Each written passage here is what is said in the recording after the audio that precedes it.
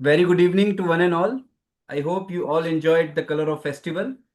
So I welcome you all on the 2 days International Multidisciplinary Conference on Viksit Bharat 2047, Re-Envisioning Management and the Global Economy through AI, Ethics and Very good evening Sustainability. to one and all. Just a I minute. hope you all enjoyed the Color of Festival.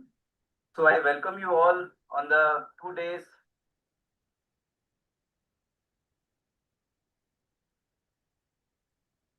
Yeah, sorry.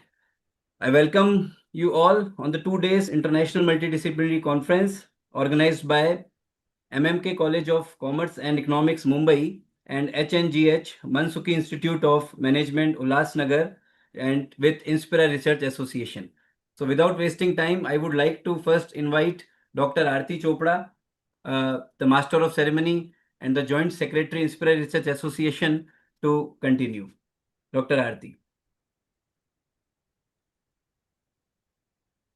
Very good evening to one and all.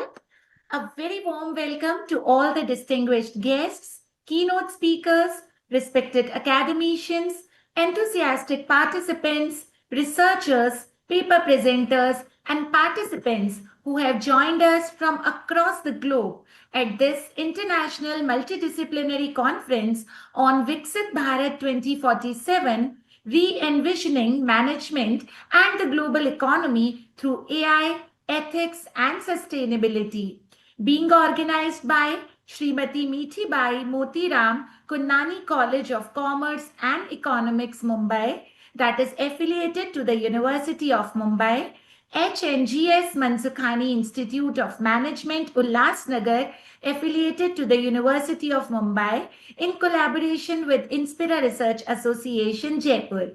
This two-day intellectual gathering focuses on the significant objective of providing a platform to discuss multidisciplinary global challenges and innovations for sustainable development in commerce, management, education, economics, law, humanities, artificial intelligence, environment, sustainability, social and applied sciences, and pure sciences to achieve the dream of every Indian, that is Viksit Bharat by 2047.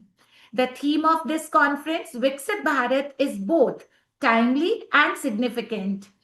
As India moves towards steadily the vision of a developed nation, we stand at a crucial juncture where knowledge, innovation, and collective wisdom must guide our progress. In our transformative journey, it has become essential to encourage the research that is interdisciplinary, that is forward looking, and responsive to the contemporary challenges.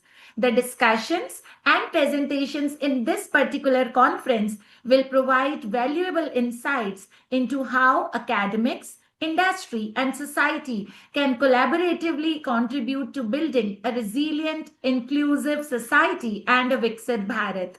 To commence this academic celebration, I invite Professor C.A. Kishore Pishori ji, Conference Director and Principal, Srimati Mithibai Motiram Kunnani College of Commerce and Economics, Mumbai, and IC Director, HNGH Mansukhani Institute of Management, Ulhasnagar, for his welcome address. Sir, we welcome you with folded our hands for your welcome address. Thank you. Welcome. And a belated happy Holi. Distinguished chief guest, esteemed dignitaries, respected academicians, researchers, industry leaders, and dear students. It is both a privilege and a moment of profound responsibility to address this august gathering at the International Multidisciplinary Conference on Bharat 2047, Revisioning Management and the Global Economy through AI, Ethics and Sustainability. As India moves towards Bharat at 2047, marking a century of independence, the nation stands at a transformative crossroads. The next 2 decades will determine how India contributes to shaping the global economic order, technological leadership, and sustainable development.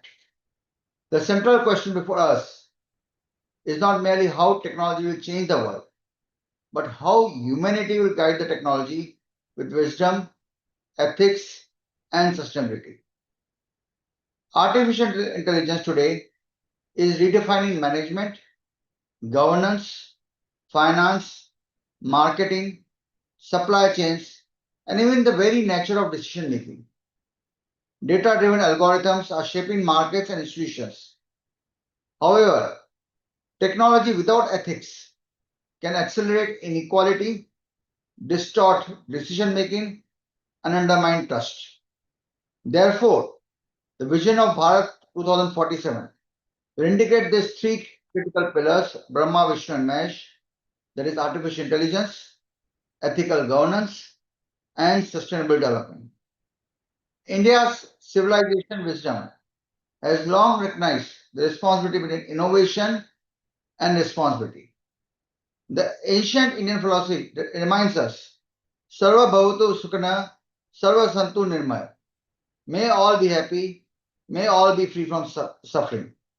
This universal vision aligns remarkably with the modern principles of inclusive growth, ESG governance, and sustainable global development. Management education today must therefore undergo a fundamental transformation. Institutions must move beyond the traditional modes of profit maximization to frameworks that emphasize purpose driven leadership, ethical decision making, and sustainable value creation. At Srimati Mithibai Motiram Kundani College of Commerce and Economics, founded in 1961, we are committed to this transformation.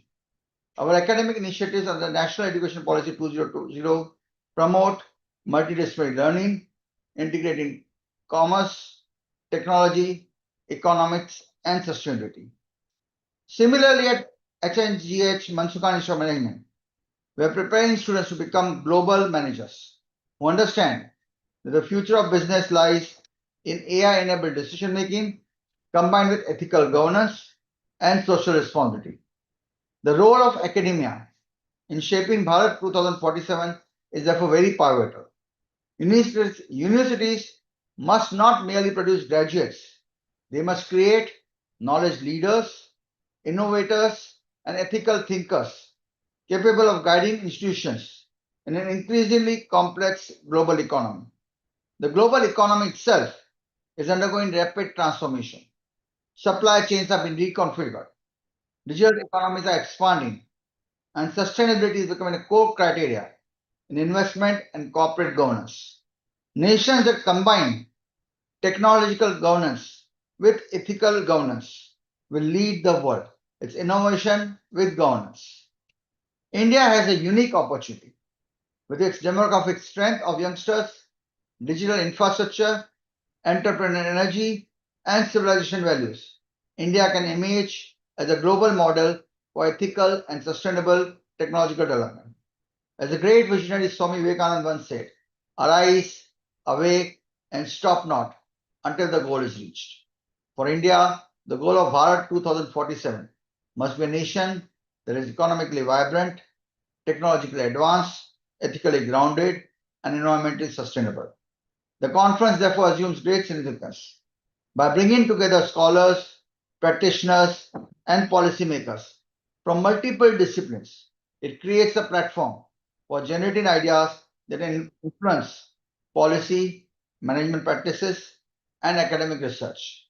I urge all the participants to use this opportunity to explore innovative frameworks for AI governance, sustainable management models, ethical financial systems, and inclusive economic growth. Before I conclude, I must not forget to welcome and expect my sincere appreciation to the organizing committee of Inspira, faculty members of MMK and MIM College, researchers coming from various disciplines, and of course young students whose dedication has made this conference possible. It's your collective effort which will demonstrate that multidisciplinary collaboration is the foundation of a meaningful progress. Let us envision together a future where AI empowers humanity, ethics guide innovation, and sustainability ensures prosperity for generations to come.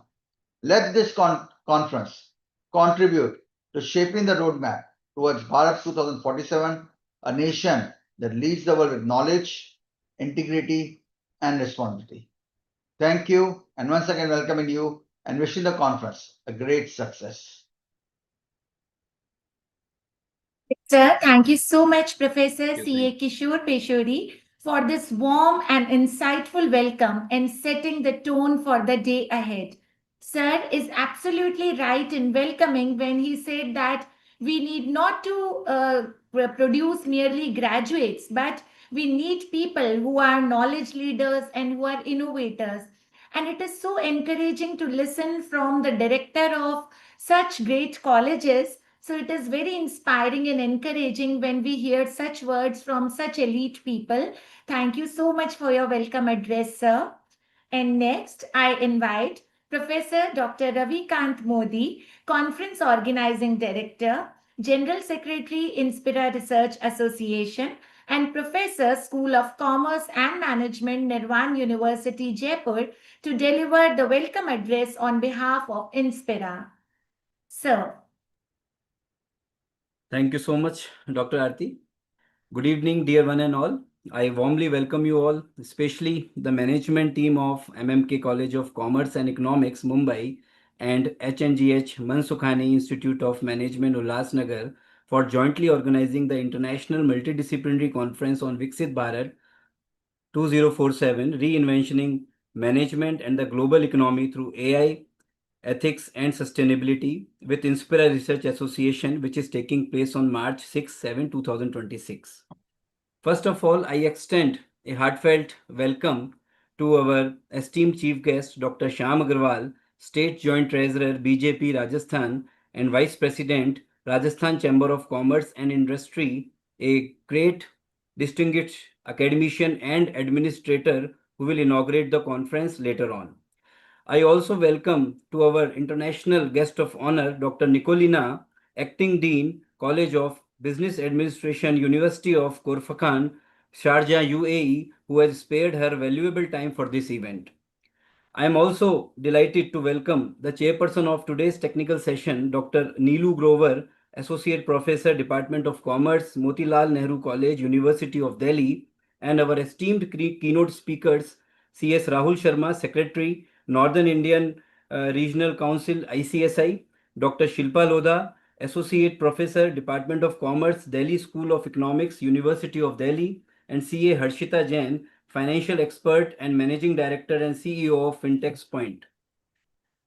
I also extend a warm welcome to all the guests, the entire organizing committee of MMK College of Commerce and Economics, Mumbai, and HNGH Mansukhani Institute of Management, especially Professor C.A. Kishore Peshori ji, Principal, Srimati Mithibai Motiram Kundani College of Commerce and Economics, and Director, HNGH Mansukhani Institute of Management, who provided us the opportunity to collaborate with their esteemed renowned institute. Thank you very much. Thank you very much. I also welcome the organizing committee, office bearers, executive members, and life members of Inspira Research Association, as well as the learned participants from across the country and abroad. Without your valuable participation, conferences like these cannot be successful. The Inspira Research Association, Jaipur, India, is a leading registered organization for academicians, professionals, and researchers in the field of research development and advancements, established in the year 2011.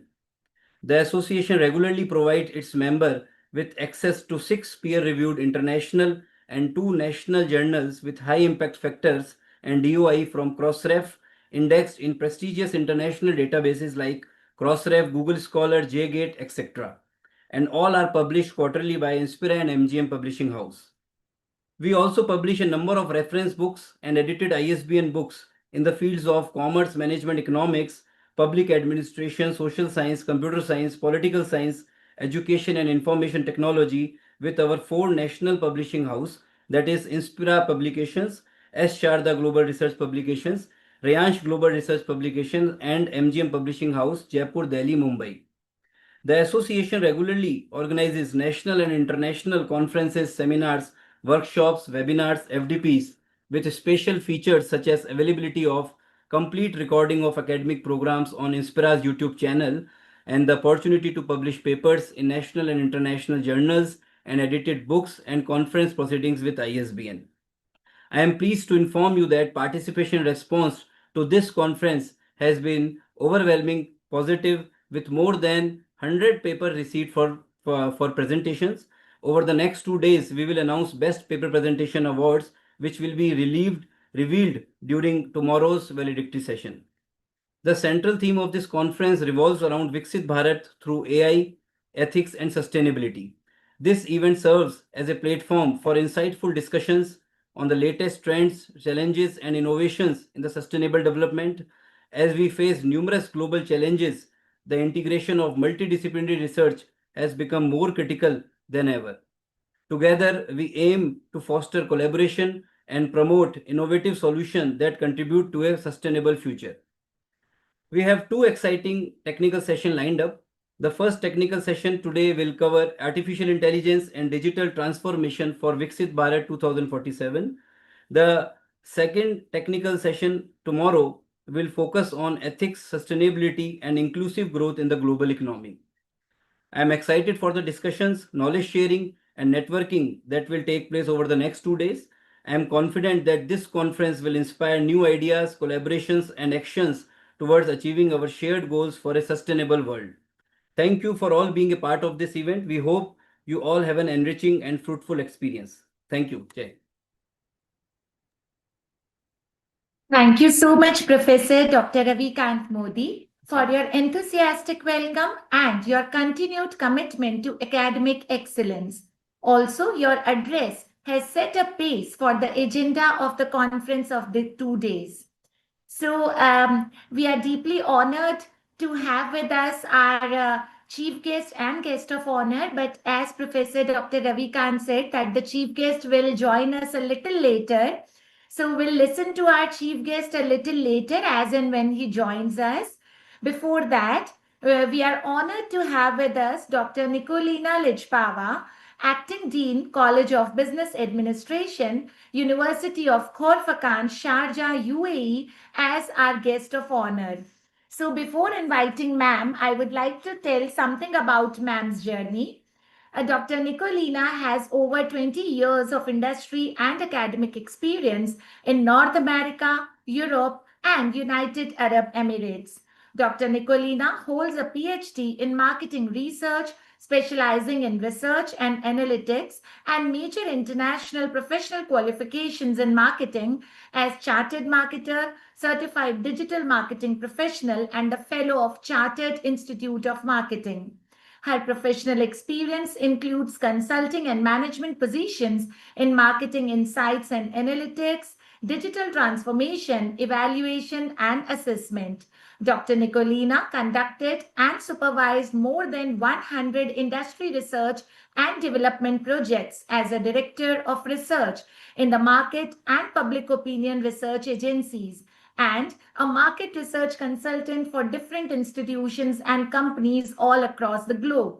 Additionally, she served as the research and evaluation consultant on a number of projects supported by international organizations like UNICEF, UNDP, and USAID. She is also the author of over 60 peer-reviewed research publications and the holder of various academic and research awards. We are so happy, we are so glad to have you here as the guest of honor for today's session. We welcome you with folded hands, ma'am, and we invite you for your address. Dr. Nikolina. Thank you so much, Dr. Rathi, for your kind words. And it's really a pleasure to join you today. Thank you for the invitation. Thank you, Dr. Ravi, for the invitation. And greetings from the UAE. Everything is good here, everything is safe, everything is working normally. So life is going on as it should be. And I believe that the topic of your conversation, combining all those topics in economics, in AI, sustainability, and ethics, are very, very relevant for what we are all going now through nowadays with this little uncertain and unexpected situation. So looking at economy and global markets, we see how many different things can affect global markets, and how very fast things can change, how the global oil supply can change, how disrupted shipping, oil prices can now they have been increased. And all this that is happening right now in the context of technology and AI, I think that, and especially ethics, I think it reminds us of something very, very important. And this is that global economy is not simply a system of including markets and technologies, and it is really interconnected with political decisions, with technological system, and of course with human values, because this is the most important thing that we should be looking at. And we are all aware for a long time, but I'd say in the last maybe 4 years, even a little bit more, that AI is the defining technology of the future, and that everything that is happening around us, from the society to businesses, it will be impacted and changed by the impact of AI. It impacts how organizations work. It impacts how we behave as an individual, as a consumers, from my perspective, as a marketing professor, and it impacts how decisions are made too. And one thing that we need to keep in mind is that AI does not exist somewhere in isolation. It operates in this world as it is, and it's utilized on a daily basis for different decisions, for different tasks, and it's not just a matter of technology anymore. And this is something that we have been trying to emphasize for some time now in both professional and academic environments. AI, it's not a technology matter anymore. It's a matter of governance. It's a matter of ethical questions. The main thing when we are looking at AI, it's not anymore how to build better and more advanced and faster and smarter AI. I believe that the main challenge now is how we are going to create technologies that are going to have some embedded ethical principles, or at least to govern these technologies in an ethical manner and responsibly in a world unpredictable simply as it is. We're witnessing now that discussions about artificial intelligence have been shifting from the technological part to ethical responsibility, and this is good.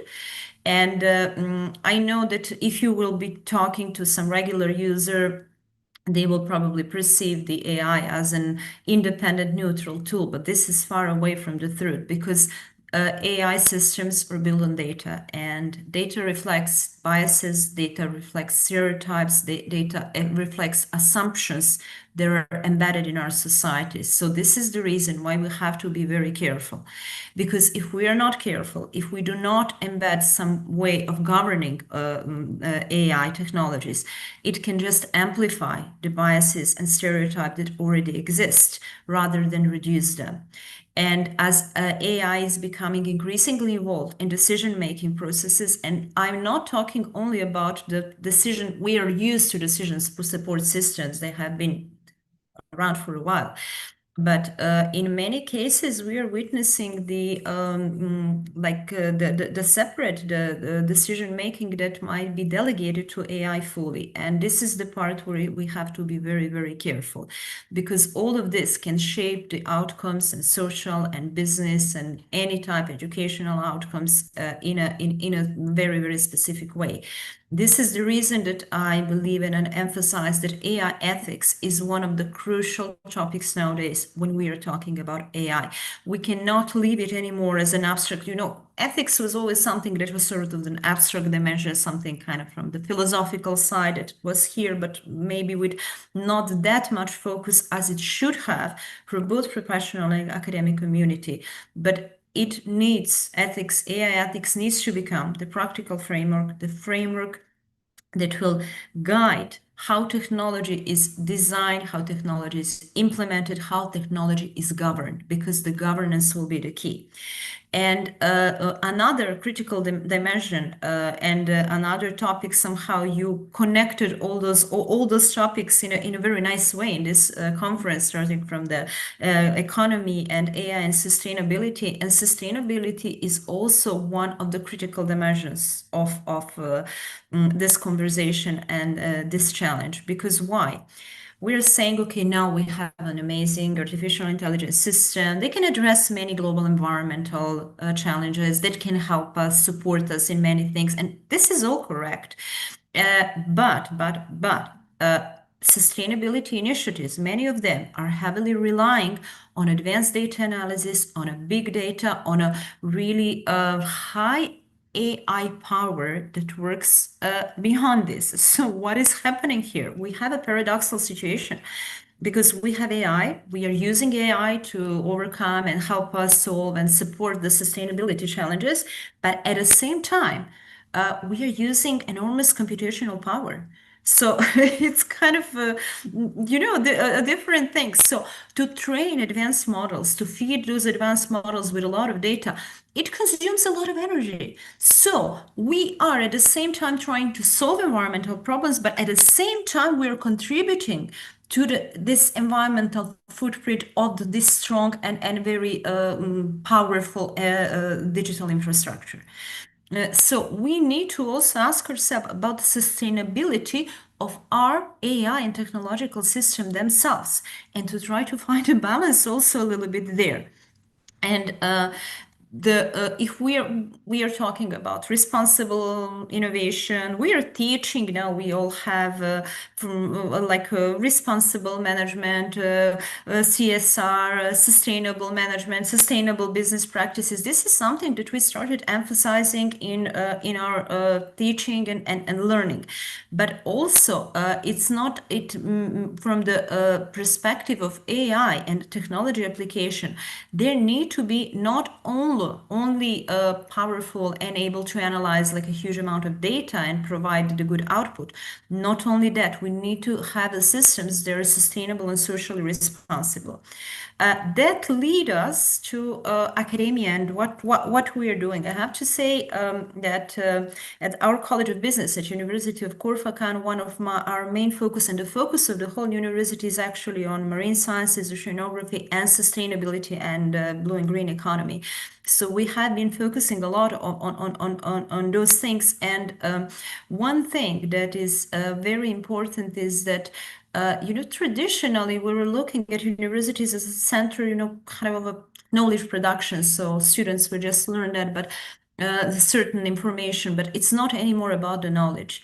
It's the place where we should contribute to developing the intellectual leadership and ethical frameworks. We need to graduate students and future graduates that will have a good perception and good ethical values on how they're going to apply them in business to truly represent what we are saying. We want responsible business, we want sustainability. So we need to balance our goals with instilling the ethical responsibility, social impact, and environmental sustainability into everything that we teach, into across our curriculum, across what we teach and what we present in our classroom.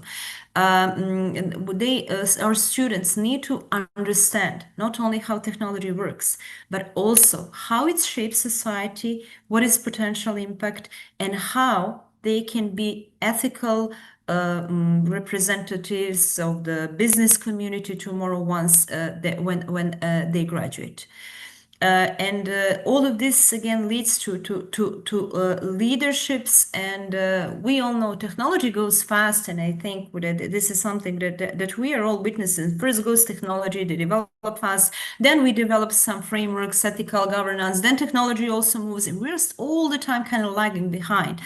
And the governance really struggles to keep up, and this creates a gap. Within this gap, leadership is what is essential there, and leaders need to navigate this uncertainty while maintaining ethical clarity. So if there is one message that I would like to send, especially coming from the College of Business, and also we need to create business leaders that are not only knowledgeable about the topics that they are learning about, but they also have the ethical clarity, ethical responsibility, and installed ethical values on how to navigate the very, very complex and uncertain global business environment. AI, for sure, is transforming the global economy, not only economy, it's transforming our lives. But at the end, the direction of this transformation will depend on us and of the decisions that we are going to make in the years to come. So thank you so much, and thank you for inviting me. It was my pleasure always to be here. Thank you so much, Dr. Nicolina. That was indeed a very, very inspiring address. And you were absolutely right when you said that AI can help in solving many global challenges. But sustainability in AI is also equally important because we are using big data, and for that, lot of energy, lot of power is required.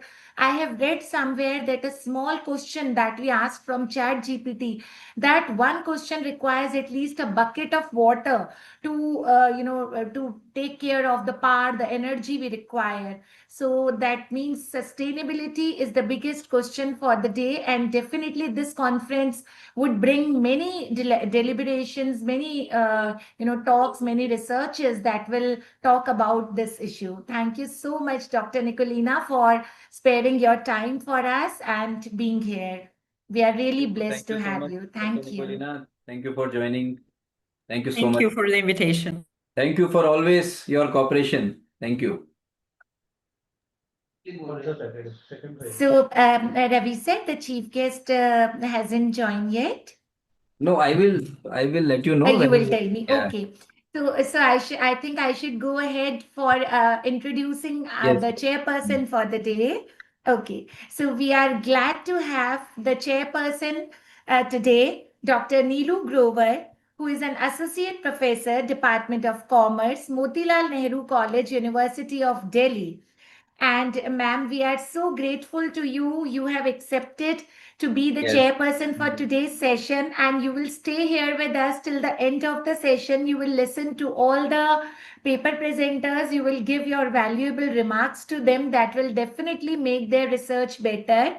So about ma'am, I would like to say that ma'am is the alumna of Sri Ram College of Commerce. That is the most elite college of the nation. So ma'am is the alumna of such an esteemed college, University of Delhi. Ma'am has published various research articles in the journals of high repute, Scopus, ABTC, and UGC Care. Ma'am has participated in various national and international conferences, and she has been invited as the keynote speaker and chair by various conferences at national and international level.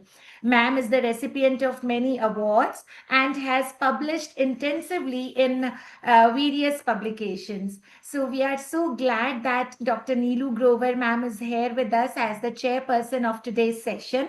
So ma'am, since you are there with us till last and you will be guiding our participants till last, so we'll request you if we can go with the keynote speakers first, but we would like you to please take few minutes to Yes, welcome few our minutes. participants and talk anything you want to tell to the participants. Please, ma'am. Welcome, Dr. Thank Neelu. Welcome. Thank you so much, sir. Thank you, Aarti ma'am. Thank you, Ravi sir. And thank you for your invitation. I'm already glad that I have joined because the learning, I suppose, I have already started. So it was very interesting to hear to the keynote speakers, and I think the journey is going to continue with the participants. So I'll reserve whatever I have to say for the end, because I've got a lot of speakers lined up and all the participants, and I'm really excited to hear them out. So a very warm welcome to all of you. And I hope we'll be having a very exciting session. And thank you for inviting me. So I'll proceed with whatever I have to say later on. Thank you. Thank you so much. Thank you. Thank you so much ma'am. लेकिन ma'am हम आगे बढ़ने से पहले आपके लिए कहना चाहेंगे कि आप आए तो ज्ञान का पर्व उतर आया, आप आए तो ज्ञान का पर्व उतर आया, हर शब्द में आपके अनुभव का सागर पाया, आपकी उपस्थिति से यह मंच धन्य हुआ और आज का यह क्षण सच में यादगार बन पाया। तो मैम हम तहे दिल से आपको शुक्रिया करते हैं कि आपने आज हमारा ये invitation accept Thank you किया। for inviting me. And ma'am एक Thank you, सेकंड लूंगी, प्रोफेसर अनिल सर हैं यहाँ पर। नमस्कार sir. So I am glad we have met again, and I'd like to take this opportunity to greet you. Thank you sir, thank you. नमस्कार Mehta sir. Mehta sir. Sir तो हमारे vice president हैं association के, आशीर्वाद है हमेशा सर का। हाँ जी।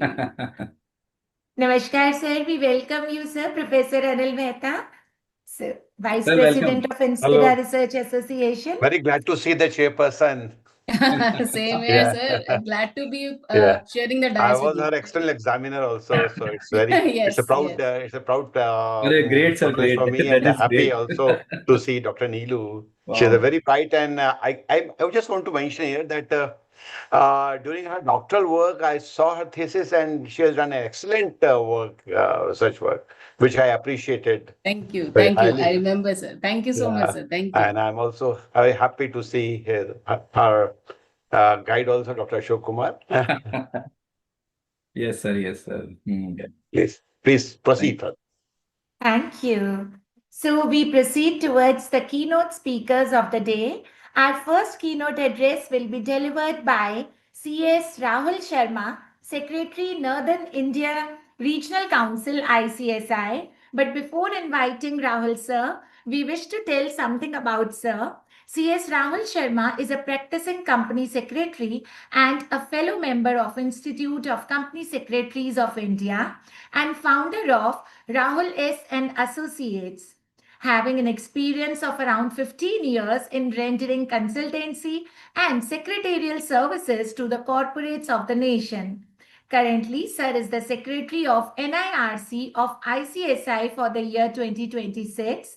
Sir has also served as the Treasurer of NIRC, Chairperson of ICSI Jaipur Chapter, Vice Chairman of ICSI Jaipur Chapter, Secretary ICSI and Treasurer ICSI Jaipur Chapter.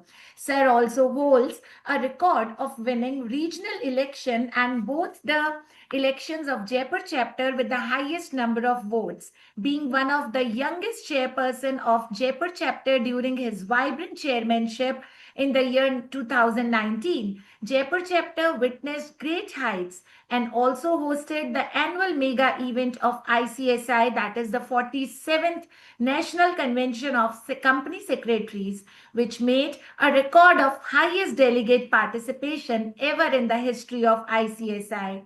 Sir has also served as a member of several important committees of the Institute of Company Secretaries of India, like Member Regional Council NIRC 2023 to 26, Chairman of Study Circle, Chairman of Corporate Leadership Development Program, Chairman of Social Welfare and Members, and CSBF Committee, and many more.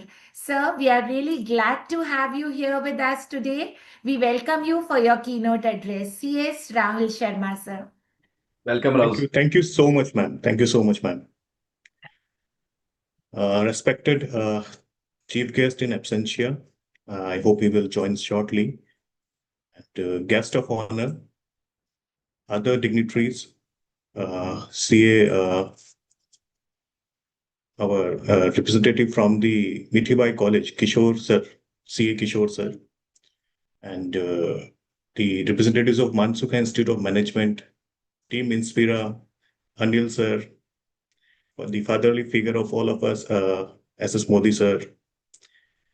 A warm good evening to one and all from the Pink City. Friends, today's topic, which was given to me, is the artificial intelligence and digital transformation of Viksit Bharat 2047.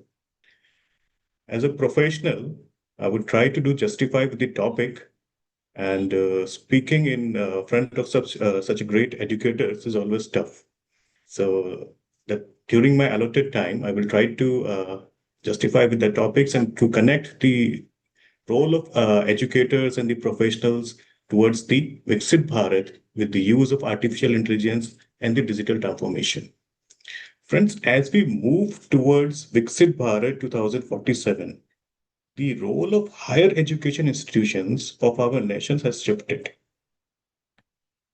We all know that we are no longer just distributors of degrees.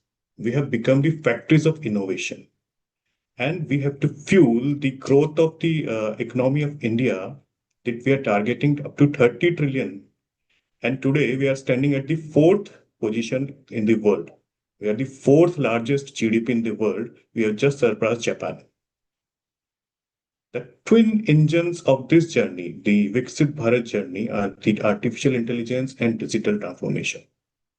Here, the macro picture is India's AI leap by 2047.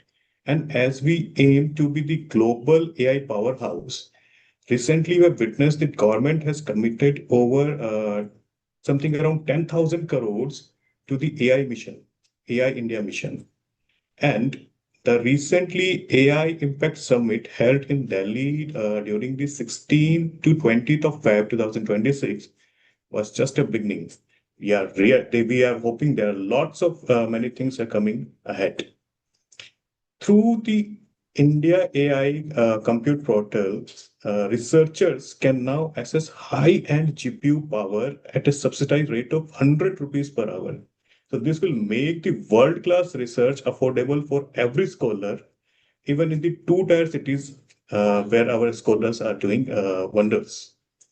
Certainly, if we talk about the higher education and AI, the National Education Policy 2020 has laid the groundwork and coined a new term. New term is physical. Physical campuses, they are now becoming reality.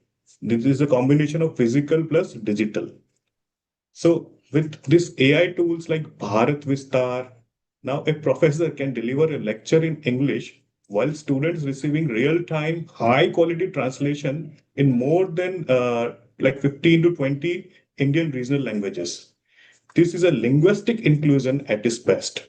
So we have lots of AI tools, which is making a transformation in the education industry of India. In an era of deepfakes, recently we have seen a lot of videos of great personalities which were made with the AI and which appears to be very real. So in this era of this deepfakes, digital transformation provides us with the blockchain-based verification for academic records and AI-powered tools to detect the data fabrication. Friends, if we see that when we come to the role of our company secretaries, or I say that we the professionals, we also have to deal with the digital twist in our working. The future of professionals is based on the use of AI to scan the lots of thousands of pages of global regulations in seconds. Recently, we have seen examples of SEBI and the Ministry of Corporate Affairs. They are already using these AI tools for screening the IPO documents. Whenever a company goes for an IPO, there are thousands of pages. So it is impossible to complete the investigation of all this document, screening of all these documents within a limited time frame. So if we have to pace with the growth of the economy, certainly we need such tools, and SEBI and MC has already adopted such things. The recent V3 portal of the Ministry of Corporate Affairs is just another leap with the AI tools based. So now things would get automatically detected and there would be no manual intervention by the regulators. Only the AI will detect the loopholes which have been made in their annual returns and all, and the company will be directly getting their notices and all, and they have to give their explanation about why they have committed such a default. So the role of professionals are no longer with just fixing the errors, Now we have to think a step ahead. We have to use AI to predict the legal risk before a decision is made by the company in the boardroom. So in a developed country like India, companies must have a sustainability and they have to focus on ESG. We have to focus on the use of using digital smart contracts based on blockchains so that we can ensure that companies' carbon footprint and ethical standards are met automatically. So this is another very important thing, that despite of having using lots of papers for signing documents and all, we can go for smart contracts on blockchain. So it will certainly help in coming days to companies to reduce their carbon footprints. So to my colleagues in the academic community, the journey of Viksit Bharat 2047 requires all us to be AI literate. We are not just teaching students, we are training the builders of a new India. So let us embrace these tools, not with fear, but with the curiosity of a lifelong learner, and contribute our bit to the journey of Viksit Bharat 2047. So I think this is all I wanted to convey to our learned participants over here. And thanks to the Inspire Research Foundation, the Mithibai College, and the HNGH Mansukha Institute of Management, the chairperson of this session, Neelu Groverman, she is certainly having a great day, a long day ahead, because she have to sit there and listen everyone over there. Once again, thanks to Aarti ma'am. Thank you. Thank you very much. Thank you, sir. Thank you. Thank you so much, Rahul sir. Really, thank you so much for your compelling address and your enlightening views on technology and education, and specifically the use of AI in corporates also, and all these secretarial practices. That means AI has entered almost every field. So very beautifully you have talked about how secretarial practices, legal practices will also get affected by AI. And some organizations, as you told, have already started using it. So I'm sure the participants will have a new topic for their research after your talk. Thank you so much for your speech, sir. Thank you. Thank you, Rahul sir. Thank you so much for your time. Thank you. Moving ahead, our next keynote speaker is Dr. Shilpa Lodha. Dr. Shilpa is Associate Professor, Department of Commerce, Delhi School of Economics, University of Delhi. Dr. Lodha has previously worked as an assistant professor at Department of Accountancy and Statistics, Mohanlal Sukhadia University, Udaipur, Rajasthan, having more than 16 years of teaching experience at graduate and postgraduate level. She specializes in research methodology, business statistics, cost accounting, statistical software, and many more. She is the recipient of ICAI International Research Award in 2020. She has also received the Best Research Paper Award 6 times in various international conferences. She has published over 40 research papers in various national and international journals of high repute. And ma'am has also worked on the RUSA-sponsored departmental research project on blockchain accounting as the co-PI, and one ICSSR-sponsored project as the project director. Ma'am, we welcome you and we are so glad to have you here as the keynote speaker. Dr. Shilpa Lodha, we welcome you, ma'am.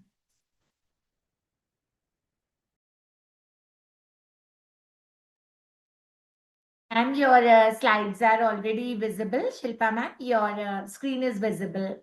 You may please proceed. Thank you so much. Is my slide visible? Yes, ma'am. Yes, ma'am. Your ma'am. slides are visible. Visible, ma'am. Okay, thank you so much.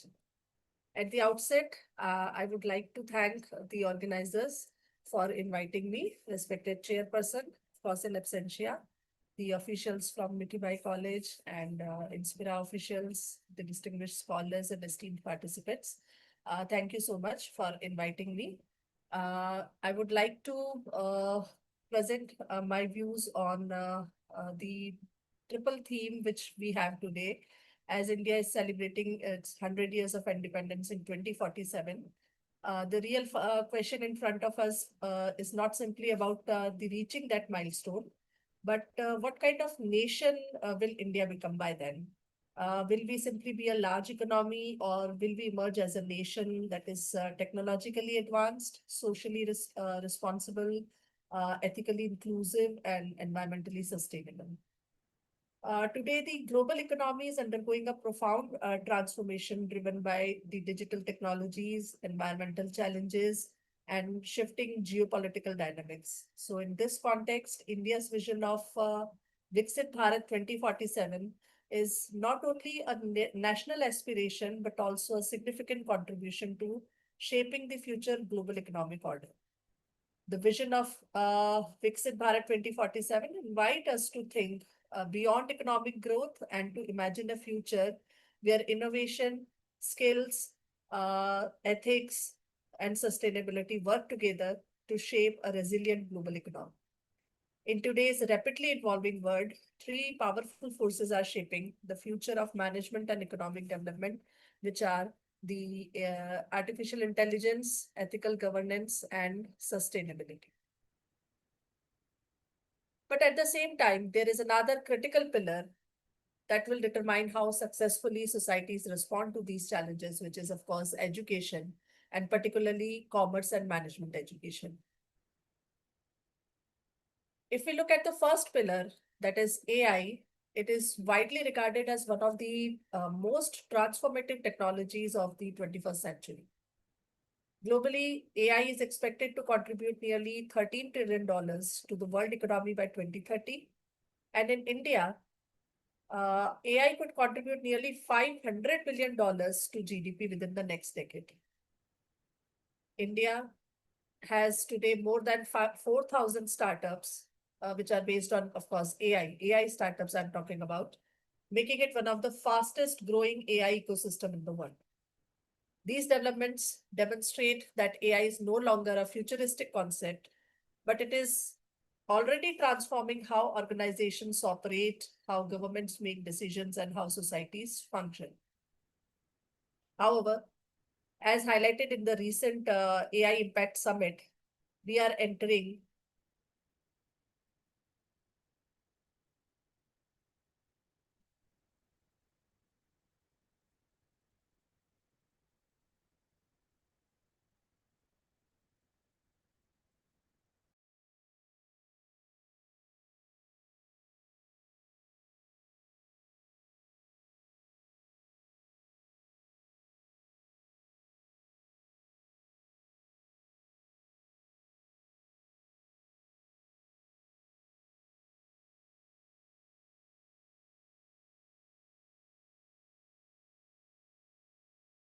Sorry, sir, एक second, sir, sorry. Hello. Hello, Shilpa ma'am. Shilpa ma'am, I think some network issue. Some network issue is there, I think. I think she will come back. Just maybe we can. Because she's already there in the meeting, but She was joined from two devices. So I think Okay, one device okay. was disconnected. Okay, So okay. please wait. We can wait for 1 or 2 minutes. Yes, sir. She will come back. Yeah. She has She has joined. Yeah, she has joined. Yes, Shilpa ma'am. Yeah, sorry for No the problem. Please continue. interruption. Actually, some technical problem was Yes, there. no problem, ma'am. No problem. Yeah, sorry. So I resume from my presentation. Just let me share the screen. The screen is already shared, ma'am. We can see. Okay. Yeah.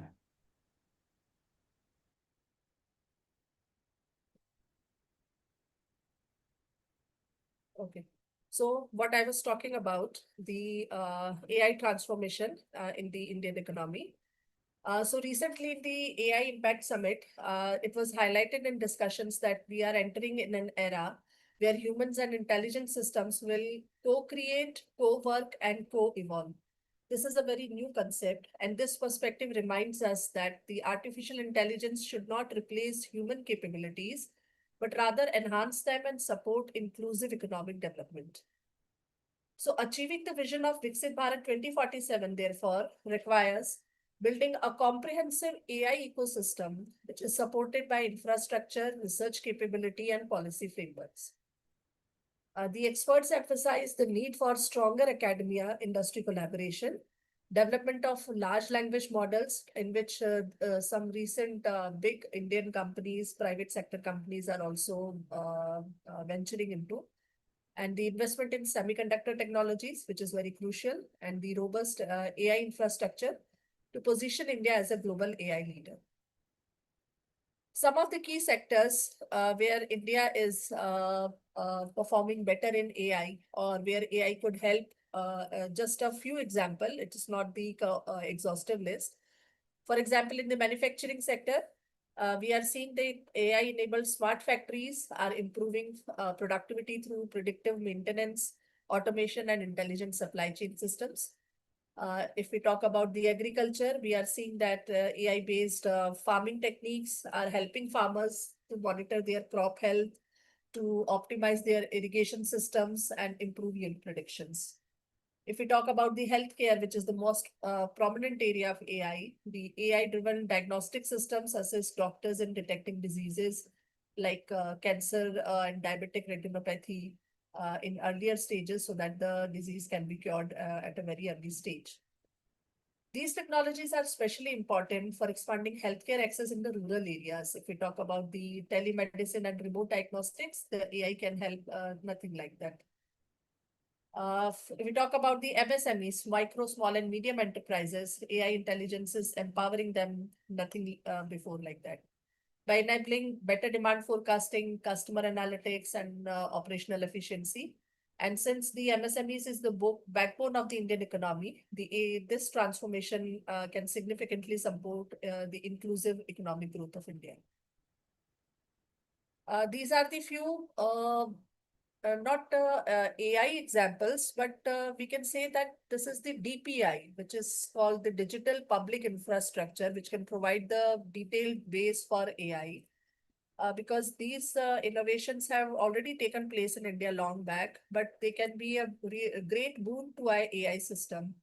And the key component of this infrastructure are, you can say, Aadhaar, which provides a universal digital identity to more than 1 billion of citizens in India.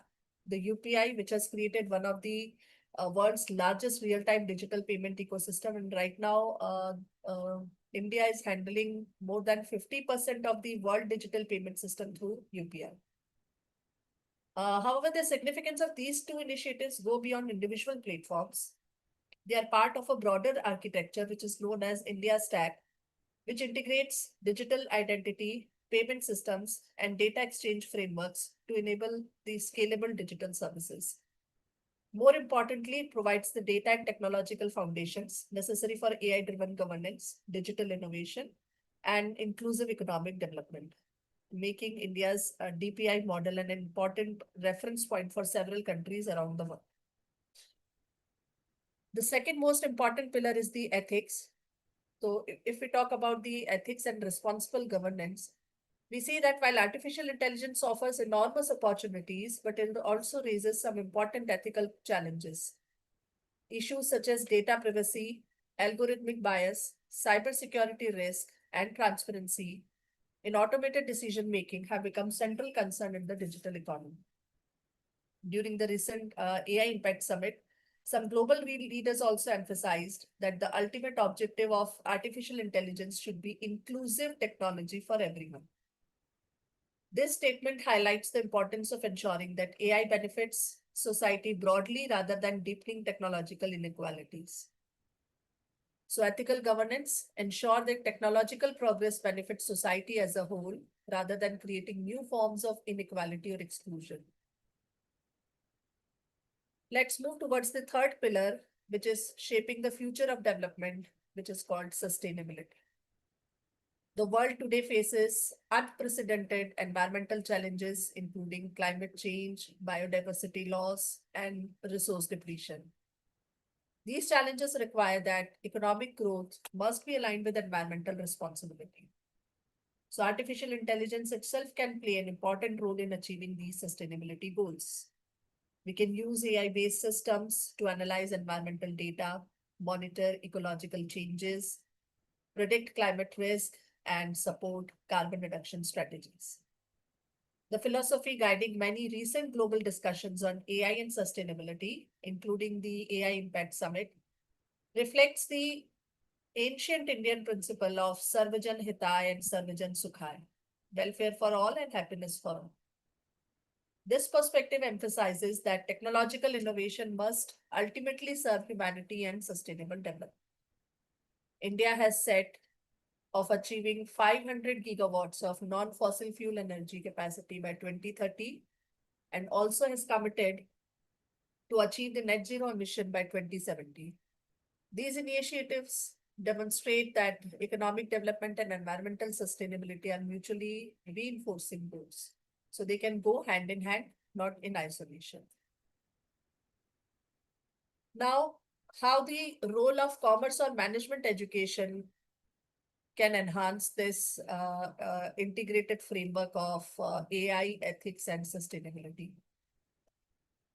While technology and policy frameworks are of course essential, but the ultimate drivers of transformation are people and leadership. So this is where commerce and management education plays a critical role. The business leaders and policymakers of 2047 will be the students which are sitting in classrooms today, or which are presenting papers today. Therefore, the education must evolve to prepare leaders who can navigate technological disruption, ethical challenges, and sustainability concerns altogether. So modern education must integrate artificial intelligence and data analytics, sustainability and ESG principles, ethical governance and CSR, of course, and interdisciplinary problem solving and learning. So business school must prepare future managers who are capable of balancing technological innovation with social responsibility and environmental stewardship. The conceptual framework for Viksit Bharat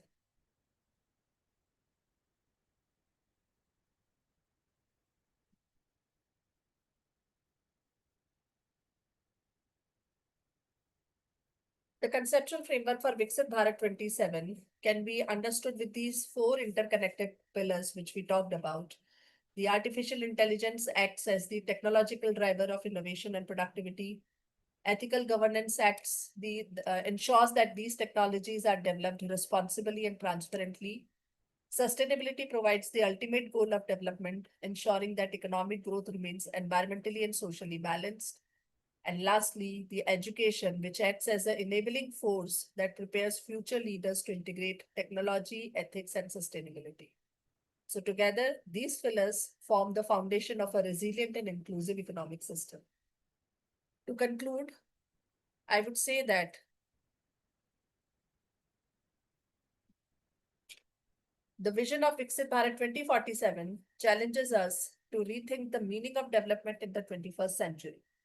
The economic progress must be accompanied by technological innovation, ethical governance, environmental sustainability, and responsible leadership.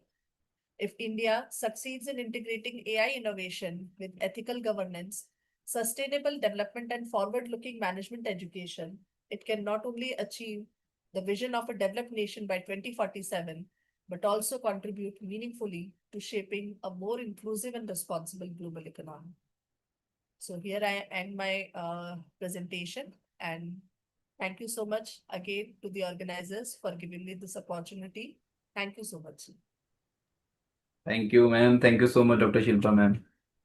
Thank you. Thank you so much, Dr. Shilpa, for Thank your you. comprehensive address that included sustainability, ethics, and innovation with the use of AI. Thank you so much. Thank you. Thank you. And for sparing your time and enlightening our participants. Thank And you. ma'am, Dr. Shilpa, ma'am, congratulations for joining Thank you. University of Thank you so Delhi. much. Thank you. Very nice, ma'am. Actually, I was also amazed to read because I knew that you're working with Mohanlal Sukhadia Udaipur University. Mohanlal Yes, Sukhadia yes, University, that had Udaipur. become my identity for years. I am For recently years joined here. now, right. But that's so good, ma'am. Congratulations to you. Thank you so much. Thank you so much. So, Ravi sir, could you please ensure me that my audio is clear because I have just changed my audio device. Clearly, ma'am. Clear. It is clear. Okay, okay. So now moving ahead, we are delighted to hear from CA Harshita Jain, financial expert, thought leader, and managing director and CEO of Fintechs Point Jaipur. Before inviting CA Harshita, I would like to tell something about her.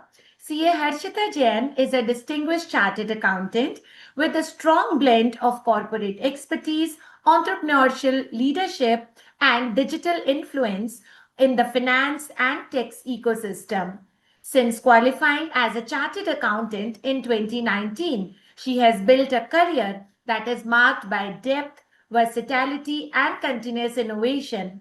She began her professional journey with Tata Power, where she worked in treasury operations, handling complex financial processes and large scale corporate financial structures. She later transitioned into NAV fund accounting, excelling as a senior executive in hedge fund accounting and administration. With over 5 years of corporate experience, Harshita has developed a robust understanding of financial markets, fund operation compliance, and risk driven decision making. And currently, as I told you earlier, she is working as the managing director and CEO of Fintechs Point, a firm which is dedicated to financial planning and retirement planning. It is so good to know that at such a young age you have established your own organization working relentlessly for the financial planning. It is so good to know, and you are very inspiring for the not only for the people of your generation but for the senior generations too. We welcome CA Harshita Jain for her keynote address. First of all, thank you so much, Aarti, for such a kind introduction. Good evening, everyone. I would like to express my gratitude towards Srimati Meghneeta Bai, Motiram Kandani College of Commerce and Economics, Mumbai, HNGH, Mansukhani Institute of Management, and Inspira Research Association for giving me the opportunity. And special thanks to Dr. Ravikant and Anil sir for inviting me and giving me the opportunity to speak on the topic, which is very important in today's scenario. Thank you so much. So before I start, 1 second, I think my screen's.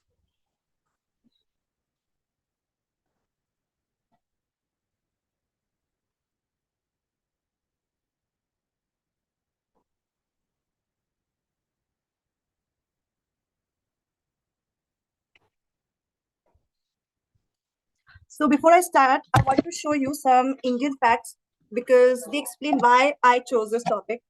Like in February 26, India processed around 20.39 billion UPI transactions. And if we look about the different, another side of economy, MSMEs, their credit gap is around 80 lakh crore. And according to some official data from government, India AI mission approved with an outlay of around 10,371.92 crore on AI improvement. So here is the point. India has already built incredible money movement rails, but Viksit Bharat needs something more now. That is decision movement at scale. Fast decisions, fair decisions, and explainable decisions. That is exactly why I chose the today's topic. The next revolution won't move money. It will move decisions. So let me tell you some 3 situations that I've experienced and I want to share with you. Because if you will listen carefully, you will notice a one clear pattern. And once you see the pattern, you will appreciate what is actually broken and what can be fixed. So situation number 1, the ITR notice panic. I'm explaining my experience because since I'm chartered accountant, so I have tried to cover topics which is related to my experience. So a saddened person walks into my office. He was not angry, not dramatic, just quiet. He sits down, and the first thing he does is he placed his phone on my table, screen facing me, and if the phone is as if the phone is a bomb. His hands are slightly shaky, and before I even ask his name, he says one line, "Ma'am, I've got a notice." Now understand the emotion here. There was no tax. He was not a tax evader. He was not something hiding money. He has filed his return on time. TDS is deducted. Salary is clean. Still, he looks like he has done something wrong. And then his mind starts running faster than reality. Ma'am, will my bank account get blocked? Will I have to pay penalty? Will someone come home? Will this become a case? And I've seen this many times. Not because people are guilty, because the word notice in India feels like courtroom. So I take a deep breath and I tell him, relax, first show me what it says. He opens it, scrolls, and then you know what it is. It is not even accusing him. It is simply asking, explain this mismatch. Share the proofs for the claim and why is this figure different from what is in the records. That's it. But the panic does not come from the notice. The panic comes from the next question. Ma'am, how do I respond without making it worse? So I asked him a very normal question. Do you have Form 16? He said, yes. Do you have salary slips? Maybe HR portal par honge. Do you have your HR rental proof? हाँ, rent receipts तो होंगे शायद WhatsApp पे होंगे. Landlord PAN? There was silence. 80 proof investments? Maybe I have or maybe I don't have. Have you checked AIS 26 years properly? And he was like, he looks at me as if I asked him to read a 500 pages thesis. And slowly the real story comes out. It was not fraud, not cheating, just scattered life. Rent receipts in WhatsApp, landlord PAN was not saved, donation receipt missing, insurance proof in some drive links, etc., etc. Now here is the line I tell him very calmly. You're honest, but your financial life is not verifiable. And that is why one simple notice becomes a mental breakdown. Now pause and think like a student. What is the actual problem? Is it lack of education? No, he is educated. Is it lack of income? No. Is it fraud? No. The problem is something else. He is living in a memory-based system. I know I did. I remember I paid it. I'm sure it is correct. But the tax system runs on an evidence-based system. Show me, match it, explain it. So the real problem is truth is not enough. In modern finance, traceability is the new currency. And this is exactly where AI becomes practical, not as a fancy chatbot, but as a co-pilot that can help a normal person. Read the note in simple language, tell them what documents are needed, organize proofs in one place, match AIS, TIS. So the outcome is not just faster work. The outcome is something bigger. And by this, I want to go, let me take you to the situation number 2. So now imagine a small business owner walks in. He could be your father or your uncle or any batchmate who has just started a startup. He doesn't come with a big attitude, he just come with a hope. And he says, ma'am, business chal raha hai, orders bhi aa rahe hain, I just need working capital. Which is not a free money, obviously, it's not a shortcut. I can repay, I just need support for cash flow. Then he goes to the bank and the bank asks very normal questions. Last 12 months sales, customer-wise breakup, GST returns, bank statements, any existing loans, cash flow consistency. Now what's the emotion shift? He's still confident until he opens his phone because the data exits, but it is scattered. So the bank officers look at it, it does not look like a good business. It looks like a confusing business. And in lending, confusing is equals to risky because it sounds risky. And the one word clarifies turns into 2 weeks, 4 weeks, sometimes 2 months. The owner starts feeling frustrated. Ma'am, business to sahi hai, problem kya hai? And the answer is very simple. Business is good, but it is not decision ready. That's the pattern again. Good intent, real business, but low readability. And here AI becomes practical, not magical. AI can help do the boring, heavy lifting like read bank statements, categorize transactions, create a cash flow summary, highlight what is unclear, generate a lender ready report. So the bank can decide faster and the business can also breathe. Now, I just want to end with the third situation. Now, let's flip the angle. Most people think banks don't want to lend, but I have said with the bank, many of them genuinely want to lend because their money is not their money, it's depositors' money. And one wrong lending decision can become loss, audit, investigation, and headlines. And the scariest part, Frauds today does not look like a person with a mask. Fraud looks like a file that is perfectly prepared. A forged invoice can look genuine. A fake GST pattern can look normal for a few months. A bank statement can be edited. Identity fraud is getting smarter. So the banker is not afraid of landing. The banker is afraid of one question: what if this is a well-dressed lie? So again, the same pattern, just from the other side. The banks wants to trust, but trust cannot be fast enough. And this is where AI has a big but responsible role, like detecting fraud patterns early, reduce false approvals, reduce false rejections, because the goal is not speed at any cost. The goal is speed with safety. And now, when we combine this equation 1 and 2 and 3, you see a thread clearly. Finance is not stuck because of lack of money. Finance is stuck because of lack of fast, trustworthy decisions. Now the patterns becomes very clear. All three situations. The root cause is we don't have decision efficiency at scale. And Viksit Bharat needs exactly that. Fast decision, fair decision, and trustworthy systems powered by finance plus AI. Now I will tell you the 3 mindset shifts.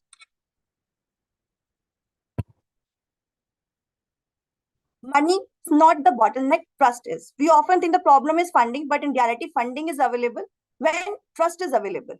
Like loans, refunds, claims, approvals, they don't need get blocked because money is missing. They get blocked because the system is not confident enough to say, yes, this is correct. Yes, this is genuine. This is verifiable.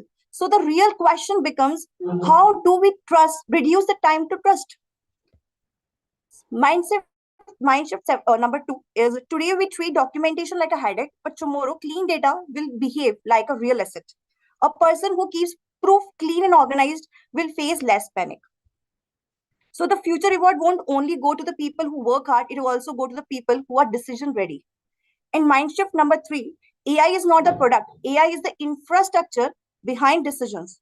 Most people think AI means bot that talks, but finance does not need nice talks. Finance needs correct outcomes.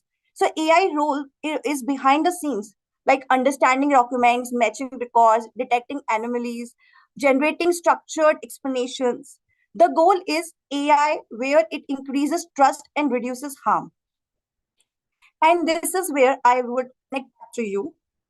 You are trained to solve hard problems, not just build demos. So if you want to contribute to Viksit Bharat through finance plus AI, the real question is, how do we build systems that are fast but fair, automated but accountable, intelligent but explainable, powerful but safe? Now, to make this more actionable, I will end this by giving you 3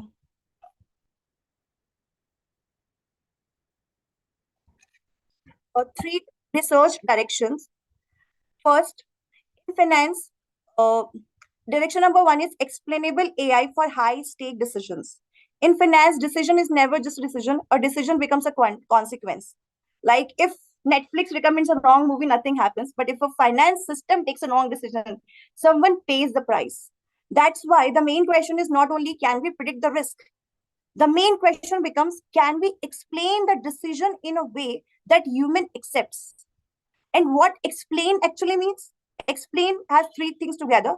First is trigger. What exactly caused the flag or rejection? Second is evidence, which records support that trigger. Third, fixed path. What can be the person do to resolve it? This is exactly what was missing in situation number 1. The salaried person didn't need a lecture. He needed clarity. Where is the mismatch? And what proves closes it? And why is it a big research space according to me? Because explainability in finance is hard, not because we can't generate reasons, but because reasons must be consistent, auditable, robust, and human readable. So the research problem is, how do we design a system where explanations are not nice stories, but defendable logic? That's why accuracy alone is not enough. Finance, we need reason, audit trail, and accountability. The second direction is synthetic fraud detection. Fraud detection used to be very simpler because fraud looked messy. Earlier, fake documents had mistakes, patterns were random, human eyes could catch it. But now AI changes the game completely, and a fraudster can produce a clean invoice in seconds, a professional email that sounds legitimate, a voice call that sounds like a real person, a normal looking pattern for months. So the old approach, check the documents quality, starts failing because the documents can look perfect. So the research questions could become more precise, like how do we detect deception when the surface looks normal? If the documents can be generated perfectly, you can't rely only on document checks. You have to shift to behavior, consistency, networks. Means, does the timing patterns make sense? Are there hidden links between the counts? That's why it is not only cybersecurity, it becomes data integrity, behavioral pattern analysis, network graph analysis. So your system must adapt without harming genuine users. And finance cannot tolerate too many positives, too many false negatives. So your model is solving a balancing act under uncertainty. That's why this is a deep research problem, not a simpler classifier. And the third one is Bharat scale workflows. Most models look great in clean database. Real India is not a clean database. India is mixed language, partial records, informal incomes. So even brilliant model fails if the workflow feeding it is broken, because garbage in, confident garbage out, like we saw in our examples. So the research challenge could be, how do we design workflows that turn messy reality into decision-ready inputs? It is not about building model, it is about designing the full decision pipeline, like what minimum inputs are enough to decide safely? How do we reduce friction so people actually complete the process? Where do we add human review? Where do we automate? If your AI system works only for perfect users with perfect documents, it won't move the needle for India. But if your workflows works for real India, you are not just building a tool, you are building the operating system of trustworthy finance at Bharat scale. So in one liner summary, I could say, first, explainability, second, synthetic fraud detection, and third, Bharat scale workflows.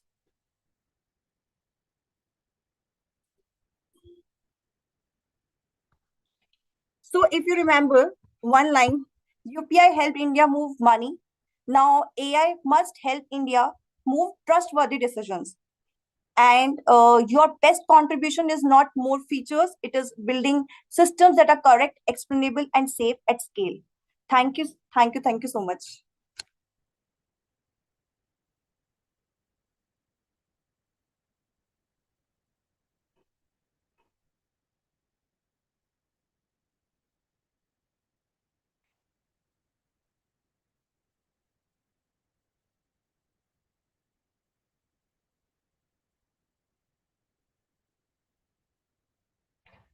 Thank you so much, Harshita ji. Thank you so much.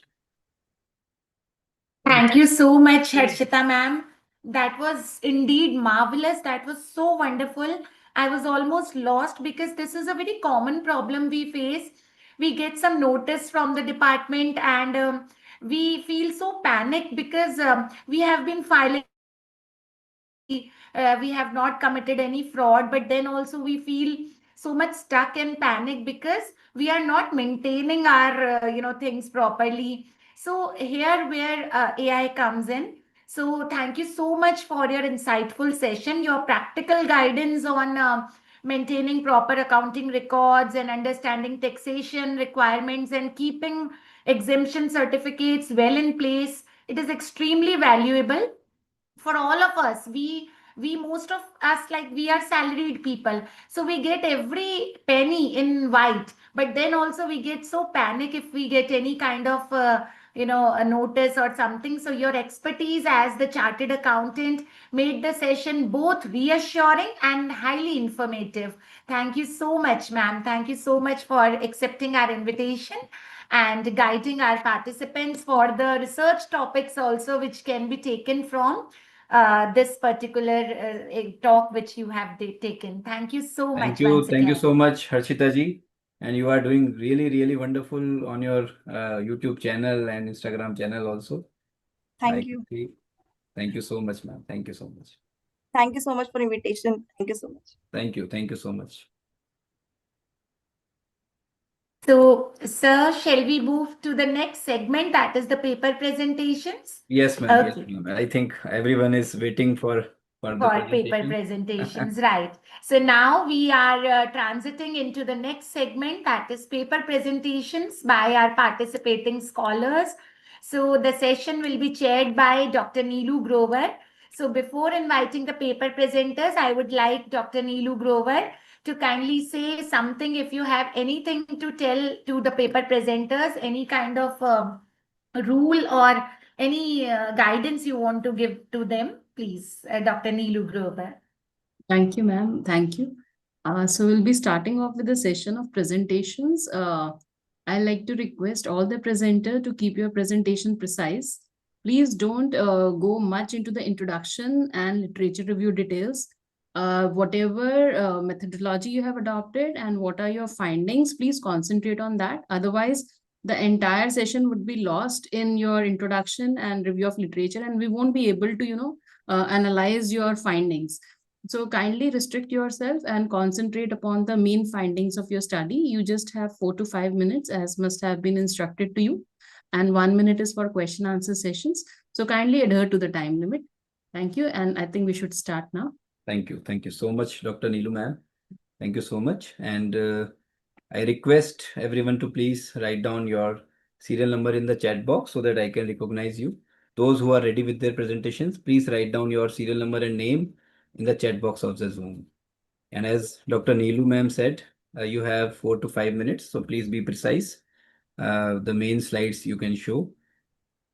And we have Dr. Baljit Kaur ma'am also from Atmaram Sanatan Dharma College, University of Delhi. Welcome, ma'am. Welcome, Baljit ma'am. Welcome, Baljit ma'am. No, ma'am. So, the serial number 1, Dr. B. Swati. Dr. B. Swati, are you there? If you want to give presentation, you can start your presentation. Dr. B. Swati. Okay.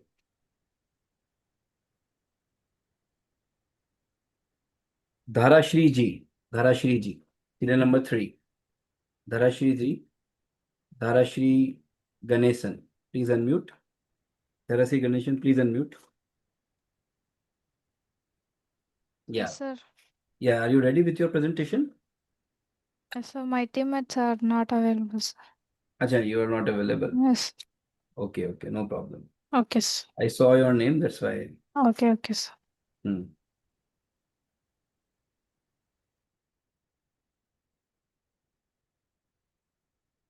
Let me check the chat box. Serial number 2, Arun Mandal. Yes, Mr. Arun. Yes, Mr. Arun. Please unmute. Serial number 2. Yes, sir. Yeah, Dr. Arun Mandal from Kolkata. Bangabasi College, Kolkata. Yes, Arunji. You may start. Sir, please allow me to share. Yes, please. Just a minute. Now you can share.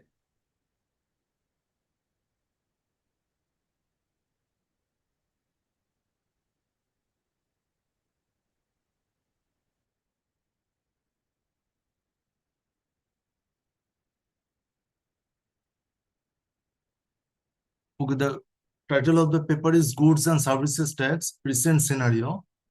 I am Dr. Arun Mandal, Associate Professor in Commerce, Bangabasi College, Kolkata. GST was implemented in 2017. Then GST Council of India approved GST 2.0 in its 56th meeting. And GST 2 was implemented in 22nd September 2025. And the objective of the study is to compare between GST 1 and GST 2 and to find out the effects of GST 2. GST 1 was based on 4 slabs, that is 5%, 12%, 18%, and 28%. And GST 2 is based on 3 slabs, 5%, 18%, and 40%. In GST 2.0, 5% GST rate is applicable to packaged foods, medicines, clothing, daily essential goods. 18% GST applicable to standard goods and services, including air conditioners, washing machines, televisions, small cars, etc. And 40% GST applicable to luxury and sin goods, including pan masala, tobacco, online gaming, luxury vehicles, etc. The pillars of new GST reforms are Pillar 1, building on the success of GST, one nation, one tax, expanded the taxpayer base, simpler two-tier system, that is 5% and 90%. Pillar 2 is rationalizing rates for fairer taxation, smoother duty structure, faster processing of refunds. Pillar 3 is simplifying filling through technology, easy registration for small and low-risk business, 90% upfront provisional refunds for exporters, digital compliance with e-invoicing, AI-driven risk detection. Pillar 4 is putting consumers first, essential goods in the 0 to 5% bracket, high-value items like cars down from 28 to 18%. Pillar 5 is empowering MSMEs and manufacturers, simpler rates to support Make in India. Pillar 6 is stronger states, stronger Bharat, sustainable revenue growth for all states. Rationalized rates will increase demand. And pillars last one is lower taxes equals to higher spending. Families buy more, demand rises, industry growth.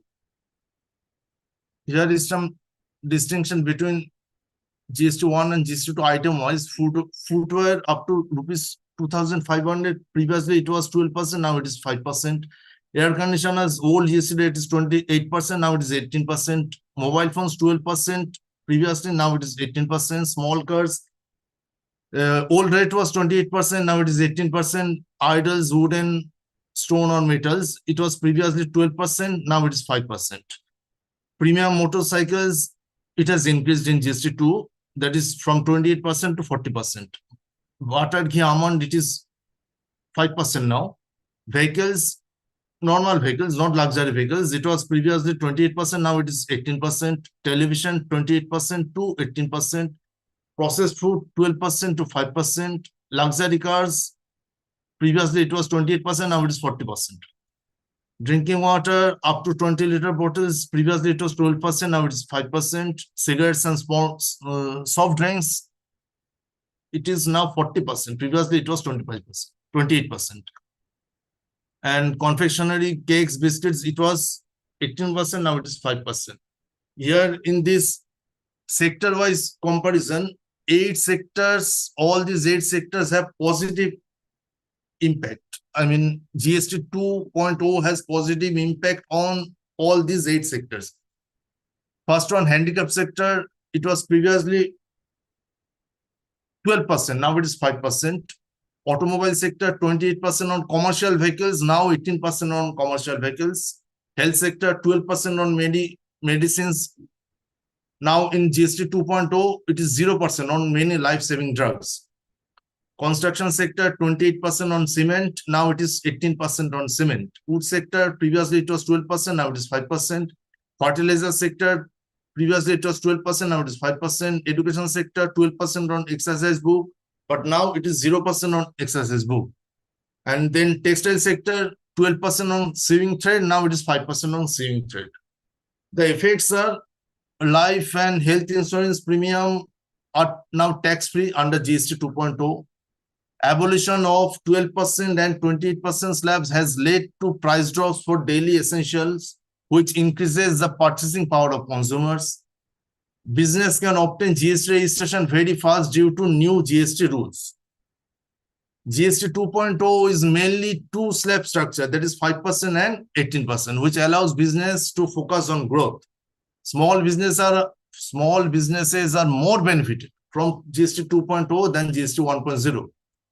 And GST 2.0 is more growth oriented than GST 1.0. And the conclusion is seminars and conferences should be arranged for proper implementation of GST 2.0 for both tax practitioners and tax officials and business houses. And GST 2 aim to act as a major consumption booster by reducing tax rates on essential goods. That's all. Thank you, madam.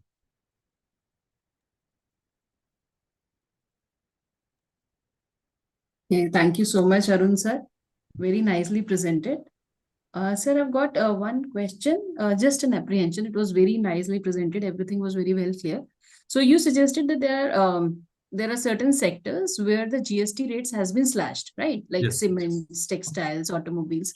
So was there any criteria for selecting these sectors? It is randomly selected, madam. It has been random because I Yes. saw textiles. So obviously they wanted to boost up textiles, Hmm. construction, cement, so Then housing. handicraft, education Right, sector. and handicraft. But then there was automobiles too. So Yes. automobiles is not a necessity per se. तो उसको भी उस criteria में रखा गया. That is why I just wanted to know whether there was some criteria for selection or it was just random. Random. It was just okay. Thank you so much, sir. Thank you. Thank you. Thank you. Thank you so much. Anshika Patel, serial number 7. Anshika Patel. Please unmute. Anshika Patel. Yes, Anshika. Am I She is audible, sir? from Shahid Bhagat Singh Evening College University. Yes, Anshika. Please unmute yourself. You are muted again.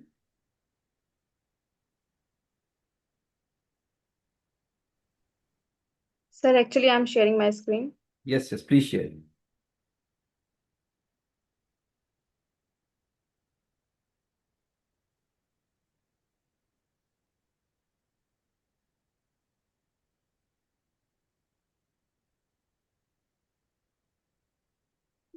Sir, actually, I'm facing some issue. Your screen is not visible. You have to click on the share screen. Yes, sir, I'm doing that. Any error you are, any error? Sir, is it visible? No, it is not visible. Should I call you later? Okay, sir. Yes, sir. Okay. So you can check with your presentation. I will invite you later on. So the next candidate is serial number 9, Dr. Harshita K from Mangaluru. Yes, Dr. Harshita, please unmute. Yeah. Yes. You can start your presentation. I'll just share the PPT, sir. Yeah, please share. Yes, it is visible. Is it visible, sir? Okay. I'll go first. Slideshow. Yeah, please make it a slideshow.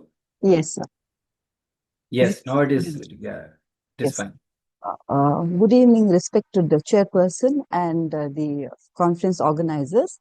I am Dr. Harshita, from assistant professor from SDM PG Center, Mangalore, and my study is on impact of artificial intelligence on the mental well-being of youth.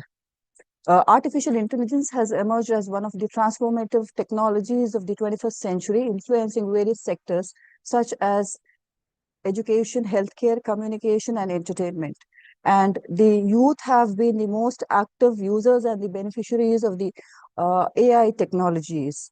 However, though AI has a lot of advantages, these technologies have provided opportunities for enhanced learning, creativity, and productivity by offering instant access to information, adaptive educational content, and innovative digital resources.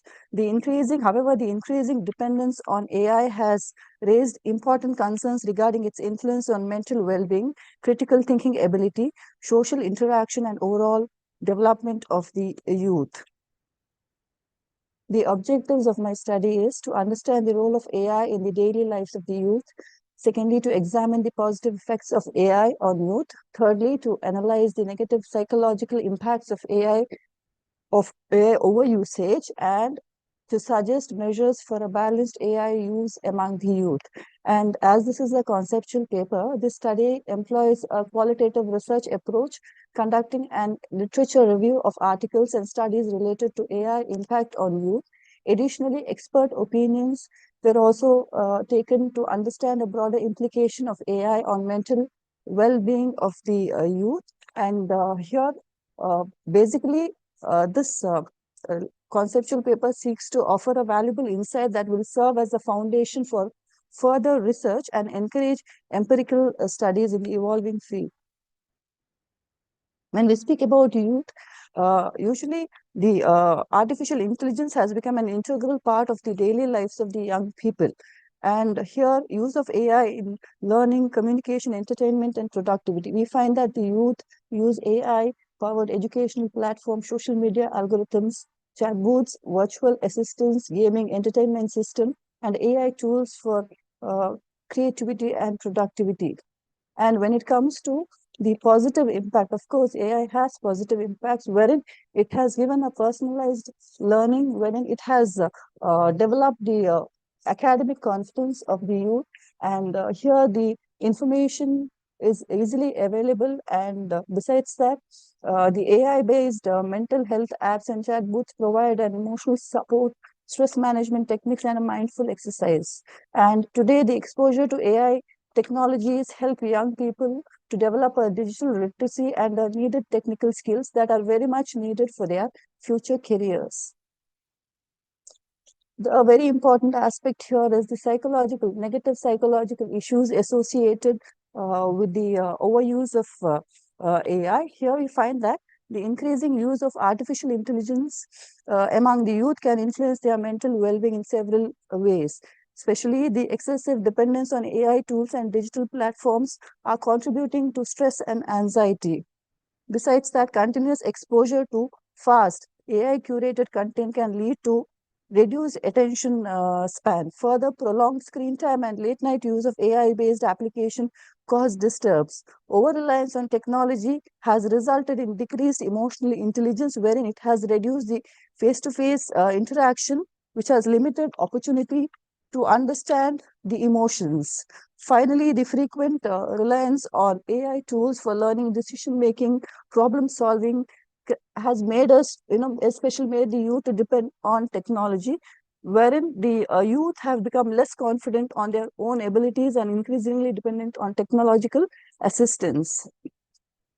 And finally, the strategies that we would suggest for a healthy AI usage would be to educate the youth about the responsible AI usage. And here, they should be knowing as to how much of screen time is required. Time management is important. And besides that, critical thinking skills have to be developed. It's like because of AI, people or the youth find it very easy, the things. Okay, here they are dependent on technology, and promoting human interaction and social engagement is also one of the important ways of balancing both technology as well as human skills. So we can say that using AI is just a support tool and not a replacement. And to conclude, AI has been a powerful tool that significantly influences the lives of the youth. While it offers numerical benefits, but excessive dependency can affect the mental well-being of the youth. So a balanced and a responsible approach to AI usage is essential for a healthy psychological development. With this, I conclude with my presentation. Thank you, madam. Thank you, Harshita ma'am. Yes, ma'am. Very pertinent topic in today's time, impact of AI on mental well-being of youth. And Yes. As teachers, we are dealing with the youth, right, in Yes, our ma'am. colleges. Yeah. And it is something Yes, that has impacted us as teachers as well, Yes, because ma'am. with the continuous assessments, internal assessments, whatever you may do, it is always a chat GPT or some Yes, other ma'am. AI tool which is there for them. So I fully agree with you when you say it should not be a replacement, of course, because then if you are replacing your mental processes with the process of an AI, then obviously it is going to hamper you in the long run, which we try to make our students understand. So let's hope how the things move on a better side. And I feel this is a very good topic, and further research should be taken up on Yes, it. ma'am. I will surely do Qualitative. further research. Yes, Yes, ma'am. yes. Surely I'll do. Thank you so much. Thank you, ma'am. Thank Thank you. you for the opportunity.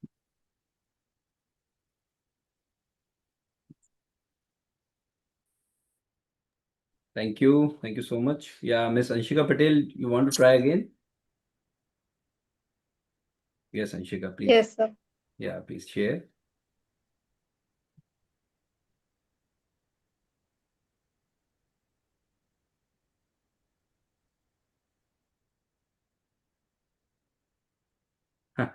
I think you are not doing the right thing for sharing this PPT, or you can do oral presentation also.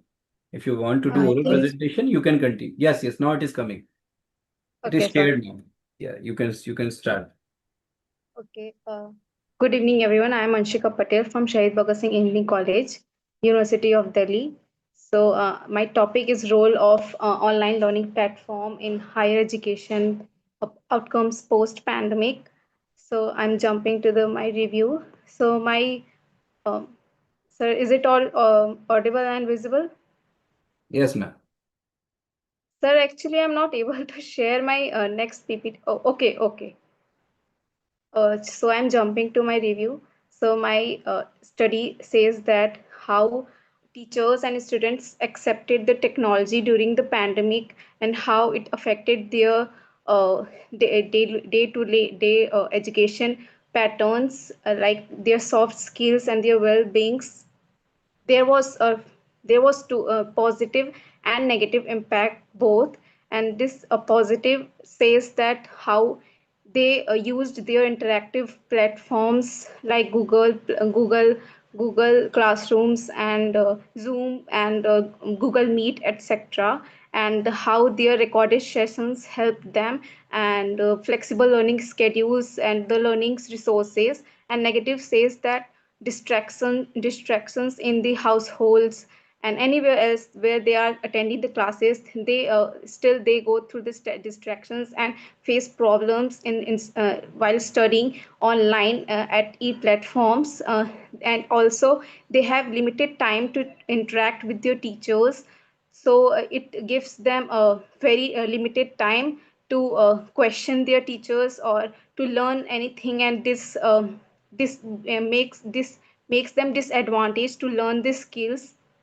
And also they face fatigue during the screen exposures for the long time usage of the uh, online platforms. And also challenges I saw in my review, that the resources availability and the students from rural areas, they face problem in their network issues, like still we are like I was facing, because I'm in village.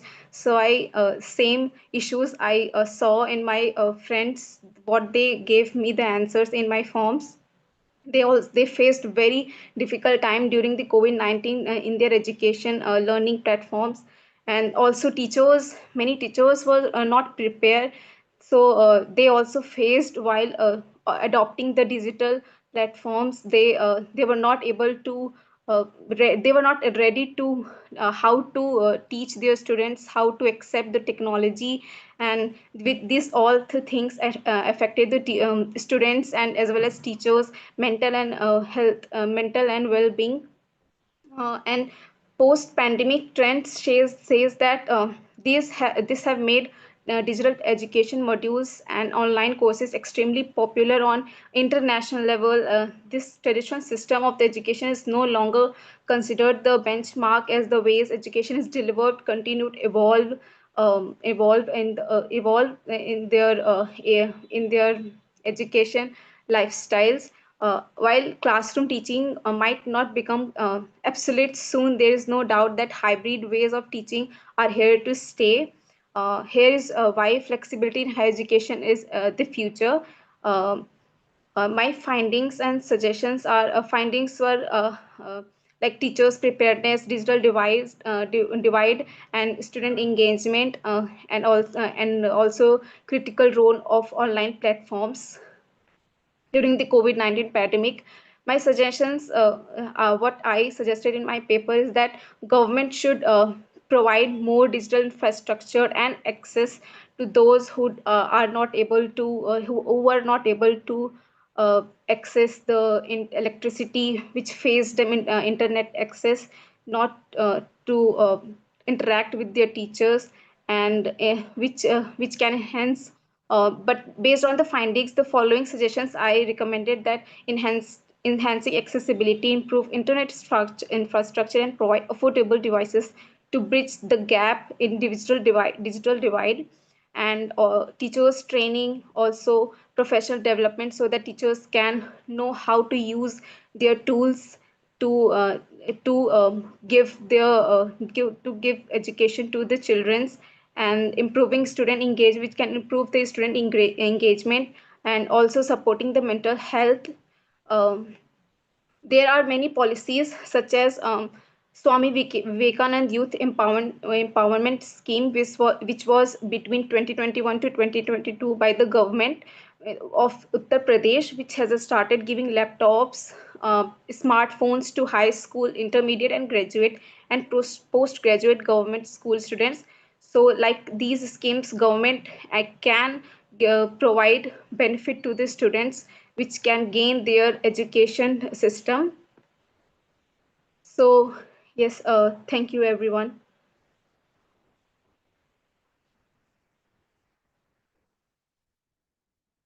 Thank you, Anshika ma'am. A very pertinent topic regarding your online learning platforms, the role and the impact it is having on the students and the teachers both. So, ma'am, what do you think? It's not a question, I'll say. What is your observation about the student psychology? Would they right now in the current times, do they like to go in for offline mode, like physically attending the classes, or do they prefer hybrid, or do they prefer completely online? What do you think is the psychology of the students? There was a mixed answers I got. Like some needed only online, and also I saw that those who needed only online classes, they were not good at their education. They were academic performance, and those who needed hybrid, they were actually very good at their academic performance. So I can say that the academic performance of the students identify how what type of classes they want, like hybrid or online or physical. So this was according to their academic performance. Because my observation is this online learning platforms are here to stay, and they're going to develop in the times to come, because it's only not only the children or the students that we are having in tier 1 cities, metropolitans, but there are remote areas of the country where the students are greatly benefited by these online platforms, just by having an AI a tool to their assistance. They can learn those subjects which are beyond to them monetarily as well as physically. So that is helping them out, and of course hybrid platforms are here to stay. So thank you so much. A nice presentation on your part, and I feel that you should continue working on it, because it is a very contemporary topic to work upon. Yes. Thank you Anshika ma'am.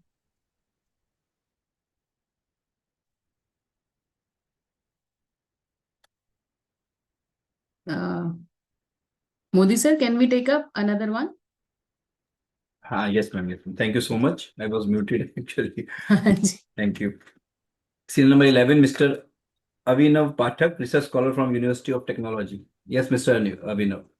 A very warm good evening to all the respected members of the international conference. Warm good evening to the respected chairperson, co-chairperson, and dignitary members present in the conference. Myself, Avinav Pathak, I am a research scholar in University of Technology, Jaipur. Can I share my presentation, please? Sure, sir. Yes, yes, please.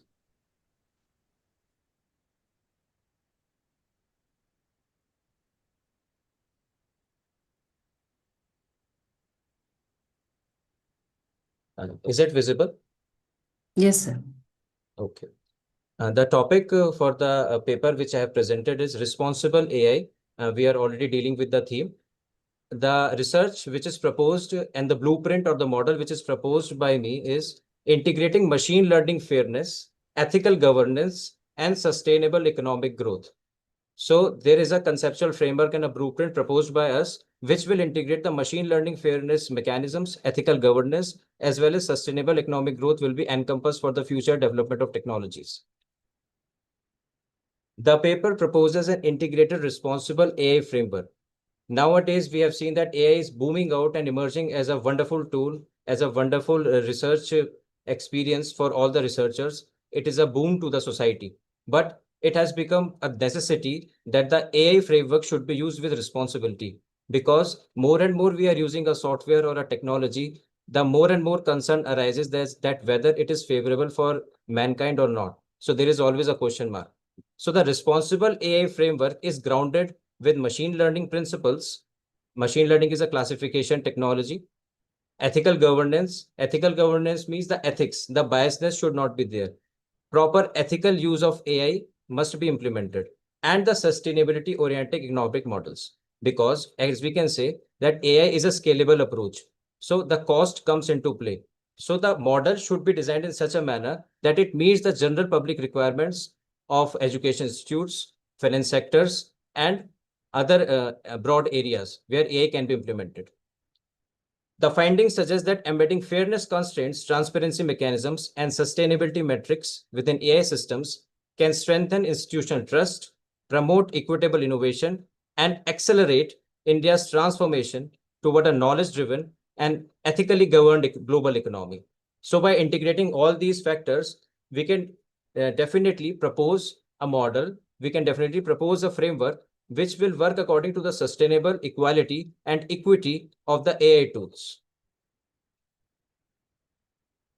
The responsible AI emerges as a governance paradigm that balances innovation and ethics. Many times it happens that whenever we are innovating something, whenever we are designing something new, whenever we're creating something, there is a problem of balancing that whether the structural framework or whether the algorithmic design will balance the positivity and negativity or not. Because increasing use of ChatGPT or any other tool can somewhat hinder the creativity of a person. So the innovativity and creativity also plays a important factor, which responsible AI, the responsible artificial intelligence, handles very easily. Machine learning fairness refers to the systematic effort to ensure that AI produces equitable and non-discriminatory outcomes across different demographic social groups. Now, machine learning is a technology which we can use here, which will use some fairness metrics like weights, which will be applied on the data sets. And these weights will minimize the biasness and it will anchor overhead error cost to the algorithm. That if an algorithmic model is biased, then a cost will be incurred algorithmically and it will balance out the negativity and it will increase the positivity. So the model will itself get trained, it will train on the negative results and it will balance the negativity with some positive fairness. So this is the use of machine learning. The next one is the ethical governance structures, which refer to the institutional, regulatory, and organizational frameworks to oversee the responsible development and deployment of AI systems. So definitely in organizations and you can say institutions, there are some issues where ethics needs to be addressed. So the AI must handle the biasness which arises, the favoritisms which arises in organizations. So this should also be balanced. So we can also use some ethical AI techniques, which will definitely reduce this concept of biasness. The vision of Viksit Bharat, AI as an economic infrastructure. Definitely, the economic infrastructure which we are dealing as a nation, as a national country, as a member of the global economy, the strategic potential deals with the emerging economies where India in AI empowers the financial markets, healthcare diagnostics, and digital governance, serving as a core catalyst for the national vision of Viksit Bharat 2047. So there is always a strategic potential while we are developing something creative and when we are dealing with the artificial intelligence frameworks. There are systemic risks also at the same time, because the rapid expansion will reveal some problems, will reveal some dangers that will definitely involve transparency deficit, discrimination of algorithms, and privacy violation. Security is also an important feature because more and more data we are putting on the public platforms, more and more we are inviting the cybersecurity hackers, cybersecurity risk to ourselves. So this becomes a problem. So there are both the things. Strategic potential is also there. On the other hand, there are risks also.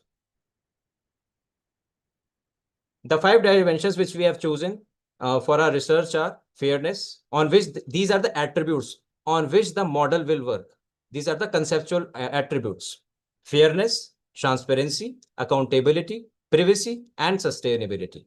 Fairness means ensuring non-discriminatory outcomes. The outcomes which the model will give should be unbiased. Transparency, providing explainable models and clear decision logic. Whatever the decision the model will make, it should be transparent and it should be visible. Nothing should be hidden from the user. Accountability. The AI-driven decisions should be accountable to the client, whoever is using that tool. Privacy. The tool must safeguard the security. The tool must not reveal the inherent public domains, and which is a major concern. Nowadays, we have seen that Grok is using images and in a negative way.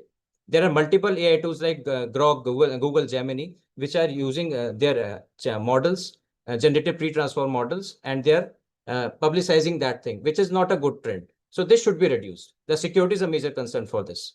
And the next one is sustainability. When you are increasing the use of technology, there are overhead costs. There is increasing risk of environment failures, because more and more hardware you are using, more and more there is risk to environment. So green AI is the technology which we are using here. Green AI means eco-friendly artificial intelligence. So this is the sustainability which we have integrated. Next is how to address the structural bias. Structural bias means the organizational deficiencies. Like machine learning fairness is the effort to ensure AI models produce equitable outcomes. That means that machine learning will give rise to unbiased results. And how it will give rise to unbiased results? Because machine learning is a classification technique of data. We are having immense data sets, and we are applying some, you can say, algorithms to process that data. And when we are processing that data, we are eliminating some unnecessary or not required data, which is called as noise. Similarly, the biased data should be refined, and it should give the results which is not biased. So machine learning fairness model is the technique which we are using here. Since models learn from the historical data, they often inherit societal biases related to caste, gender, and income. So ethical AI is the field of study here. Ethical AI removes these biases. The major three biases I have mentioned here are caste, gender, and income. For example, a male is shopping on Amazon and a female is shopping on Amazon. So if a female shopping portal is accessed by a male, then the recommendations will be different. And it happens many times. The recommendation engine will give the biased results, which should not be there. So this is the biasness. Machine learning fairness as a core pillar. Machine learning fairness serves as the core pillar in our research. Like I have demonstrated the process here, the methodology, the research methodology, which we can overtake, and future directions can be given to the research, like pre-processing. The concept of pre-processing lies, we are refining the data, we are improving the data, we are cleaning the data, we are improving the fairness before training by balancing the data sets, by removing the sensitive attributes and reweighting the samples. For example, we are having a data set of shopping data set, let us suppose, and in that we are having some sensitive attributes likewise, where the major role is of, you can say, biasness. So that sensitive attribute should be handled very carefully, and the weighting should be given. Like if for a particular gender, the weight is 8, and for a particular gender, the weight is 2, then that 2 must be balanced with 8. It should not be that 8 is here and 2 is here. So fairness is very important in the data sets. The data should be taken in equal manner. Like I am having a data set of 8 category for one gender. Then similarly, for the different gender, the category should be 8. Both should be balanced. Because if the data set is not balanced, then we will not be able to address the concern of ethical AI. So this is the pre-processing step. We can use multiple algorithms here in pre-processing also. Machine learning algorithms can be incorporated. The second one is the in-processing. Now, once we have processed the data, we have pre-processed the data. Now, we have to implement the actual technique, the actual blueprint, which is called as in-processing. Incorporating fairness directly into the optimization objective, treating equity as a core performance metric. So, where we are taking equity as a core performance metric. In the in-processing algorithm, we are giving the weights, the equity weights to the model, so that the machine learning algorithm works in synchronization of the equal weights, not with the biased weights. And the last step comes is the post-processing. Now, after the model is trained, after the model has processed, the prediction comes.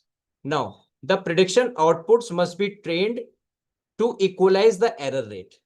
Like there are support vector machines, SVMs, least mean square error methods. These are some algorithms to reduce the errors. We can incorporate that to give the accurate model. Ethical governance framework. The governance ensures accountability where fairness addresses the technical bias. Key mechanisms include algorithmic audits, impact assessments, and regulatory oversight. So when we are now after machine learning fairness comes the next pillar, which is ethical governance. So these are the three things which we have to do to ensure that the product is proper ethically defined. Like algorithmic audits should be done from time to time. Impact assessment, socio-economic risk should not be there for an AI model. And regulatory oversight should always be present, like legal boundaries for data usage and risk classification. The data which is used for developing the model should be legal and it should not be illegal. So these boundaries should be set.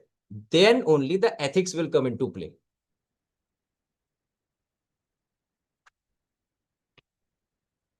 At the institution level, the ethical governance can also be implemented. Please summarize now. Yes, ma'am. Yes. This is the sustainable AI model, green AI. We can incorporate it, inclusive innovation and workforce reskilling. All these three major attributes can be used to develop a sustainable economic model of AI. This is the proposed integrated framework where there are three pillars: machine learning fairness, ethical governance, and sustainable economic strategy. The operational focus is in machine learning fairness, bias mitigation should be there. In ethical governance, regular audits should be done in the organization and the societal level also. And sustainable economic strategy should be implemented while developing a technology based on AI. There are always some implications, some problems, the certification issue, validation issues of the model. And this is how we can trade off the risk by using conflicting definition, regulatory lag. We have to address these problems also.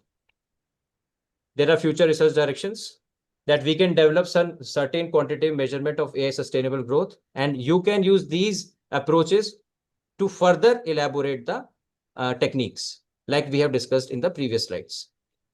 Thank you so much, panel, for listening me. Thank you, Abhinav, sir. Ji. Very nicely presented. Though not a person from, machine learning and technological background, but at least I could understand what you were saying, and very nicely said. Just one thing that came to my mind was like we talk about suppose in healthcare, if you're talking about healthcare.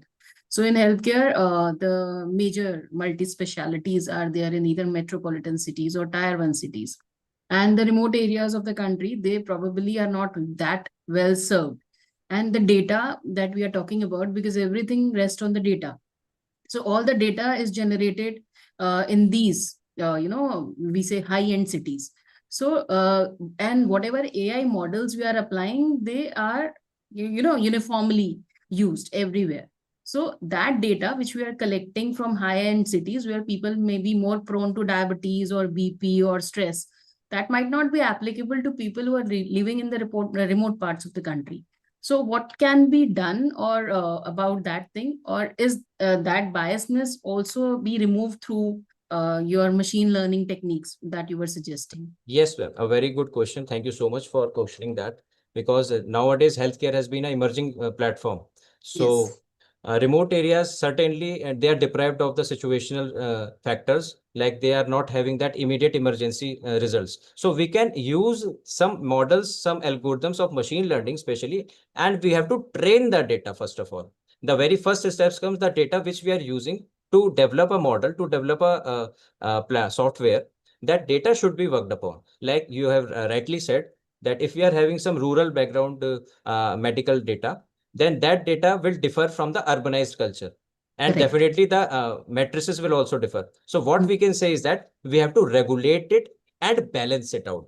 Like we are having 10 patients data from the remote area and we are having 100 patients data from the urban areas, then we have to adjust that 10 patients data in those 100. We have to relate by using logistic regression. Okay. So proportionate, as we say. Yeah, definitely. In the proportionate manner, we can adjust it. So they will also join us. Okay, thank you so much, Abhinav. Thank you Most so much for welcome. joining Thank you. in, and thank you for the beautiful presentation. Thank you, ma'am. Thank you so much. Thank you. Thank you so much. Serial number 5, Dharashri ji. Dharashri, please continue. Please unmute. Yes, sir. Good afternoon, respected chairperson, judges, and fellow participants. I am Dharashri along with my teammates Satyaprakash, Subiksha, and Madheshwaran, final year students at SRMTAP Engineering College, Tamil Nadu. Today we are presenting our research work titled EduNavy AI-powered personalized career and education advisor. So 1 minute, sir, I will share my screen.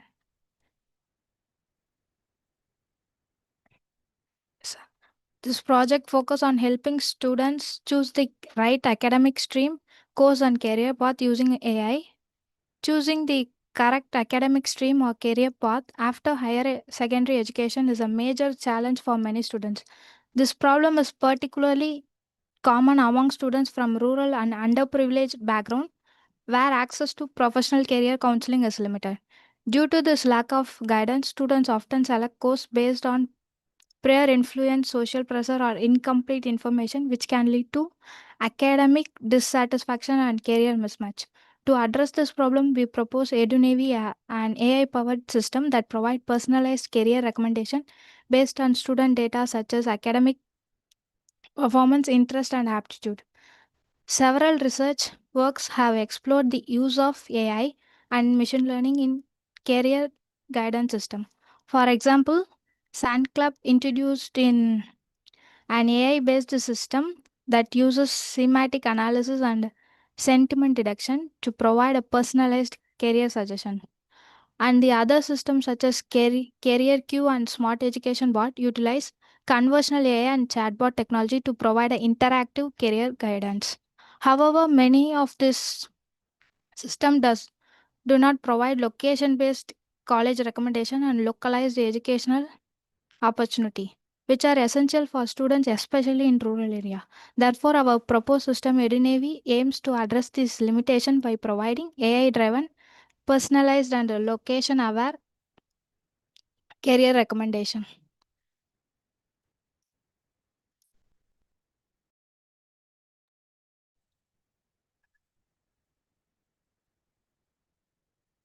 Madesh will continue the session, sir.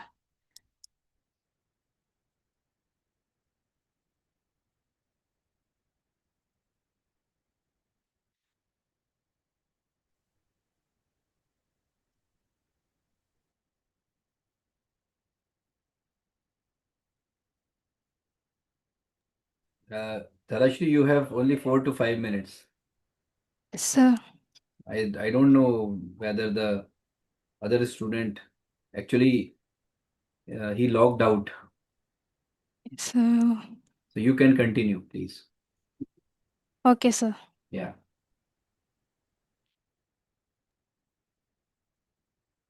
And our main objective of our project is to develop AI-powered career guidance system for students. This system analyzes student academic performance, interest, and aptitude to recommend suitable academic stream and career path. It also helps students discover nearby government colleges, offers relevant courses, and support them in making informed educational decision.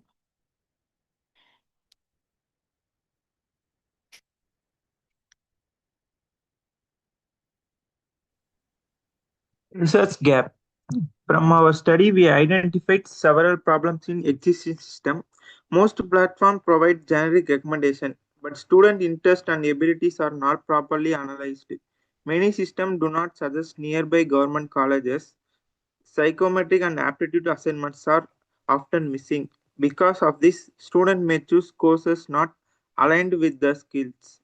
EduNavy addressed this gap by providing AI-driven, personalized, and a location-based career recommendation. Methodology. Our system works in several steps. First, student enter the academic details, interest, and location. Next, the student conduct aptitude and psychometric tests to evaluate their abilities. Then a student profile is created based on their skills, interest, and academic performance. After that, machine learning models such as random forest, decision tree analyze the data. Based on the analysis, the system recommends suitable courses, possible career paths, and nearby colleges offering those courses.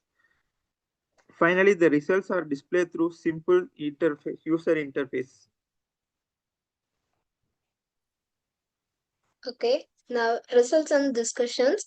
EduNavy is a personal career decisions recommendations It's based on the academic marks, aptitude scores, and interested domains. It based on the academic streams and degree progress of total overall map, and it provide a nearby government colleges. It gives the first important to the government colleges to select the students, and then finally informed academic decisions. This is the overall process of the app. Darashri, your screen is not visible. If you are showing us your portal, we are still on the conclusions screen. Yeah, okay. Okay, now conclusions. EduNavy app is a AI-powered career guidance systems and personalized academic and career recommendations. The ingredients we use: machine learning, aptitude tests, and education's data. It reduces the career confusions among students, and it's more useful for the students from rural and unprivileged backgrounds. Um, it improves the awareness of higher education opportunities. Thank you.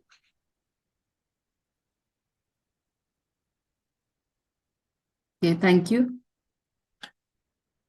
With this, Thank you. I think they have left. Okay, Yeah. sir, we can start off with the next participant. Yes. So thank you so much. Every students, I hope you all registered in this conference. Please make sure.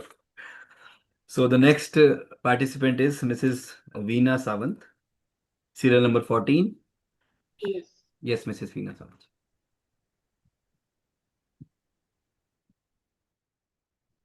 Yes. My screen is visible, sir? Yes, ma'am, it is visible. Yes. Good evening, everyone. I'm Assistant Professor Veena Vivek Samant. Today, I will be presenting our research titled "Impact of Generating AI on India's Workforce: A Study on Skill Development and Capacity Building." This study is research backgrounds. This study is generative AI has emerged as one of the most descriptive technologies of 21st century.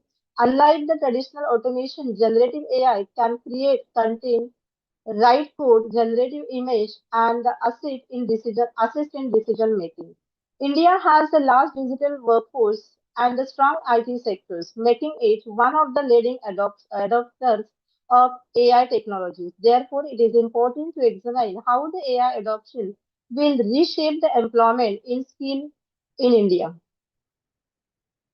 There is the objectives of studies which is guided by the four important objectives. First is to analyze the impact of generative AI on the India's workforce. Second, to examine the sector-wise transformation in employment.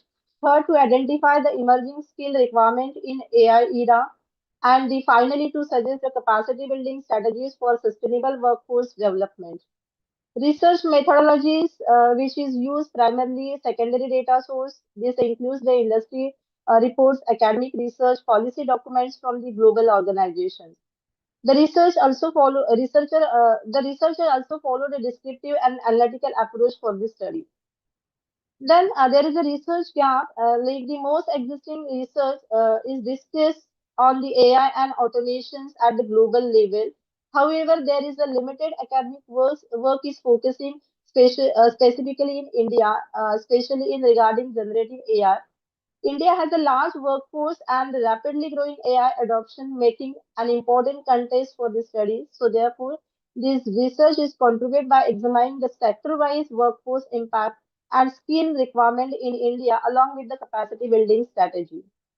The overview of the generative AI, that generative AI is capable to producing the original content rather than just analyzing the data. The system can generate also text as well as the research articles, marketing contests, chat responses. Also, it assists in coding, software debugging, and the automation script. Also, it's create the image, designs, videos, and multimedia content. Then, generative AI in India. According to an industry expert, the India currently holds around the 60% of the global AI talent pool. This number is expected to grow significantly so that India's AI professional workforce may be exceed 1.25 million by the year 2027. Another studies indicate that more than 40% of IT professionals and freelancers in India are already using the AI-powered tools for their daily works. So this is generative AI in India. So conceptual framework of this AI, generative AI, that process is began to from the AI adoption, and it aims to support for the sustainable workforce development in India, in our countries. Then let's impact of India's workforce in our India's. So according to industry estimate, the around 38 million jobs in India may be affected by AI technologies by the year 2030. However, this does not necessarily mean that all these jobs are disappeared. Research suggests that about the 24% of work tasks may be fully automated, particularly those who are routine, repetitive, and the rule-based work. At the same time, around 42% of the tasks are augmented by the which is will assist workers in completing the tasks more than efficiently rather than replacing their completely work. Then sector-wise impact of generative AI. So it's highlight that service sector shows the highest level of impact, particularly in IT, finance, marketing, and media sectors. So in contrast, sectors such as the manufacturing and construction experience moderate impact due to a need for physical labors and infrastructure. So therefore, adaptation of the AI in different industries are various. Then skill development requirement. For the future workforce, we require the three major categories of skill. That is a technical skill, which is related to AI literacy, digital analytics, and cloud computing. Second are cognitive skill, including the technical thinking, complex problem solving. Third are the social economical skills, such as the communication, leadership, and the collaborations. Together, these skills we can be enable, it means workers to efficiently collaborate with the AI systems. Then capacity building,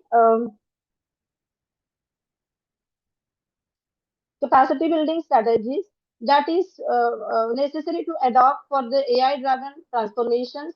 At the individual level, professionals must be continuously adopt their skill through the training centers.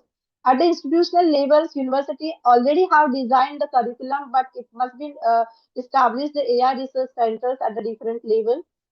Then industry partnership also importance to provide the internship, practical exposure, and collaborative innovation. At the national level, investment in the digital infrastructures and AI policies are required. There is some challenges. Apart from this benefit of AI, several challenges are remain. There is a significant gap between the urban and rural population. Digital divides and the infrastructure limitations can also responsible for the slow adaptation. And finally, issues related to data privacy and the ethics and algorithm bias must be addressed. Some policies recommendations are there. Government should be implement the nationwide AI policy programs through the different training institutions. Support for the AI research, innovation, and startup must be increased. Then finally, ethical regulatory frameworks must be established to ensure the responsible AI use. Final conclusion. In conclusion, generative AI is transforming the nature of work across the multiple industries in India. While the automations may reduce the certain routine work, but overall impact is workforce transformation rather than the job loss. The key success lies on continuous skill development and institutional adaptation and supportive government policies. With the right strategies, India can position itself as a global leader in AI talent and the innovation. Thank you so much for your attention. If I would like to happy to answer the questions and further any ideas related to these works. Thank you, Veena ma'am. Very nicely presented. And in fact, this is the core right now, upskilling and reskilling, because AI is a technology that you need to learn. And the fear factor is not going to work out, that it is going to take your job. It is simply that you have to learn it and you have to master it. So that's why skilling and upskilling is very important, and you have very aptly pointed out various sectors where that is needed. So thank you for your information and the inputs, and I hope you can take up further analytical research on this field. Thank you, ma'am. Thank you so much, ma'am. Thank you. Thank you. So can we move for the next participant, ma'am? Ji sir, बिल्कुल. Dr. Nisha James, serial number 15. Yes, Dr. Nisha, please unmute yourself. Dr. Nisha, yeah. Please unmute Dr. Nisha. She is the assistant professor from BJB Autonomous College, Bhubaneswar. Yes, sir. I'll. Okay, Sushri Adasya Mohanty, you are going to present? Yes, sir. I'll. Okay. Professor Sushri Adasya Mohanty will present now over here. Dr. Modi, sir. Yes, sir. Greetings from Dr. Rad. And we just have, on our behalf of Dr. Jain and me, scholar Sushri Adasya Mohanty will present the paper. Okay, sir. With the permission of the chair. Right, sir. So, Ms. Adasya, please, you can continue. No? Yes, sir. I think my screen is visible to everyone. Yes, your screen is visible. Right. Okay. Hey, warm evening to everyone. So here is our topic on ethical AI, digital finance and smart governance, Viksit Bharat 2047. So our central vision is to examine how artificial intelligence, financial technology and smart governance frameworks can collectively contribute toward achieving the national aspiration of Viksit Bharat 2047. Here we adopt a mixed method approach which combines secondary data analysis, policy document review, and case studies of India's digital public infrastructure. Here we can say in particularly we analyze Aadhaar-enabled identity systems, UPI-driven digital payments architecture, and emerging AI governance platform. So to situate this study, it is important to understand the broader transformation occurring within India's digital ecosystem. Globally, digital technologies, particularly AI platform economy, platform economies and big data systems are reshaping the productivity, institutional structures, and competitiveness. Secondly, the digital public infrastructure, one of the India's most significant contribution to global digital governance is its digital public infrastructure model. The combination of Aadhaar for digital identity, UPI for payments, and data sharing frameworks that has created a scalable inclusion architecture. Let me now focus specifically on the role of financial technology in advancing inclusion. The first one is UPI-led search. One of the most transformative developments in India's digital finance ecosystem has been the unified payments interface. UPI now accounts for approximately 85% of retail digital transactions by volume, and digital transactions have been increased nearly 38 times between 2014 to 2024. This has been increased globally. Similarly, inclusion outcomes and the third pillar relates to MSMEs and credit deepening. Next, this slide moves from financial systems to public governance. Smart governance refers to the integration of artificial intelligence into public service delivery to enhance the efficiency, responsiveness, and outcome optimization. This diagram here illustrates a simplified chain: AI trials, early detection, improved outcomes. For example, we can say in healthcare system, AI-based trials tools analyze patient data to prioritize the cases based on severity. For example, here AI integration within tuberculosis programs has shown approximately 27% decline in adverse treatment outcomes, indicating the importance of early risk detection. Other examples are also there. Next, while AI-driven digital finance and smart governance offer transformative opportunities, it is equally essential to critically examine the associated risk. This slide outlines the three primary risk dimensions: algorithm bias, where we can say AI systems are trained on historical data. So if historical data reflects structural inequalities, the algorithm may unintentionally reproduce or amplify those inequalities.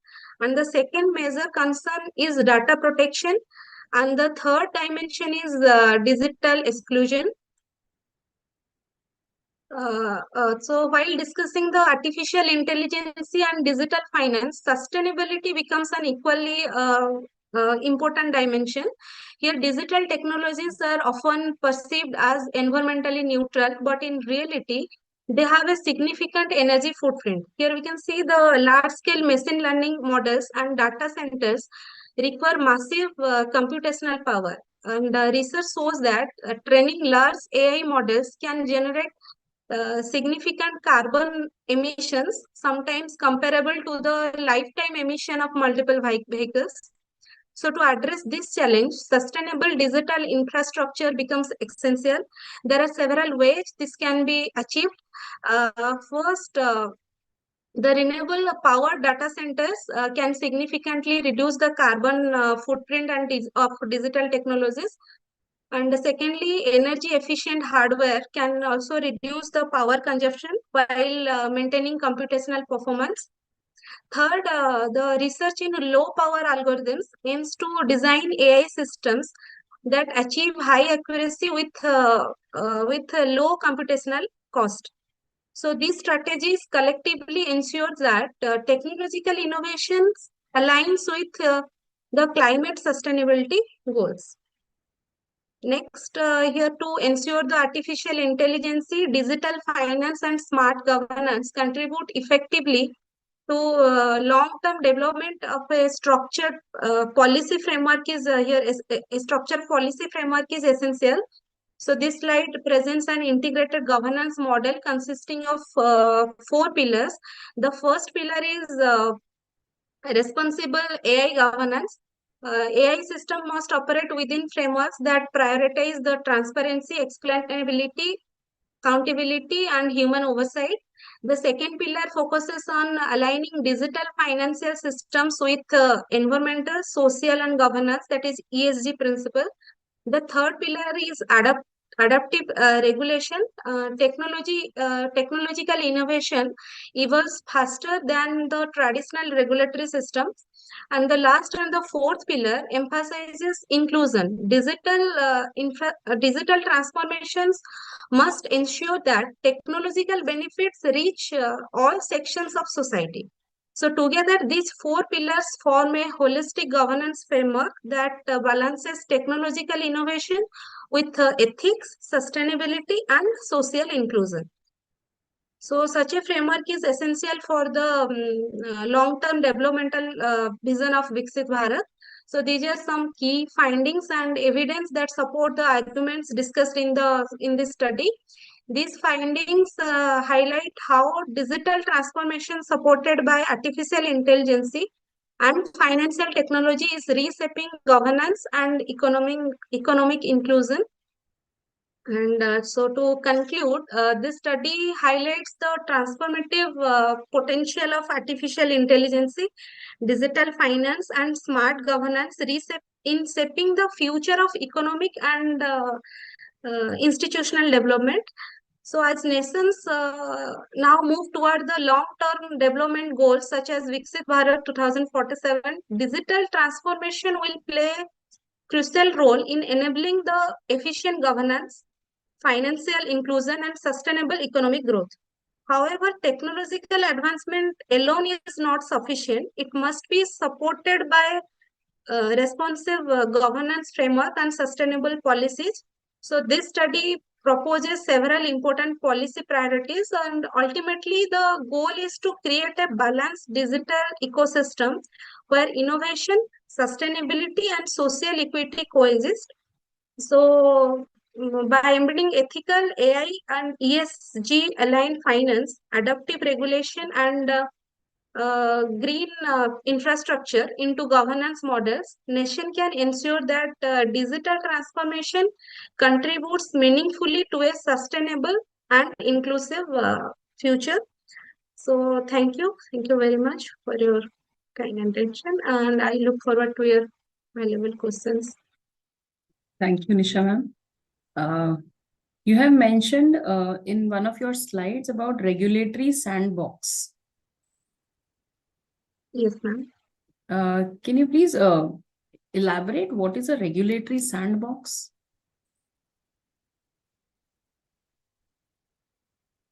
I think it was in the second last or third last slide. There was mentioned regulatory sandbox, if I have correctly noted it down.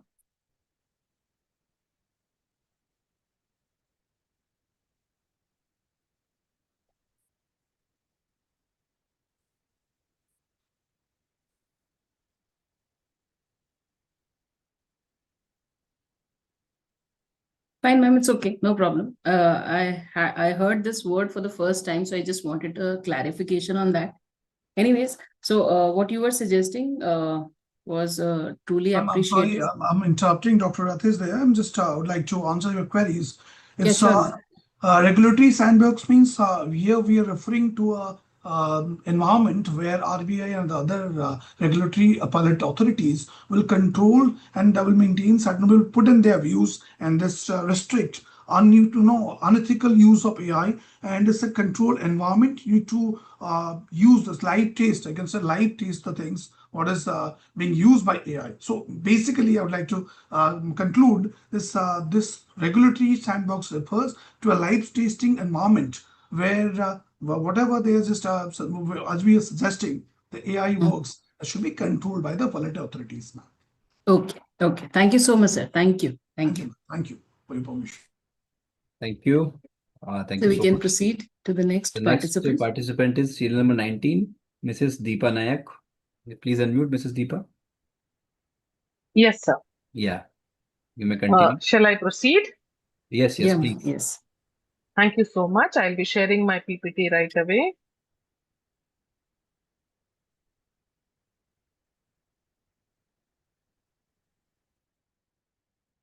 Is my PowerPoint visible, ma'am? Yes, ma'am. Yes, it's visible. Yes, thank you so much. Thank you for this great opportunity to allow me to make my presentation. I'll be making a presentation on the research paper that I have drafted along with the guidance from my research guide, Dr. Seema Shenoy. The paper is titled Transforming Work-Life Boundaries, AI-Powered Home Monitoring for Working Parents. Now, basically, the understanding or the problem context before I started working on this paper was about the shifting family structure. More importantly, the fact that women are now getting into the workforce. Earlier, we had a clear picture of the gender division of roles, and which has now changed drastically, I have to say, because now joint families are being replaced by nuclear families. Parents are, or couples per se, are relocating to cities and metropolitan cities or in lookout for better job opportunities. This has given rise to a major loophole in the parenting concern. The work-family conflict is also a major lookout, particularly so because now we are earlier in the traditional family structure, grandparents and extended family were looking after the children, which is no longer the case. We see nuclear families in urban cities more so, generally because either the parents of the working couple do not want to shift in with them or feel left out in their new localities, which is why we see that children are being brought up either in daycare centers or in places where they have creches and such other support systems. However, we also see that post-COVID particularly, there has been a major robust change in the use of technology. We see a lot of AI-operated cameras, smart cameras, and motion sensors, which originally were devised or brought into the market for home security, but are now being used by parents to monitor children remotely. Now, there are a lot of discussions happening on what is the use of this kind of parenting or what are the challenges that people face and all of it. but my paper concentrates on the human concern of it, not the productivity that an HR would look at, not the productive engagement that is looked at for in employment, but more so about whether this kind of monitoring helps reduce the anxiety of parents or not. So I have 3 objectives for my research paper.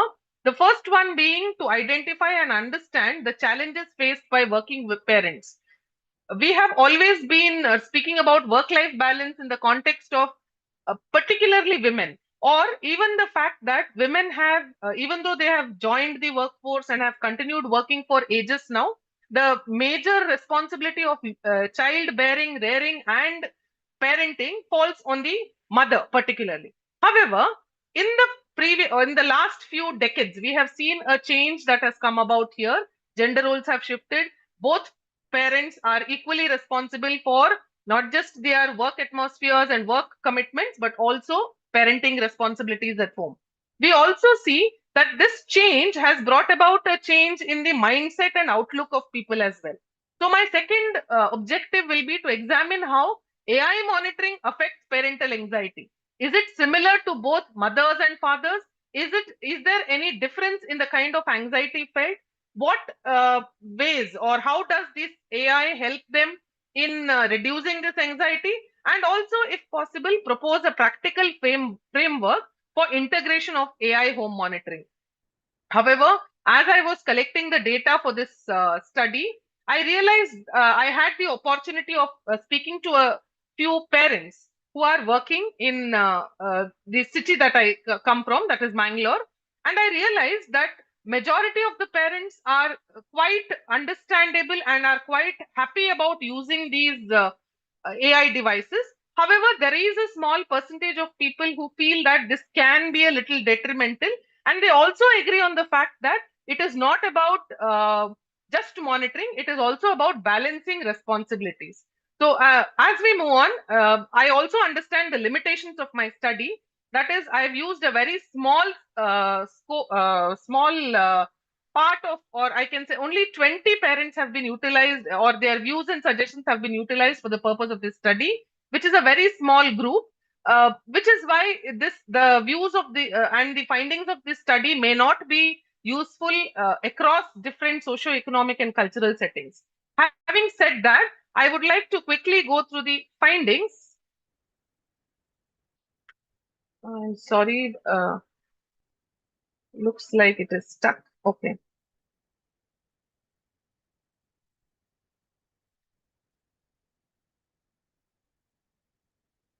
Yeah, as I was saying, through my research, I got the good opportunity of speaking to quite a few parents. And as I was discussing with them, my discussions with the parents went on ranging from 10 to 25, 30 minutes.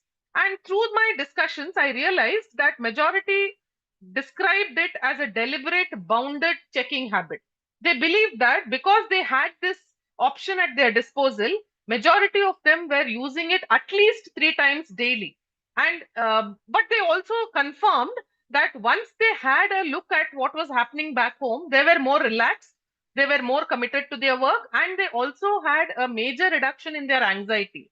They realized that once they could have a look, as and when they would feel anxious, they would have a look at their children back home and refocus on work. But there were a couple of people who also believed that this had become more of a habit for them now. The moment they would reach their workspaces, they would check on the camera, find out what their children were up to. Between breaks, they would do this. And with time, they realized that this had become so much of a habit that anytime they would feel free, they would simply go on to their phones and check the cameras back home. This supposedly is now becoming a new anxiety for parents. Checking compulsively for what is happening at home is becoming more of a habit and more compulsive in nature, which is why one of the parents, in fact, went on to tell me that they have uninstalled the cameras because the father, particularly the male partner, felt that the female partner was becoming more anxious every time the camera would not show the child or would not be able to identify the activities of the child. One particular parent went on to say that In fact, they would not even suggest it to other parents. Now, the question is not just about parenting, not just about collaborating with these kind of AI tools, but also about what about the dignity of the caretakers back home. As I said earlier, it used to be grandparents or extended family, but now we have ayahs, we have nurses, we have caretakers for our children who will be there along with our children in the house. What about their dignity? What about their privacy?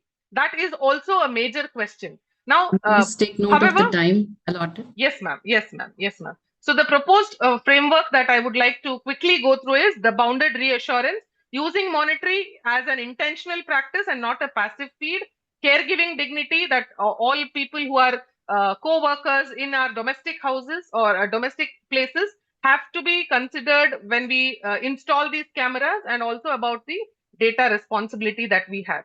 Having said that, I would like to conclude on the fact that the usage of AI monitoring system depends, and it all depends on how you use it. What is the amount of usage that you do? How are you going to open it? How are you going to establish it in your family? And also, though majority of the people felt that it reduces anxiety and improved the sense of presence at work, there was a minuscule minority which felt that it leads to compulsive checking, heightened by and also heightened anxiety amongst a few of the caregivers. With this, I would like to conclude my presentation, and I'm open for questions, ma'am. Thank you, Deepa ma'am. Thank you for a very impressive presentation.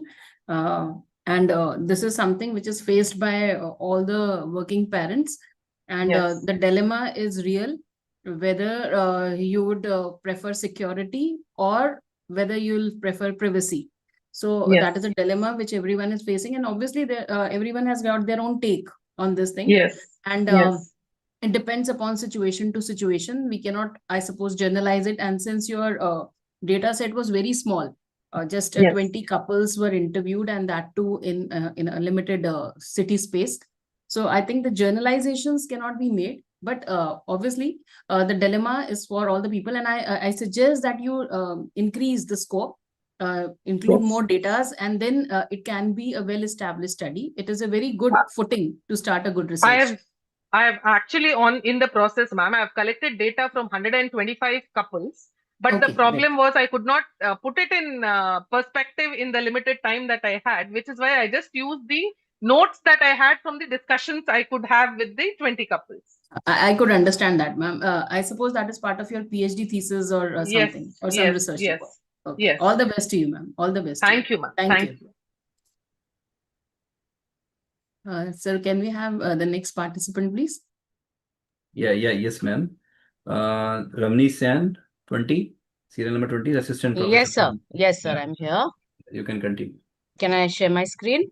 Yes, please. Yes, ma'am. Can you see my screen, please? Yes, ma'am. It's visible. Yes.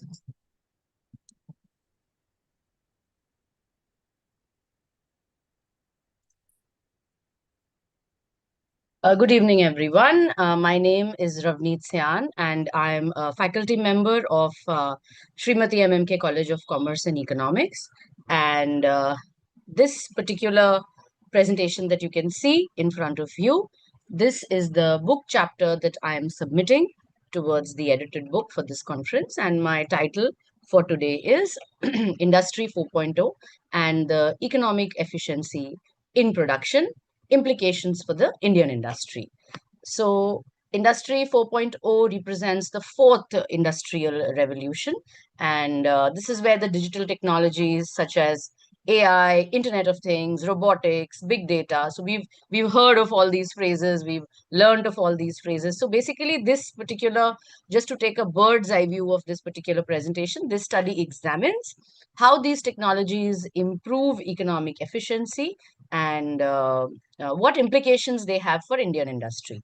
So I've taken a few case studies which you will see as we progress ahead.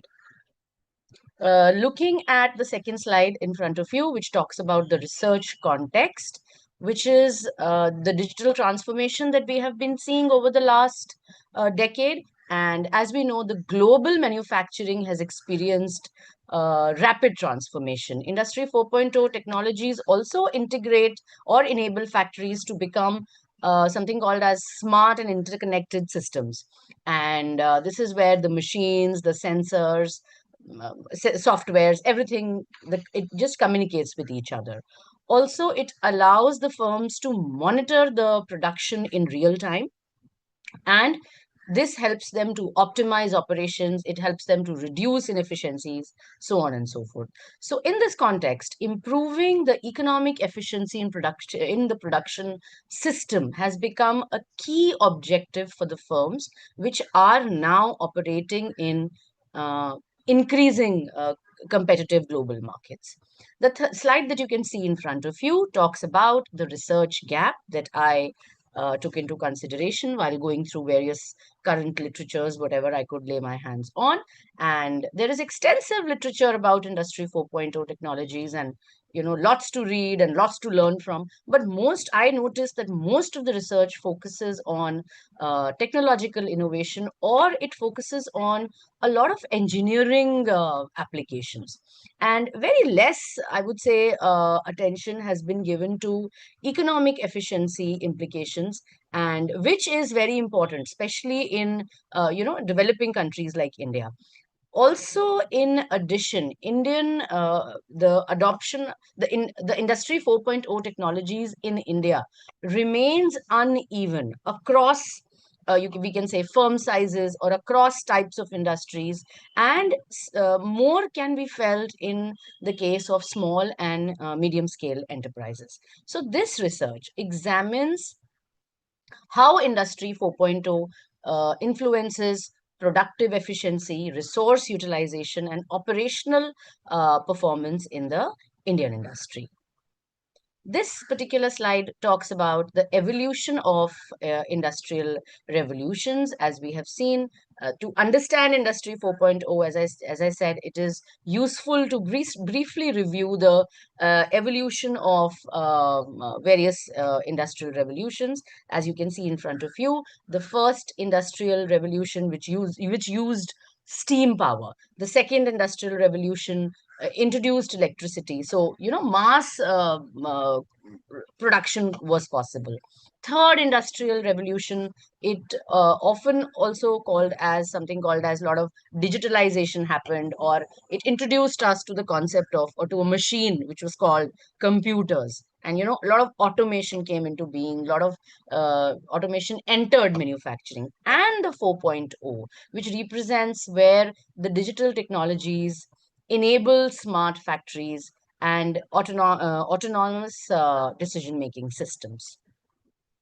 Let's talk about the core technologies of Industry 4.0. So as we said, it is driven by several key technologies, and I've talked about this in greater detail in my book chapter, and it talks about artificial intelligence and machine learning that enable system to analyze data, and based upon that particular data, it takes intelligent decisions. And the Internet of Things, as we know, IoT, it connects machines and devices through sensors, and this continuously transmits operational data. Also, advanced robotics in production, very useful because it helps us with precision, it helps us with automation.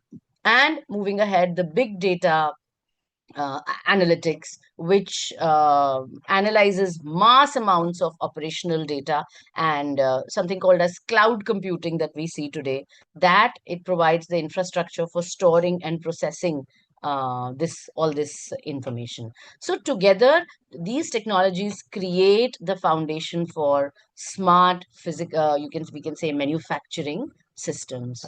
Moving ahead, the Industry 4.0 architecture. So this particular diagram that you can see, it illustrates a very simple architecture of this particular system. And at the center, as you can see, is the smart factory where all the production processes will take place, and all the machines are connected through, as we can see here on the screen, IoT sensors. And these IoT sensors will keep collecting operational data, and they will send the data to something called as cloud platforms, as we know, where exactly the AI takes place and the systems will process it. And the robotics and automated systems will then use this particular technology to optimize the production activity and will enable real-time decision making and improved operational efficiency. Moving ahead, this particular slide that you can see in front of you, actually I've spoken about it in greater detail in the paper, but here I've just tried to give a bird's eye view of the conceptual framework of the study and the Industry 4.0 technologies, like as I just spoke about them, which is AI, which is IoT, or which is robotics. These enable the development of something called as a smart manufacturing systems. These smart manufacturing systems in turn improve operational optimization, and operational optimization basically means better production planning. It means predictive maintenance. This was in fact a very interesting term that I came across, that I can predict, the machines will be able to predict that which particular part of the machinery or which particular part of the manufacturing system could break out and which will need maintenance. And ultimately we can, efficiently allocate resources to that particular area. So I think this whole system is still developing, and new things keep coming up every day, and I would say they surprise us every day. So these improvements, as I said earlier, they ultimately lead to greater economic efficiency, and if we want to measure it in terms of productivity, it means that it definitely leads to cost reduction and improved production performance. So as I just spoke about economic efficiency, again, I would think economic efficiency in production, being an economist myself, I would think economic efficiency in production is something which is very important and requires large scale understanding. And economic efficiency here, in simple terms, means we have to optimally utilize the resources. And in production systems, it means I would minimize waste and I would reduce the idle capacity. So this particular Industry 4.0 capacities lead to all these accuracies, and they provide real-time production insights. And as a result, the firms can produce more efficiently and operating costs can be reduced drastically. This particular slide that you can see in front of you about data-driven manufacturing, again, a very new thing and one of the most important advantages of cloud computing, as we may call it. And smart factories generate large Please amount take care of the time allotted. Yes, ma'am, just need a minute to conclude. Sure. So by analyzing this data, the firms can identify inefficiencies and lead to operational performance. Industry 4.0 in India, again, in the Indian manufacturing sector, we know about Make in India, Digital India, automobiles, pharma companies, petrochemicals, all of them are using it. I have dealt with 3 major case studies about Tata Motors, about Mahindra and Mahindra, and Reliance Industries in detail, where AI-driven operational analytics take care of production.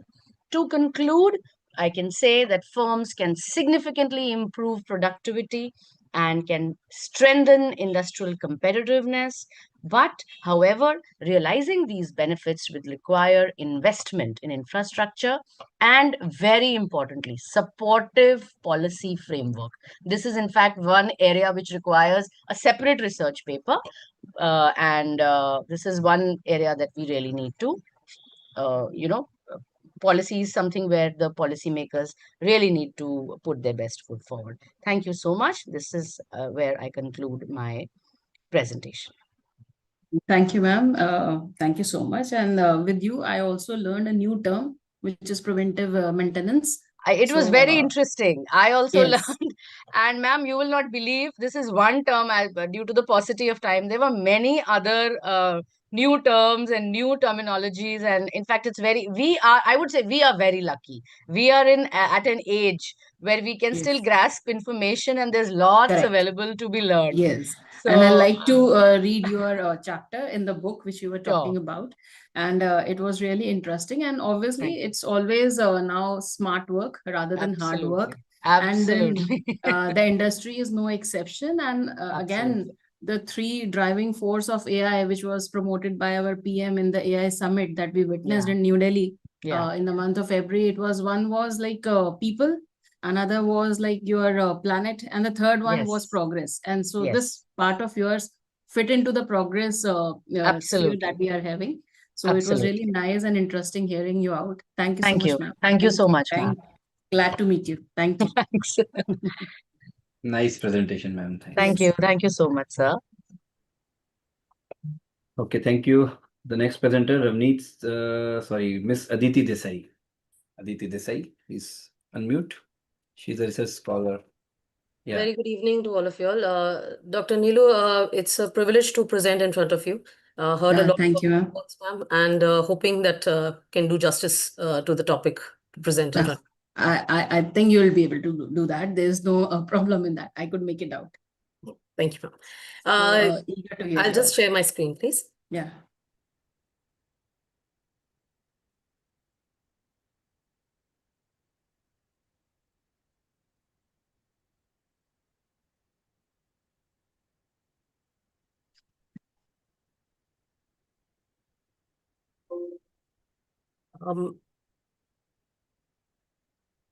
I hope my screen is visible and I'm audible clearly. Yes, ma'am. Ma'am, take your permission to start, please. Sure, ma'am, please. Very good evening. The topic chosen today is a very new topic where Indian society is concerned. Study of the importance of big data analytics and predictive modeling in aviation. Why taken in? With the amount of importance that is being given to the aviation sector today, not just in terms of the flying ability increase and the Indian makes of airlines which are being brought in by RPM, the amount of aviation upgradation requirement is huge. And the kind of accidents that are taking place, not that you don't have accidents taking place in the railway segment or on the road segment, but the minute it comes onto the aviation, the entire topic becomes a global affair. And that's exactly the reason why big data analytics today gains far more mileage in terms of your aviation sector. Hence the requirement for taking a study in terms of the importance of why is it needed. Introduction: aviation in a data intensive safety critical sector, highly sensitive a sector. A slight movement plus or minus, we are completely gone. We all drive cars, have been driven in cars as well, or in any kind of road transport. A slight maneuvering and the accident is a complete know-how. But when we're talking about aviation, we're talking about an aircraft which is flying in air, does not have any base to move on. And that accidents are far more catastrophic.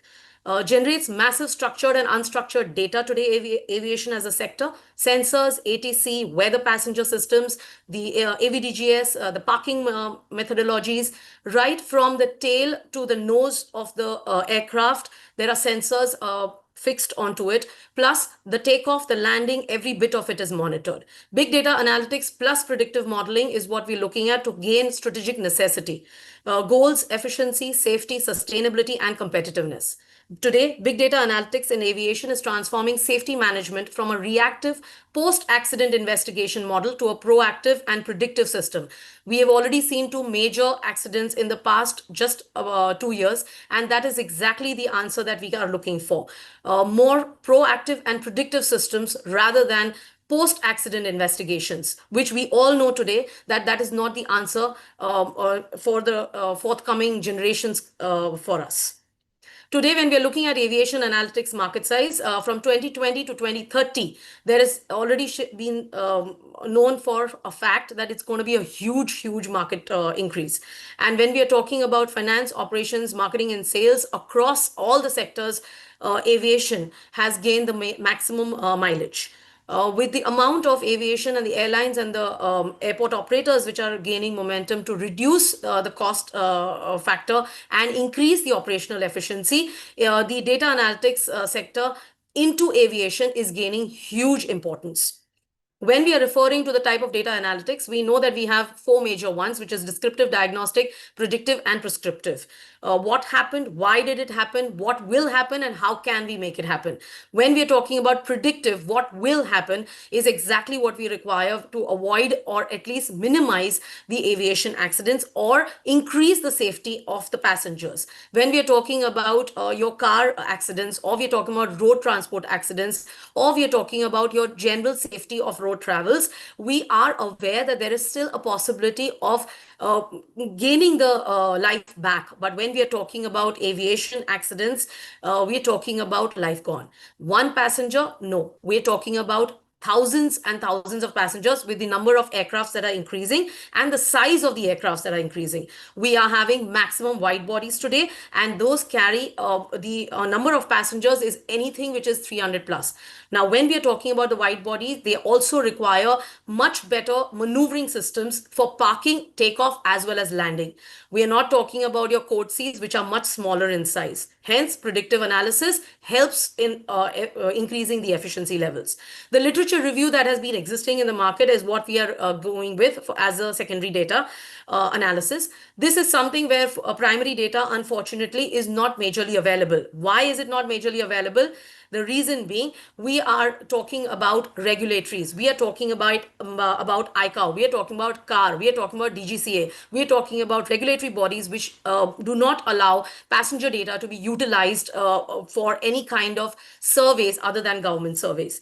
And if it is required by the airport operators also to be done for any predictive analysis, huge amount of compliances that need to be adhered to, as well as permissions to be taken in. And that is the reason secondary data is what we are banking on right now. Along with the secondary data, we are also looking at in terms of applications or softwares being utilized by the airport operators. And that is exactly where we are gaining our data from. Applications of this data analysis is going to be for predictive maintenance, the detect faults before breakdowns, flight delay predictions. Today, when we're talking about our Middle East crisis also, these are the analysis which have they are basically in the nascent stages, and this needs to increase drastically. But this nascent stage also is helping the cancellations that are taking place of the airlines, the flight delays that are happening, predictions are being made, and on the basis of that, the resource allocation efficiencies is trying to be met with. Fuel optimization and route planning is much better if done with a predictive analysis method. The aircraft knowing exactly which is the direction it's flying in, what is the distance it's going to be traveling, and how much of fuel it needs to carry, and what is the weight it can take in of the passenger, of the cargo, and the fuel. That is exactly where your predictive analysis helps. Big data is something where it gives you a helping hand to gain the momentum in understanding what exactly are you working with. Passenger behavior analysis also comes into and helps us enhance services and demand forecasting. Air traffic control, which is our major backbone for the aircraft aviation industry, gets much better real-time monitoring possibility and safety aspects. Airport resource planning becomes much better. When I'm talking about airport resource planning, I'm talking about the parking bays, I'm talking about the taxiways, I'm talking about the runway capacities. Benefits and challenges. Why big data needed and why is it a challenge? Improved operational efficiency, as we have already spoken about, enhanced safety and risk management, reduced maintenance costs and downtime, better resource utilization and sustainability, increased passenger satisfaction. On the other hand, the challenges that are being looked into currently also by the Indian aviation sector, especially data silos and integration issues, cybersecurity risks and privacy concerns, high infrastructure costs, shortage of skilled professionals, model interpretability, and regulatory compliance. As I was mentioning, we are in an absolute nascent stage, and hence skilled professionals for specifically the aviation sector is a very big challenge today. When we are talking about data analytics for finance or for car industry or for any other industry, it is numbers that we are talking about. We just need to do number crunching. But when we are talking about aviation, it is not just number crunching. It is more in terms of predicting the patterns, and that's exactly where we come into the picture, where big data analytics, integrations, predictive analysis is a complete must. Research methodology that has been taken in is descriptive approach to study applications and impacts. Secondary sources, as I already mentioned, journals, reports, books, online databases, softwares used by airlines and airport operators like AMS.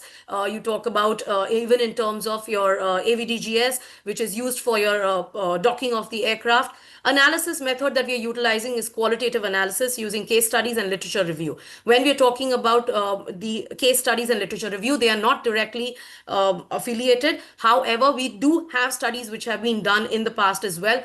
The momentum was not gained because the importance of AI was not felt so much as we are gaining momentum today. When we are referring to the scope, focus on safety, maintenance, customer experience, and operational economy is a huge scope altogether, and that is exactly where we are aiming at. Limitations, we don't have primary data, as I mentioned, restricted to secondary sources due to compliance and regulatory requirements.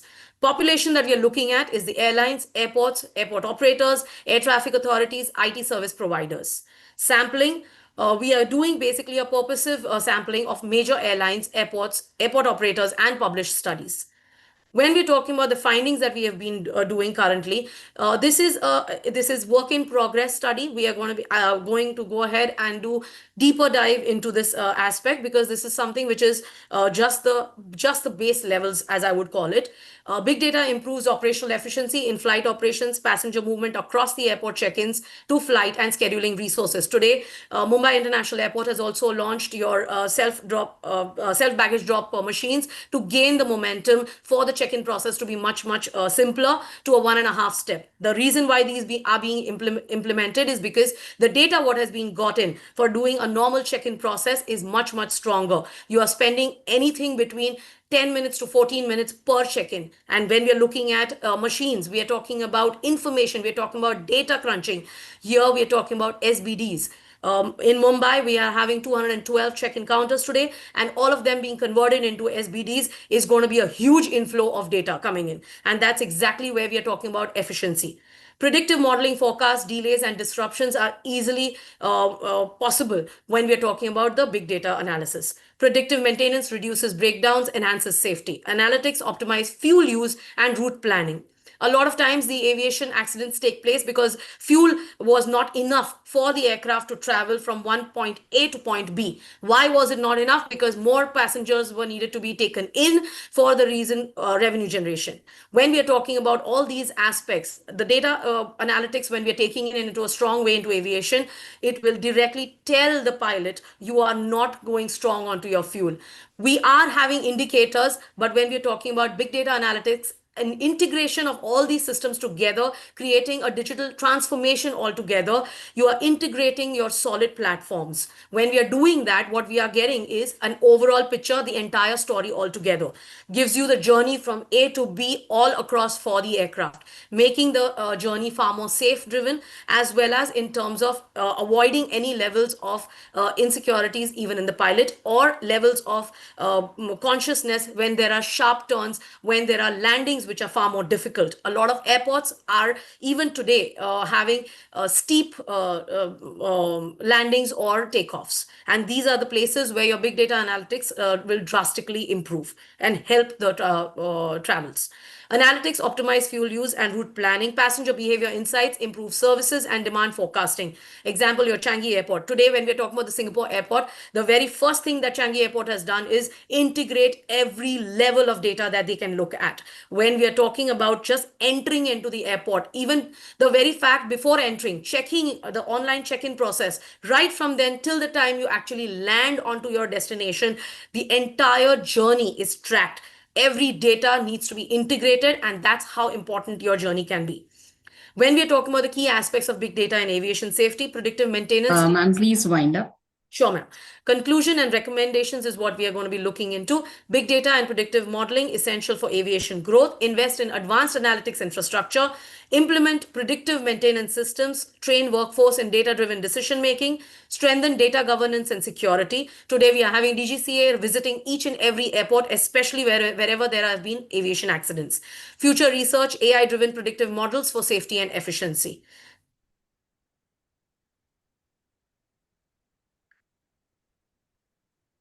This is my small little impact-driven study that I'm trying to do and deep dive into it, trying to make the safety aspect a major concern factor into your data-driven study. And this helps further on in terms of the aviation safety. Yeah, thank you, Aditi ma'am. Open for It questions. was a nice presentation, and obviously all these things are required because it is, after all, the human life we are dealing with, and it is very precious. So I agree with you when you say that rather than being preventive, it is better to be preventive rather than reviewing the situation later on that what went wrong. So all the best for your studies, ma'am. It is a very nice presentation and a very precise line of thought for the future. Thank you, ma'am. Thank you. Thank you. Yeah, thank you so much. Serial number 24, Preeti. Please unmute. Miss Preeti, research scholar from Punjabi University, Patiala.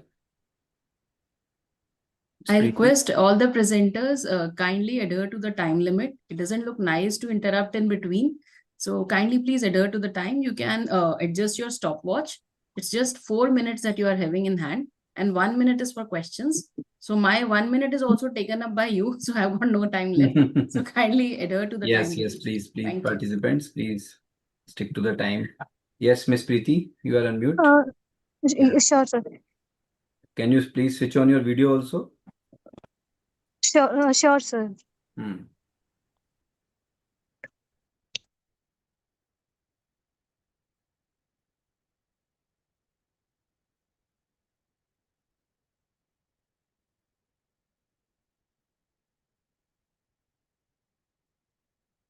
Yeah, please start your presentation.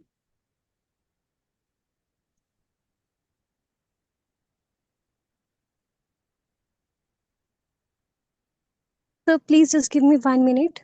Okay, I will invite you later on. Yeah, the next presenter, Miss Nafisa Sultana. Please, Nafisa Sultana, please unmute. Nafisa Sultana, serial number 25. Yes, sir. Am I audible? Yes, you are audible. Okay, sir. I'm just sharing. Please share your, start your video also. Yes.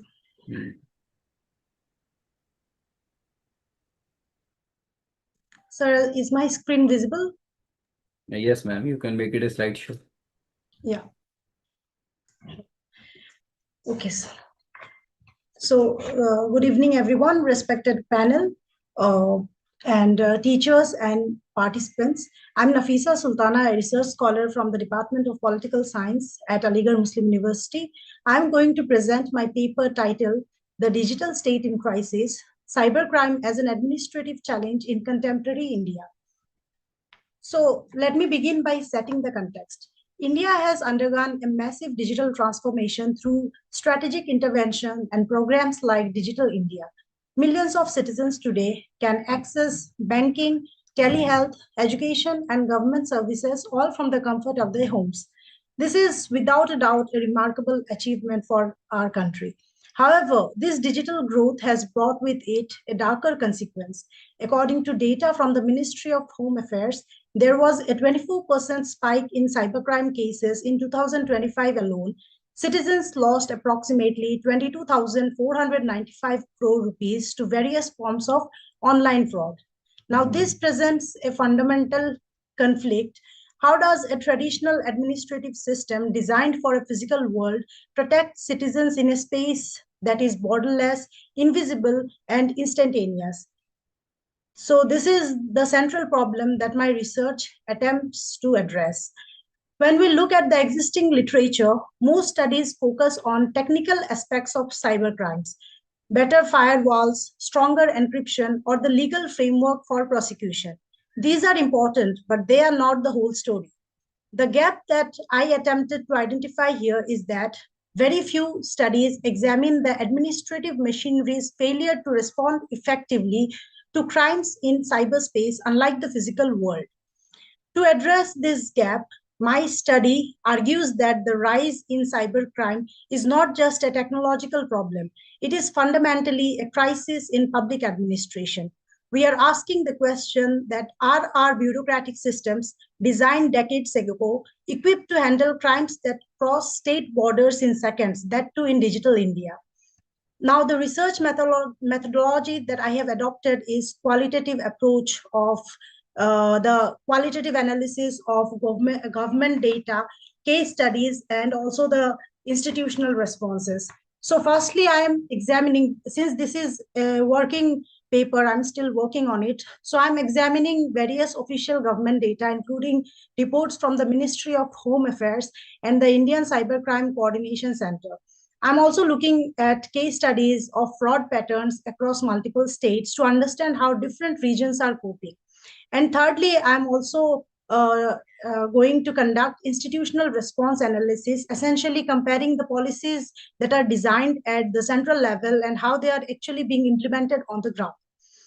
Now, as of now, the administrative challenges that I could find is that nationally over 28 lakh cyber crimes were reported.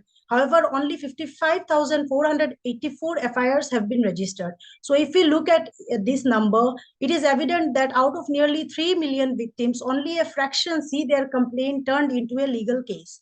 So as of now, the study finds that our police stations currently lack the infrastructure, the training, and the capacity to handle digital evidence. Our traditional policing model is built for physical crimes, for example, footprints, weapons, and eyewitnesses. It struggles when the crime is hidden behind encrypted networks and fake digital identities. Now, the key findings that I could find as of now is that when we look at the state level infrastructure, we can see varying institutional capacity. Not every state has got those institutional capacity required to curb such cases of cybercrime. In several states, cyber police stations are dealing with massive backlogs like Telangana. There is also evidence of severe shortage of forensic experts who can extract evidence from a mobile phones or a laptop. So we can see that there is huge shortage of skilled persons or officials. Without this evidence, cases simply cannot be prosecuted. Therefore, the victims, even after registering their cases, their challenges are not being transferred, or they are not actually there is no evidence of the police or the administrative officers. They cannot turn the victims' problems into a case, since there are lack of forensic experts also to extract the evidences. Now, the Indian Cybercrime Coordination Center has blocked fraudulent transactions worth over 8,031 crore rupees since it began. This is absolutely a significant achievement, but there is also a limitation here. Blocking money after it has been stolen is, of course, a reactive measure. It cannot replace the need for the prevention. We need systems that stop the theft from happening in the first place. Other serious challenges beyond infrastructure are structural challenges. So India's federal structure means that different states have vastly different levels of capacity to cope up with cybercrimes or to fight cybercrimes.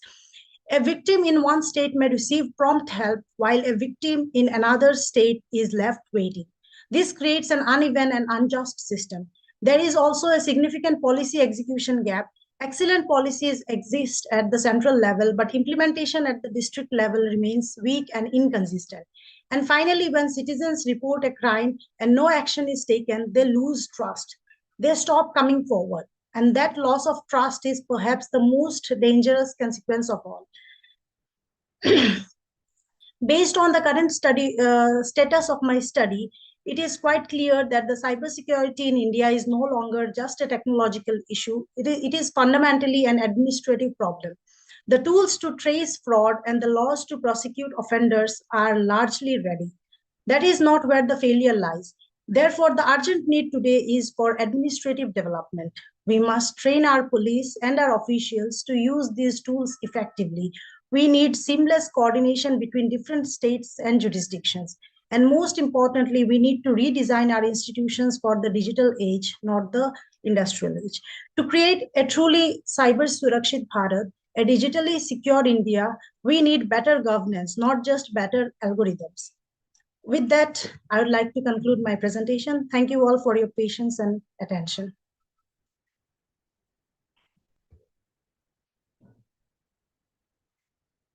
Thank you. Yeah, Dr. Baljeet, any Yes, question? sir. Yeah, sure, sir. Thank you, Nafisa ma'am. It was really a very engaging and informative presentation. So Thank you, you ma'am. talked about the government sectors, government systems with reference to artificial intelligence. So my question is, ma'am, what role can artificial intelligence and data analytics play in detecting and preventing cyber crimes in government sectors? Ma'am, of course, artificial intelligence will play a major role, but actually my study is basically about the administrative gap, the crisis that we have, like the lack of skilled personnel. I'm actually talking about not the technological part. I'm talking here about the administrative challenges that we face because of outdated systems, lack of institutional capacity, lack of skilled people. Like we are lacking in forensic experts. We don't have expert people to actually extract evidence from such prosecutors. So that's where we lag, ma'am. Fine, So ma'am. this So, is, ma'am, yeah. any suggestion that you want to give on this? Yes, ma'am. As our government has been trying, and we are already having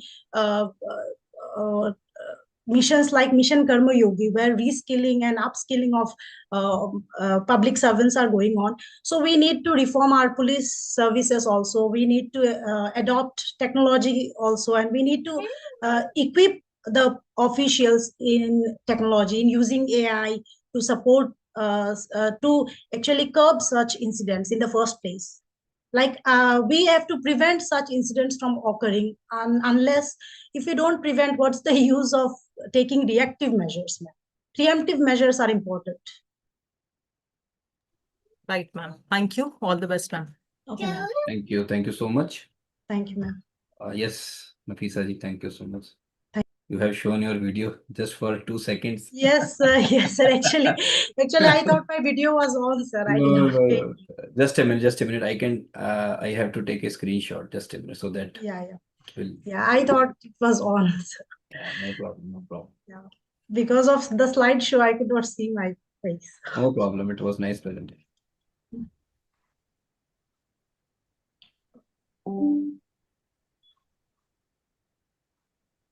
Yeah, thank you.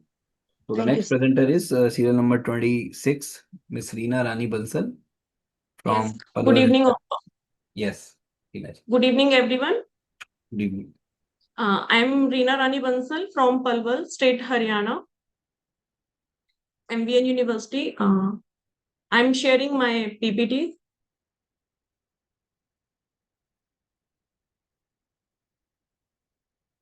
Is it visible? Yes, visible. Okay, ma'am. Okay. So my topic is pre and post merger effect on private banks in India, empirical evidence from 5 cases. As the time is short, I am just concluded that I have taken 5 cases: Kotak Mahindra Bank with ING Vyasa Bank, IDFC Bank, Capital First, Lakshmi Vilas Bank with the DBS India, HDFC Limited Bank with HDFC Bank, SBMC strategic stake in Yes Bank. Research methodology, it is secondary data-based studies, which includes 5-year pre and 5-year post-merger by using the Camel model. And the research objective is analyze the financial performance of selected 5 banks by Camel analysis and compare the financial performance of selected bank during the pre and post-merger. So analysis tool is Camel analysis, which is make from the 5 keywords: C for capital adequacy, A for assets quality, M for management risk efficiency, E for earnings, L for the liquidity. And the limitation of my study is, as it is based on secondary data, so its accuracy depends on the obtaining data. This is the Camel analysis of 5 banks. First column is CAR for pre-merger and next for the post-merger. Same as next for net NPA, ROA, return on assets, business per employee, and credit ratio. As we know that this is the average of 5 pre-data and 5 post-data. Kotak Mahindra Bank have CAR 17.4 and after that it enhanced. Same as for the all banks, that capital adequacy is enhanced by the merger. Same as net NPA is decreased because its ideal ratio is below than less 1. And Kotak Mahindra is decreased from 0.3 to 0.15. IDFC Bank 2.0 to 1.74, more than the Lakshmi Vilas Bank, it is 7.4 to 1.85. HDFC Bank little bit increase हो गई है. Yes Bank 4.10 to 2.6. Same as ROI, Kotak Mahindra Bank, left to the Kotak Mahindra Bank, all of the ratios are increased. Either Lakshmi Vilas Bank is in negative and after the merger it becomes positive. Same as business employee ratio, it is also increased. Credit deposit ratio is also enhanced. The next is findings. So findings is that the capital adequacy ratio is fluctuating overall, but after the post merger, it is good. It is more than the benchmark level that is set by the RBI. Same leverage ratio, it is decreasing during the pre-merger period, but after the post-merger period, it is an increasing trend. And in 2023, it is 7.86, which is higher than the benchmark value. Both NPA, net NPA are very high in the pre-merger period, but after post-merger period, it decreases. Conclusion is the most banks experienced improved in financial performance after the merger. Banks such as Kotak Mahindra Bank, IDFC Bank, Lakshmi Vilas Bank, they showed stronger capital adequacy, better management, enhanced liquidity in post-merger period. Merger of Lakshmi Vilas Bank with DBS Bank and strategic investment by the foreign bank, that is Sumitomo Mitsui Banking Corporation in Yes Bank, contributed the strengthening capital. Overall, the findings suggest that merger are the strategic investment that played an important role in improving the financial health of a private sector bank. As we all know that by the downfall of any bank, the resources of a country are wiped out. So it is a better opportunity to merge them into a second one. Thank you. Thank you, ma'am, for the nice presentation. The topic that you have chosen is also related to my PhD. So Yes, yeah, ma'am. I have also studied PhD in my banking sector. So ma'am, you have taken 5 banks for your study. Yes. So Yes. all other banks are there, which are, topmost and they are playing very good role in the banking sector. So any reason for choosing these 5 banks, ma'am? Ma'am, these 5 banks are the recently merger periods, no? That's why I am choosing these banks. Just say Yes Bank recently take over by SBI. Then after the finish out the lock-in period, it's a foreign bank usme include ho gaya. Lakshmi Vilas Bank is also in 2020. So my purpose is to conclude the ratio ya data from the latest mergers only. Right. That's why I include only 5 cases. Okay. So, ma'am, after your study, did you find any operational challenge post-merger? Ma'am, after my study, the operational challenge is first of all the branches of the bank and the employees ratio. I'm not included in this because it's the shortest time of 4 to 5 minutes. That's why I am limited my study. But the main challenge is workman ratio and the branches ratios. Okay. They suffered a lot in the post-merger cases. Okay. Fine, ma'am. All the best. Thank you. Thank you. Thank you. Thank you so much. Yeah. The next presenter, Brinda. Please unmute. Brinda G. 28 serial number. Brinda Ji. Yes, sir. Yeah, you want Sir, to. happy meet. Who will present the paper? I would like to mention you that I don't know because in this paper there are 5 students. So I just want to Yes, sir. convey We are that. 4 members in the team. Yeah, So but I'm Samita. you all have to register in this conference for the certificate. Okay, only one, if only one student is registered and everyone is presenting, so we cannot give the certificate to everyone. So if not registered, so please register yourself. Otherwise, you will not get the certificate. Only the Okay, sir. student who paid the registration fee, he or she will get the certificate of presentation. Okay. Okay, sir. So this will keep in your mind. Okay, sir. Yeah. So shall I start? Yes, please start. Yes, sir. Good evening, sir. Good evening, respected chairman and participants, and myself, Samita, from SRM TRP Engineering College, Trichy. Today, I am presenting my research work titled AI-based secure document authentication using OCR, Blowish, AES encryption, and QR. The introduction is, and my introduction. Smita, make it on full screen. Okay, ma'am.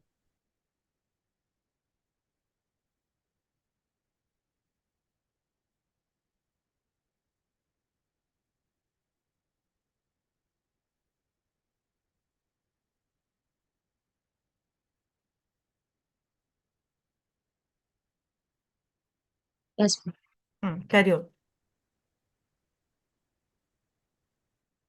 Intro.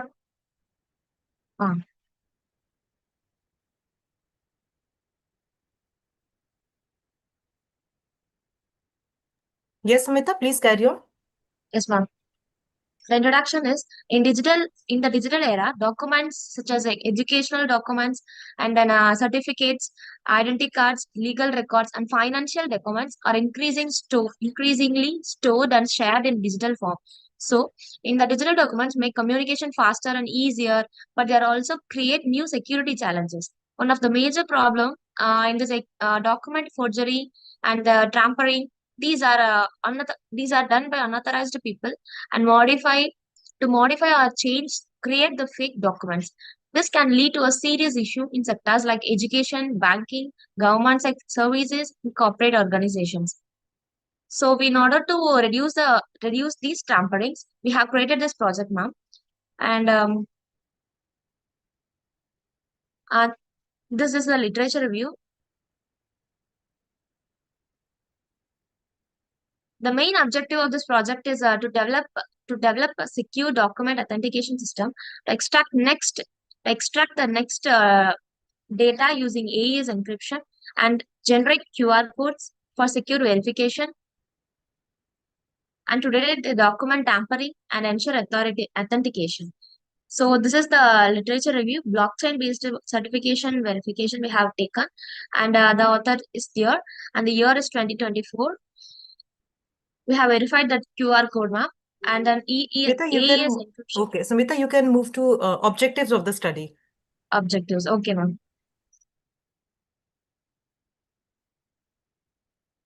Yes, to develop a secure document authentication system, ma'am. For this, the project is, and to extract the text from uploaded documents using OCR, to encrypt, and extract the data using Blowish algorithm, and then to generate QR codes and to detect the document tampering and ensure authenticity. By this, we can detect the document tampering and ensure authenticity. And this will continue by my teammate Brinda.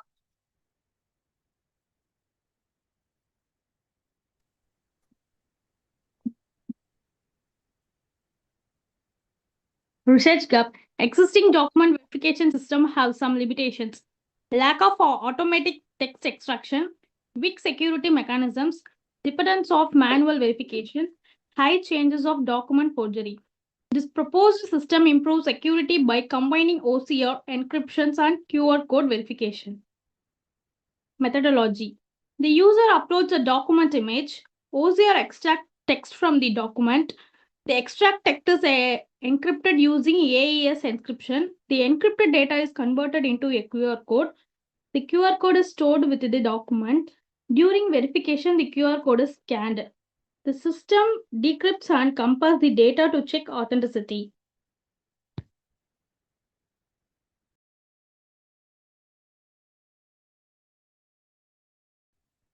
In result and discussion, ma'am, the developed system successfully performs the document authentication through the several stages. The system supports image upload and document storage. OCR is used to extract text from the document image. The extracted text is used and converted into a QR code for a secure verification. During scanning, the encrypted QR code is decrypted and validated to check whether the document is authenticated or tampered. In the conclusion, the proposed system provides a secure approach for document authentication using OCR, encryption, and QR code technology. The system helps prevent document tampering and enables easy verification through QR scanning. This approach can be applied in education certificates, legal documents, government records, and digital identity verification system. For future work, may include integrating blockchain technology and advanced security mechanisms for stronger protection. Thank you, ma'am.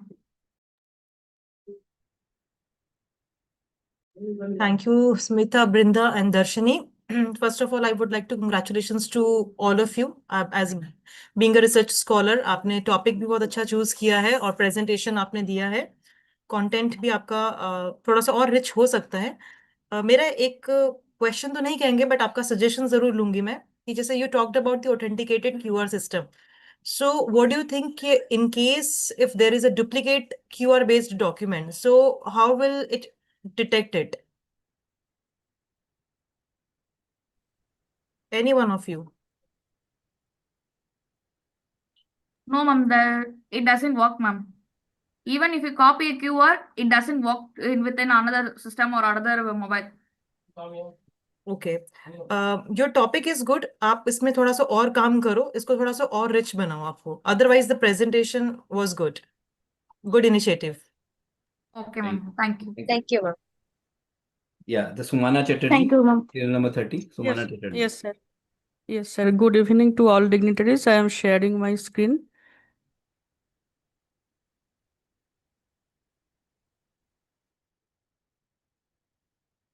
Yes, actually, this is the understanding the trend of groundwater level of Odisha district. The objective is to study the trend, how much it is changing or not for the future years from 2026 onwards to 2030. And this was the three shorts was there. Initially, the groundwater level of Odisha districts, various data was collected from the site. This was the WRIS site, actually. From the method one is that the WRIS system. This was the first step. Yes. Actually, this is the first step. This is the, yes, this is the method one. And by neural network LSTM model, the analysis was done. And the WRIS site, the groundwater level of Odisha districts was collected. Various CSV files was there that were downloaded and ultimately merged into a single one. Year-wise data from 1990 to 2024 as obtained from there were subjected to analysis.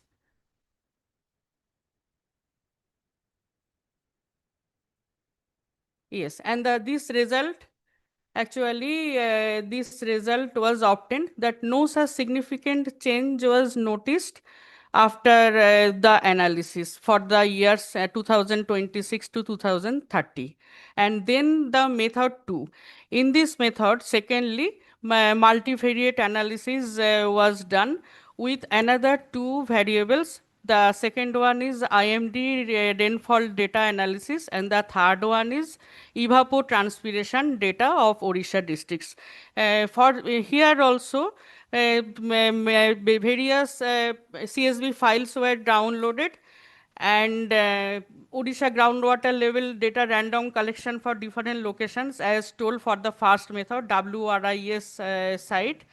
And the second is IMD DSP Pune rainfall data for Odisha districts. That was also all the CSV files for Odisha districts that was downloaded from there and merged into one single file. And the third one is the NASA powered API link to download the Odisha evapotranspiration data. This multivariate analysis was done in the second phase.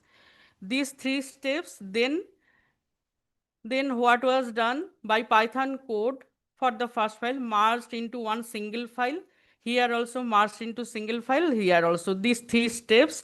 And for each step, year-wise average value was obtained with one new column. Ultimately, these three CSV files joined together to form one new CSV file. There, the analysis was done to get the insights. Yes, this was the result. Here also, this was AI/ML analysis, ARIMA. And here also observed notice that no such significant change could be noticed for the coming future years. Actually, as groundwater level change monitoring is very important for future years, so this analysis was done. Thank you. Thank you, ma'am. Very unique topic. Nice presentation. आपने अच्छा काम भी किया है. Thank you, ma'am. जैसे आपने you just focused on the Odisha sector, right, ma'am? Yes, yes. For Yes, so- this study, Odisha districts. Actually, I am now posted here, so interest actually that what is going on for the groundwater level change, if any impact for this reason. Okay, good, ma'am, good. So, ma'am, any past study on this topic? Actually, this is AI/ML analysis and neural network model. So, seen through that in this regard, what actually a study has been done, the groundwater level monitoring. Yes. Okay. And from the evapotranspiration, NASA data was used. That also Python code as used there. And for rainfall analysis, IMD, our department data, and the WRIS, or Water Resource Information System, as data obtained from there. 2024 till 2024 data is available there, this much. Okay. Good, ma'am. It is going to be useful for various sectors. All the best, ma'am. Yes. Next, you, ma'am. other region also, this study can be made. Right. Like similar Yes. as Odisha, yes, other districts also. Yes. Yeah, it's very interesting topic and very useful too. Thank you, ma'am. Thank you, ma'am. All the best. Thank you so much. Sneha Yadav, serial number 32. Sneha Yadav from Yes, sir. Delhi. Yeah. Yes, Sneha.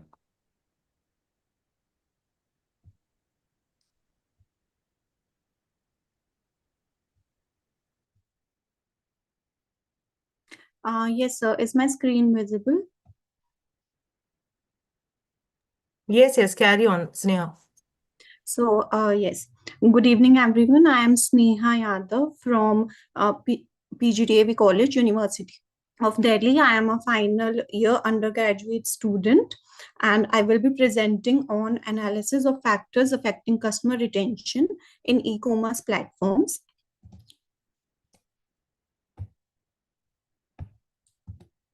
So customer retention refers to the ability of a business to keep its customer over time and encourage repeat purchases. It is crucial because retained customers contribute more to long-term profitability than acquiring new ones. The topic is important due to its rapid growth of e-commerce market in India and global both.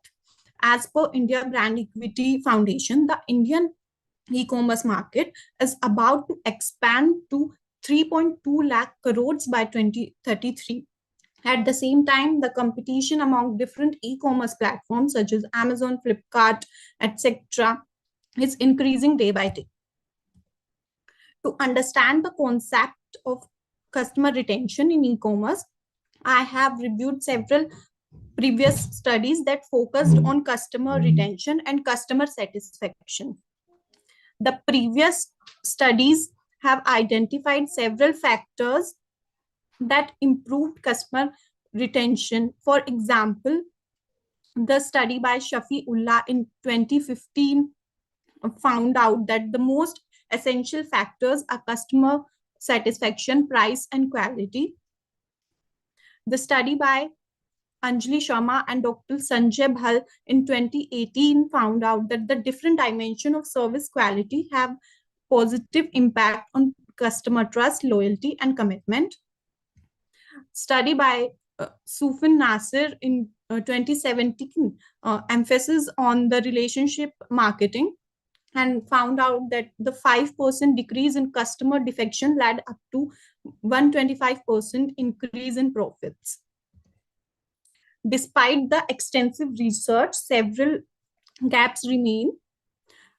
So, first being the most study focused on customer acquisition rather than customer retention.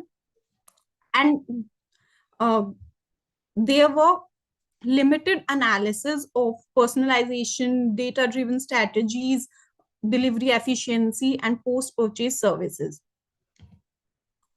The main objective of this study are to analyze the key factors affecting customer retention in e-commerce platforms, to analyze the impact of service quality on customer retention, to analyze how delivery efficiency and logistic performance affect customer retention, to examine the impact of product quality and price on customer retention, and finally to provide practical recommendations for e-commerce managers aimed at improving customer retention and strategies.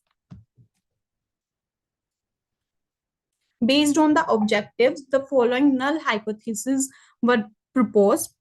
First, the customer service quality has no significant effect on customer retention in e-commerce platform. And second being the delivery efficiency has no significant effect on customer retention in e-commerce platforms. The study follows a descriptive and analytical research design using a quantitative approach. Both primary and secondary data were used. The sampling technique adopted was convenience sampling. And the data analysis tools used were percentage analysis, correlation, and regression analysis. The primary data was collected through a Google form survey from 263 respondents. The independent variable was customer retention, and the dependent variables chosen are first, customer satisfaction, product quality, price, service quality, and delivery efficiency. The demographic results from the data analysis showed that there were 51% male, 48.6% female, and 0.4% others, followed up by their age and occupations. The result from correlation analysis shows that all variables have a positive relationship with customer retention. Among them, delivery efficiency shows the strongest relationship, followed up by service quality and price. The regression analysis for this confirms these results, and the model explains about 52% of variation in customer retention. This means these factors significantly influence whether customers continue using an e-commerce platform or not. The main finding of the studies are that firstly, the delivery efficiency is the most influential factor that affect customer retention in e-commerce platform. Secondly, the service quality and price perception significantly influence repeat purchasing behavior. Third, the product quality and customer satisfaction also positively influence retention, but their impact is relatively lower. The regression model explains about 52% of the variation in customer retention, indicating that these factors play a very important role. In conclusion, Customer retention in e-commerce platform is strongly influenced by operational and service related factors. Improving delivery speed, maintaining good quality, and offering competitive pricing can increase customer satisfaction and encourage repeat purchases. Therefore, e-commerce companies should focus on these areas to strengthen customer loyalty and long-term profitability. Thank you for your attention. I would be happy to answer any question.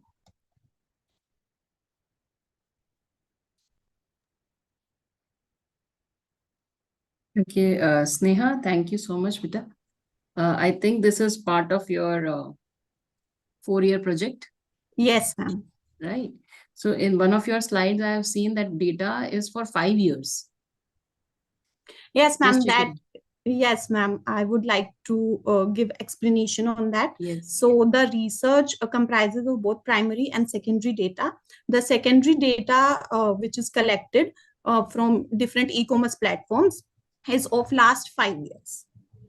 Okay, and when you're talking about primary data, which software have you used for analysis? Ma'am, I have used Excel for analysis.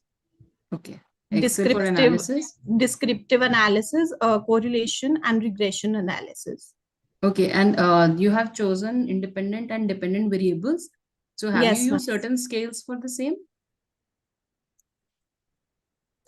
Yes, ma'am. I have conducted the reliability and validity Convac test. alpha you have checked? Yes, ma'am. Were the scales reliable? Yes, ma'am. They were in the range of that. They were in the range. Yes. Okay. ठीक है बेटा. Thank you so much. Thank you. Nice presentations and keep up the good work. Thank you. Thank you, ma'am. Thank you. Thank you so much. Serial number 36, Shalu. Shalu Samra. Yeah, please unmute, Shalu. Research scholar from Hisar, Guru Jambeshwar University of Science and Technology. Yes, Good Shalu. evening, sir. Good evening. Am I audible, sir? Yes, yes, please continue.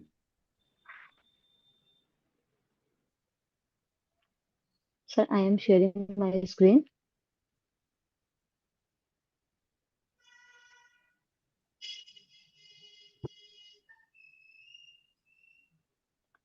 Good evening, everyone. I am Shalu, Research Scholar, Guru Jambeshwar University, Science and Technology, Hisar.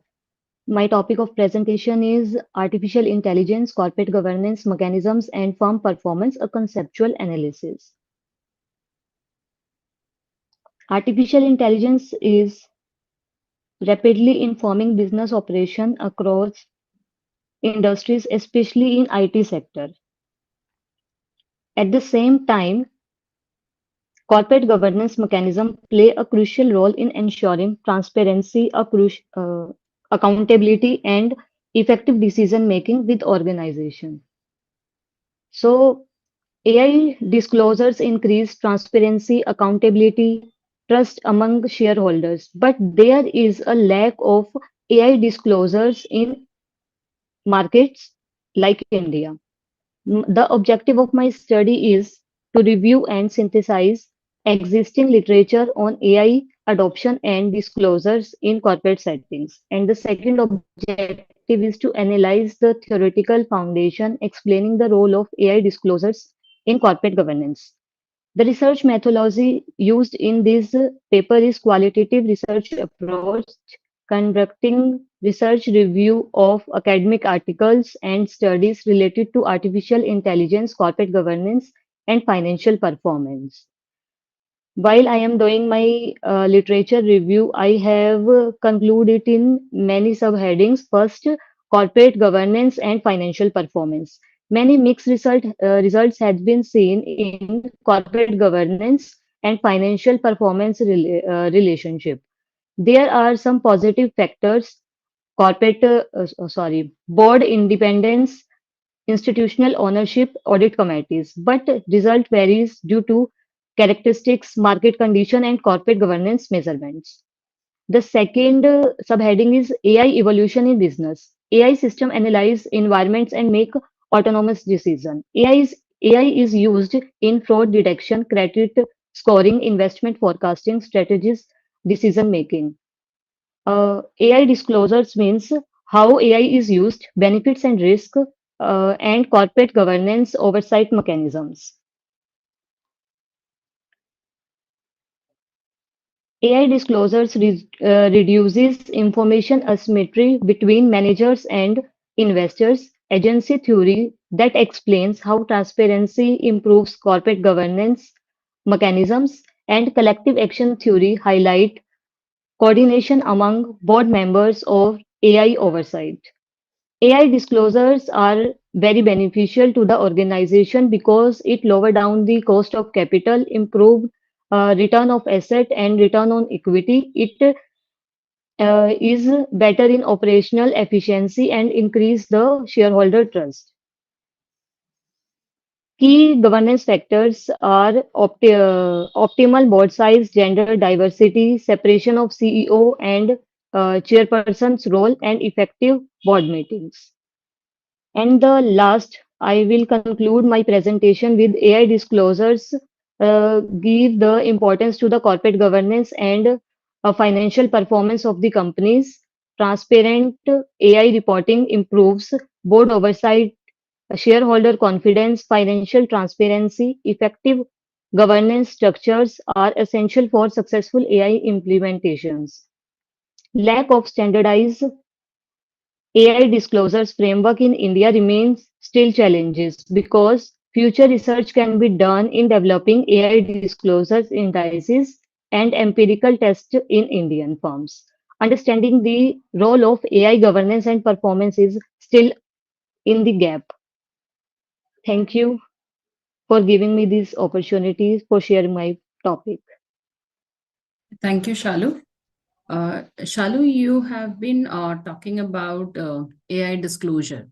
Can you give me some Yes, real ma'am. case studies, any case study from Indian context about the theme that you were talking Ma'am, about? I have when okay, ma'am. When I was doing literature review, I have found that there is no AI act or any governance related to AI index in India. So I am conducted my research to develop the AI disclosures by yes, ma'am, by preparing it by my own financial reports of the companies. When you suggest AI disclosure, what do you have in mind exactly? What do you mean by Ma'am, AI disclosures?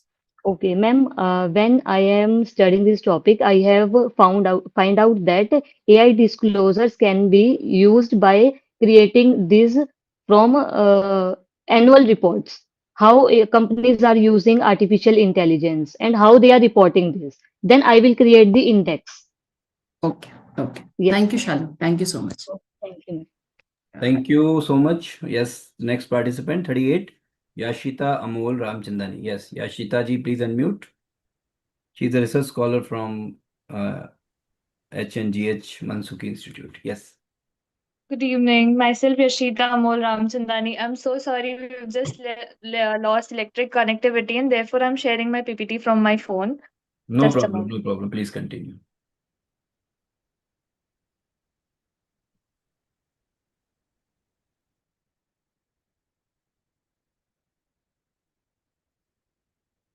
One second.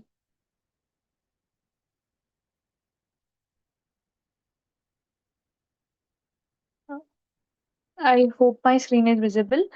My topic is digital transformation in SMEs, the role of artificial intelligence in business performance and data privacy. I myself have a small brand named Yashis, and we were currently offline, and now I'm trying to explore the online side. When big brands these days like Meta are not being able to conserve the privacy of their customers, it's very challenging for small brands like us to be doing that. I will be talking about everything that we need in the coming up slides. So, the research investigates the intersection of digital transformation and artificial intelligence adoption. So, basically, we all SMEs, we need to go digitally, we need to transform, we need to adopt to AI, but at the same time, we don't want to risk the privacy on the data of the customers which are coming to us. So this research basically wants to bridge these gaps. We want to implement the AI also, and we also want to protect the new SMEs also against the privacy risks. And we want to make it a data-driven business environment. So the context is about business operations globally. We are having unique challenges, as mentioned by one of the presenters before. Customer retention is not only important for the commerce or e-commerce website or quick commerce website, but it's equally very important for us as SMEs. Because most of the customers that we have are switching now to online e-commerce or quick commerce, and we are having very limited resources. About the AI revolution, we are having unprecedented opportunities. We have predictive analysis. If we transform ourselves digitally, we can make intelligent decisions. We can switch to automation by reducing all the tasks that are going on. Simultaneously, there are some data protection regulations like GDPR and growing consumer awareness about everyone wants their data to be very well protected. And these all GDPR actually are given by the government. So here are some literature reviews that have been already done. So there are a lot of gaps also. There is a very minimal research that has been done on this topic, especially for SMEs. And a knowledge gap is exists because SMEs which are still in the developing or in the growing stages, we still don't know how to switch to AI and how not to keep the digital privacy of the customers. So the objectives of the paper would be about the operational impact of AI, like when we are switching to AI, what all operational impact would be there. To assess the performance gains, I also want to assess when I switch to AI, what good performances can I deliver. Also, I want to know what are the data privacy barriers. I want to know about the ethics and the trust relationship. If I follow proper ethical things that the norms that the government is giving, would customers trust me and give me their data? And based on everything, I would like to propose a strategic framework. So the research methodology, the design would be a mixed method approach. I would be using both quantitative and qualitative interviews. Sample population would be about 350 SMEs, and organizations with like 50 to 500 employees. We would be targeting urban and semi-urban centers. But for data collection, we'd be using online surveys and semi-structured interviews. And secondary data we can get easily from industry reports. We'll be using SPSS to convert this, or Excel also. Some of the findings that we could see is 42% of the current AI users are SMEs. They are using at least one of the AI technologies. One of the best example of this is Dhanda AI. It actually would give direct responses to the Google reviews that customers give us. 68% of them are planning to implement AI, and 3.2% people have seen productivity gain till now. So about the business performance reports, there have been good quantitative and qualitative benefits, both if we are following everything very properly. 27% reduction costs are there, faster decision making cycles are there, improvement is there in the customer satisfaction. And about the data privacy challenges, there is difficulty in navigating through the complex regulatory things that are done by the government. And we don't even have proper architecture for protecting the data. Also, there are many concerns about budgets and terms of data privacy challenges. The conclusion is that we obviously need AI, but not at the cost of giving the data to anyone else. Many times we have heard about Grok AI sharing information to other users. So this is not what we want. we could adopt phased implementation according to the recommendations, and these are the recommendations that I have, and there's some bibliography. So, here was a small gist, and I'm open to any questions. Thank you. Thank you. Thank you, Yashita. Yeah. Nicely presented. And of course, data privacy is a concern we are facing. The thing is, whenever you go out, everybody demands your mobile number. So even if you are shopping, even if you are purchasing grocery, everyone needs a mobile number, and God knows where that mobile number goes. So obviously, data privacy is a major concern with the AI, and it needs to be worked upon. So thank you so much for bringing that issue to the forefront. Thank you, Beta. Thank you.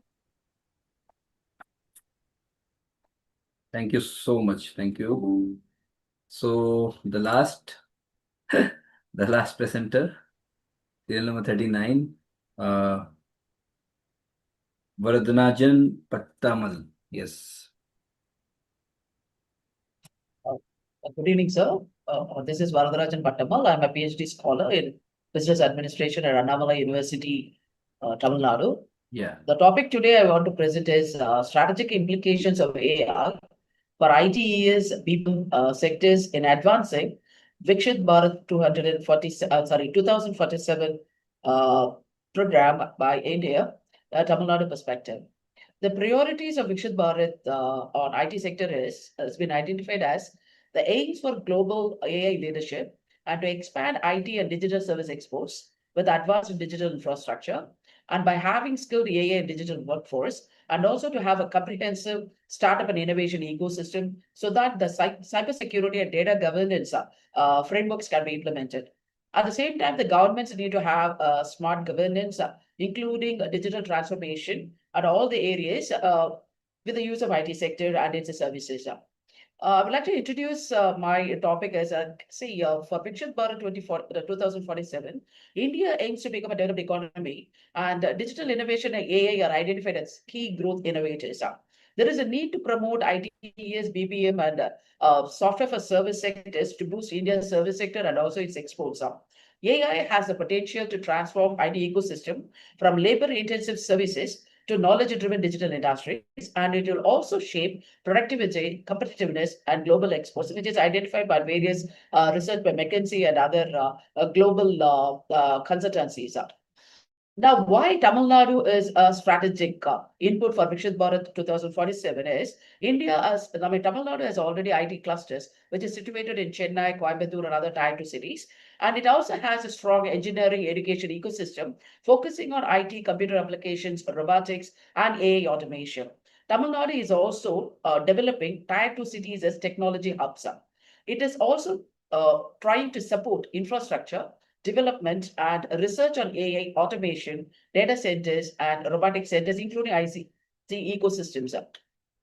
Advantages of Tamil Nadu using ITES sectors with AI automation is it is already an established IT services hub, and it has an IT infrastructure and technology parks with a large pool of skilled engineering talent and high software and digital service exports with actually a startup ecosystem with the Tamil Nadu government IT policies supporting a proper investment climate. So the implication is Tamil Nadu can become a national model for other states in India for AI-enabled digital economy.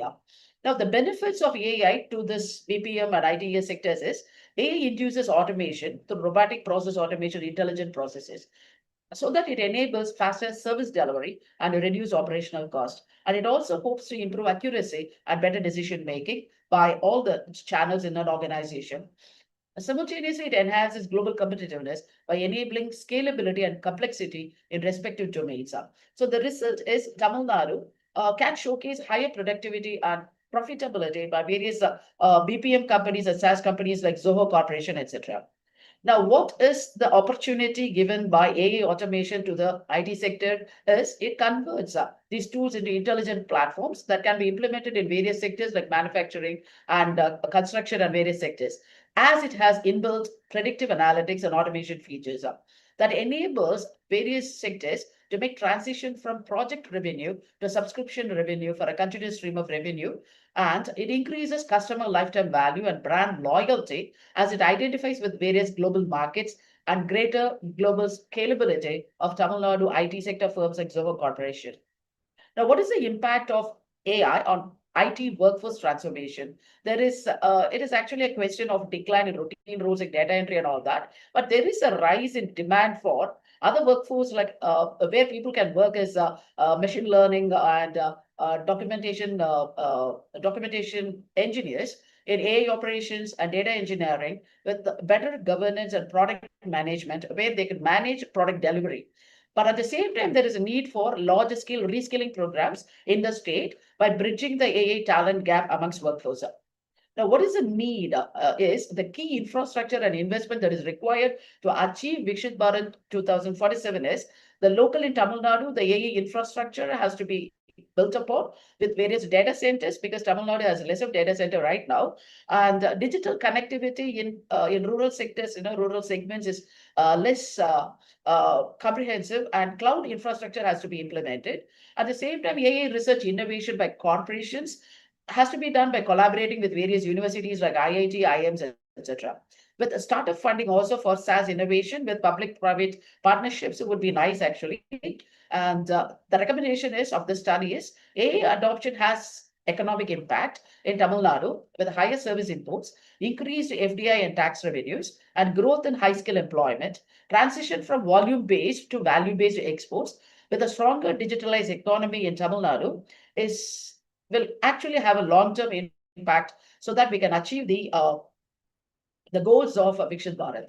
Suggestion is necessary policy reforms and ease of doing business for startup companies in AA has to be enabled, and AA specific regulatory frameworks should be specific for the IT sector, and so that data governance can be streamlined and with a single window approvals for different startups and other established companies. This will improve investment climate and innovation ecosystem in Tamil Nadu. As AI is a transformation technology for the IT sector, Tamil Nadu is actually growing as a global AI-enabled service hub. Though it has strong structural advantages with a good workforce, etc., infrastructural investment and AI automation has been looked upon by the government and also by the corporates, with workforce reskilling and maybe with IT policy and AI policy reforms, and also continuous research in AI via industry-university collaboration. Thank you so much for this opportunity, ma'am. Thank you so much, ma'am, for a wonderful presentation. And of course, we are aligning with the goal of, a digital revolution. We are moving towards AI, and we want to be somebody who is not only the recipient, but an innovator in this field. And obviously for that, we need to redefine our employment spaces. We need to build up our AI infrastructure, and you have very aptly put everything down in your presentation. Thank you so much for that, ma'am.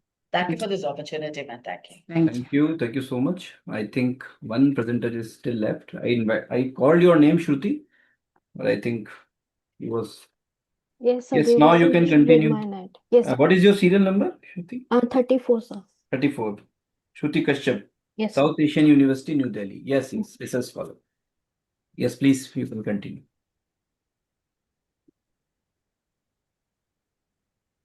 Please continue. Yes, sir. I'm trying to share my screen.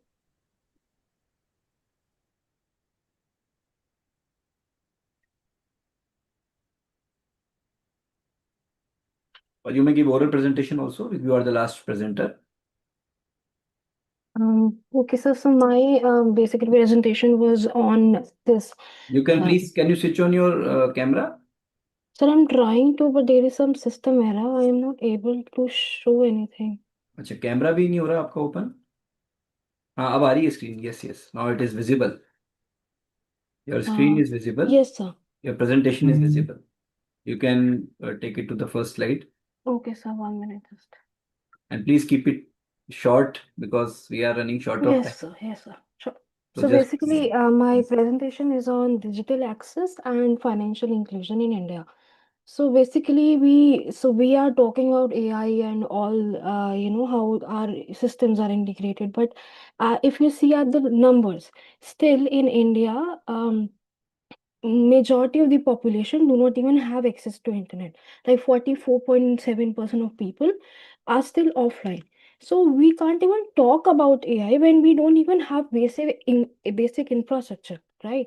So basically here, what I am trying to do is I want to see that whether access to internet can change or affect the probability of a person having a bank account, right? So here I am using this basically this is all the introduction, that having digital access can help you. It enables the digital financial access. It reduces the dependency on the physical bank branches, and it strengthens the financial autonomy of the people, especially of the women. It basically enables the digital financial access. It saves time, it saves the transaction cost, and it supports the digital platforms like UPI and fund transfers, online e-banking. And it also helps in facilitating the direct benefit transfers from the government. So therefore, we require this digital access. But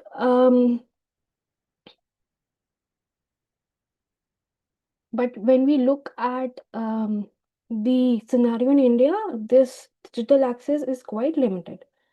So what we do is we try to see whether the access to internet it does has any effect on the probability of having a bank account. We use this NFHS 5 data, that is a nationwide data. It is for 28 lakh people, 28,43,917 individuals.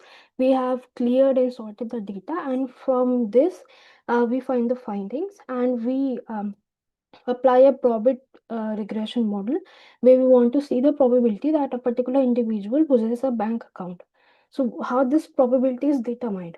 So we use different kinds of variables here. We use access to internet. We use whether the particular person has a mobile phone or not, the educational level of the person, the household, the wealth index, the caste, religion, whether that person possesses or does have this Aadhaar card or not, the state, or whether there is electricity in the household. We also look at some demographic controls like age and sex. So we control all these variables, and then we see what impact does these two variables, that is the internet access and the ownership of a mobile phone, have on the probability of financial inclusion.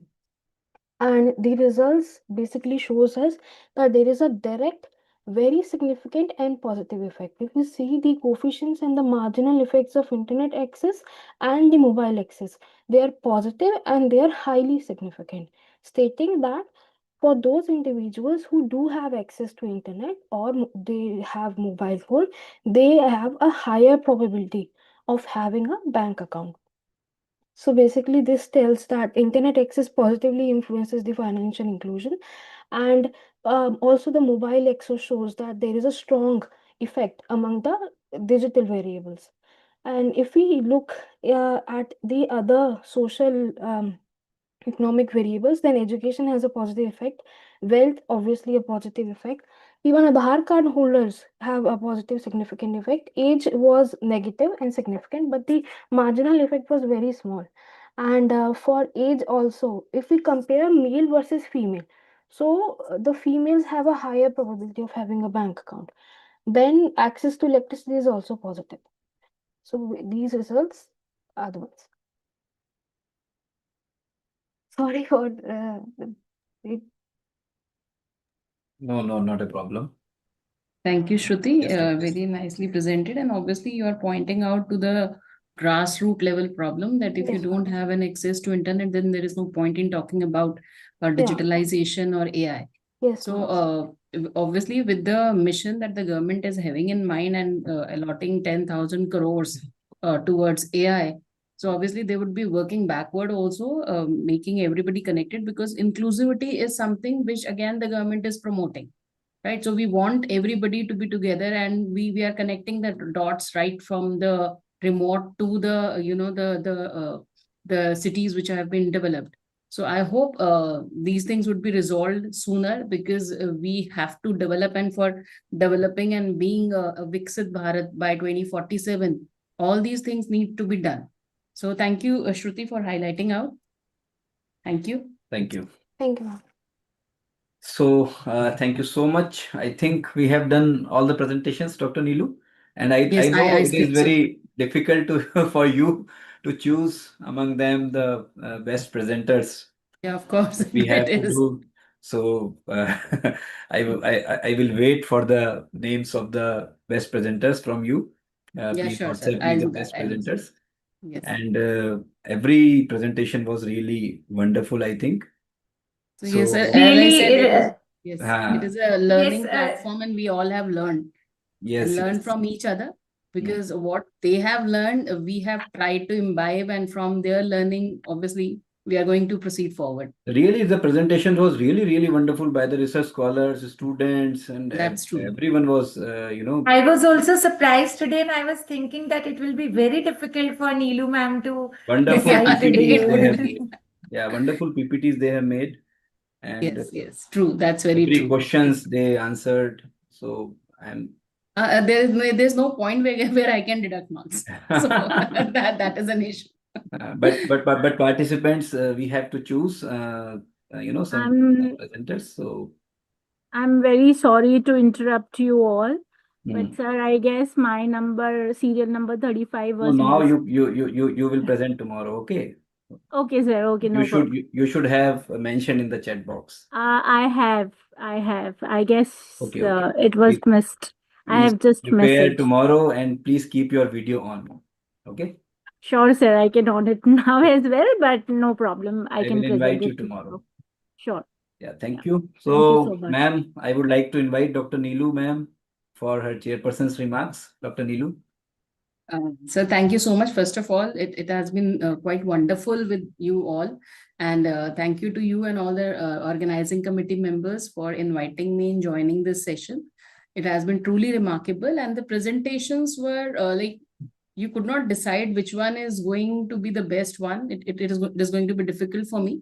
But I really enjoyed myself, and it was a learning experience for me, because I've been closely tracking this AI record since the summit which happened in Delhi in February. And it was quite fascinating. And the way the government is carrying forward this AI, I'll say it is more or less like we are going to be the innovators rather than the recipients, as I've already said. And one of the demonstration which I feel was already done in Prayagraj in Mahakumbh, where AI mechanism was used to bridge the gap between the state and the people. Crowd management was done through AI, then facial recognitions were done, and they have developed an app for giving, which can be imbibed in your WhatsApp, for giving information about what is happening, what are the events, any alerts going on. So the government is taking the mission seriously, and the three pillars that we have been talking about, like it should be for the people, and it should be for our progress, and it should be for our planet. So I hope with all these interactions we'll be proceeding forward. And thank you so much for the opportunity. Thank you. Really Thank you. privileged. Thank you. Thank you so much, Dr. Neelu, for patiently listening to all the presenters. My pleasure, sir. My pleasure. I would also like to thank Dr. Baljit Kaur ma'am also. Yes. Dr. Baljit, are you there? Yes, Dr. Thank you, Baljit. sir. Thank you. Thank you so much to you Sir, also, ma'am. inspires my family, sir. Yes, Thank you so much, sir. You always supported us, ma'am. Thank you so much. Dr. Neelu has also supported us. My, my friend Dr. Ashok Kumar, ma'am, knows Yes, I our know. friendship. Yes, true. So thank you so So much, we Dr. have Neelu. met because of him, and Yes. so he has been an inspiration for me, and again now you have been an inspiration. We have been connected, and I'm thankful for that. Nice. Thank you. Thank you so much. Thank you so much. And now, Thank you, before I invite Professor Vishal Tomar for the formal vote of thanks, I would like to request all of you to please switch on your videos. This is the last part so that I can take some screenshots. So I would like to invite Professor Vishal R. Tomar, conference convener and professor, Srimati MMK College of Commerce and Economics, Mumbai, for the formal vote of thanks. Professor Vishal. Good evening to all of you. Ravikant sir, my voice is audible? Yes, sir. Yes, sir. Clearly, clear. Yeah. So on a lighter note, a tailender has been asked to win a match and he has to see that he is not missing out anyone and hitting every ball 4 pay. So that is a challenging task what you have given to me. You were just telling to Neelu madam ki your task is challenging, but I think my task is much more challenging because I should not miss out anyone, whoever is here on the screen and whoever is on the backside of the conference who has contributed to this wonderful paper presentation on day one. I was just listening to Neelu madam and others. See, being a researcher, we are here to learn. So the word researcher is also something called as relearning. So that relearning and researching should not stop at any age, at any platform. So with this, I would like to start with my vote. Respected chief guest, distinguished speakers, esteemed delegates, respected faculty members, researchers, and dear participants. Before I begin the vote of thanks, I would like to briefly share a few words about my college, Srimati MMK College of Commerce and Economics, Bandra. Srimati MMK College of Commerce and Economics is established in 1961 and is working as one of the college under the HSNC board, that is Hyderabad Sindh National Collegiate Board, which is having more than 14 colleges under its belt. Srimati MMK College is one of the premier institutes dedicated to the excellence in the higher education in the field of commerce, management, and economics, which is situated in the heart of Mumbai, Maharashtra, Bandra, with more than 3,500 learners. Our college is NAAC re-accredited A grade in the 4th cycle, September 2024. College is committed to nurturing academic excellence, ethical values, and research-oriented learning among students and research scholars with state-of-art of infrastructure. College offers UG, PG, certificate courses, and have a dedicated research center for business policy and administration and accountancy.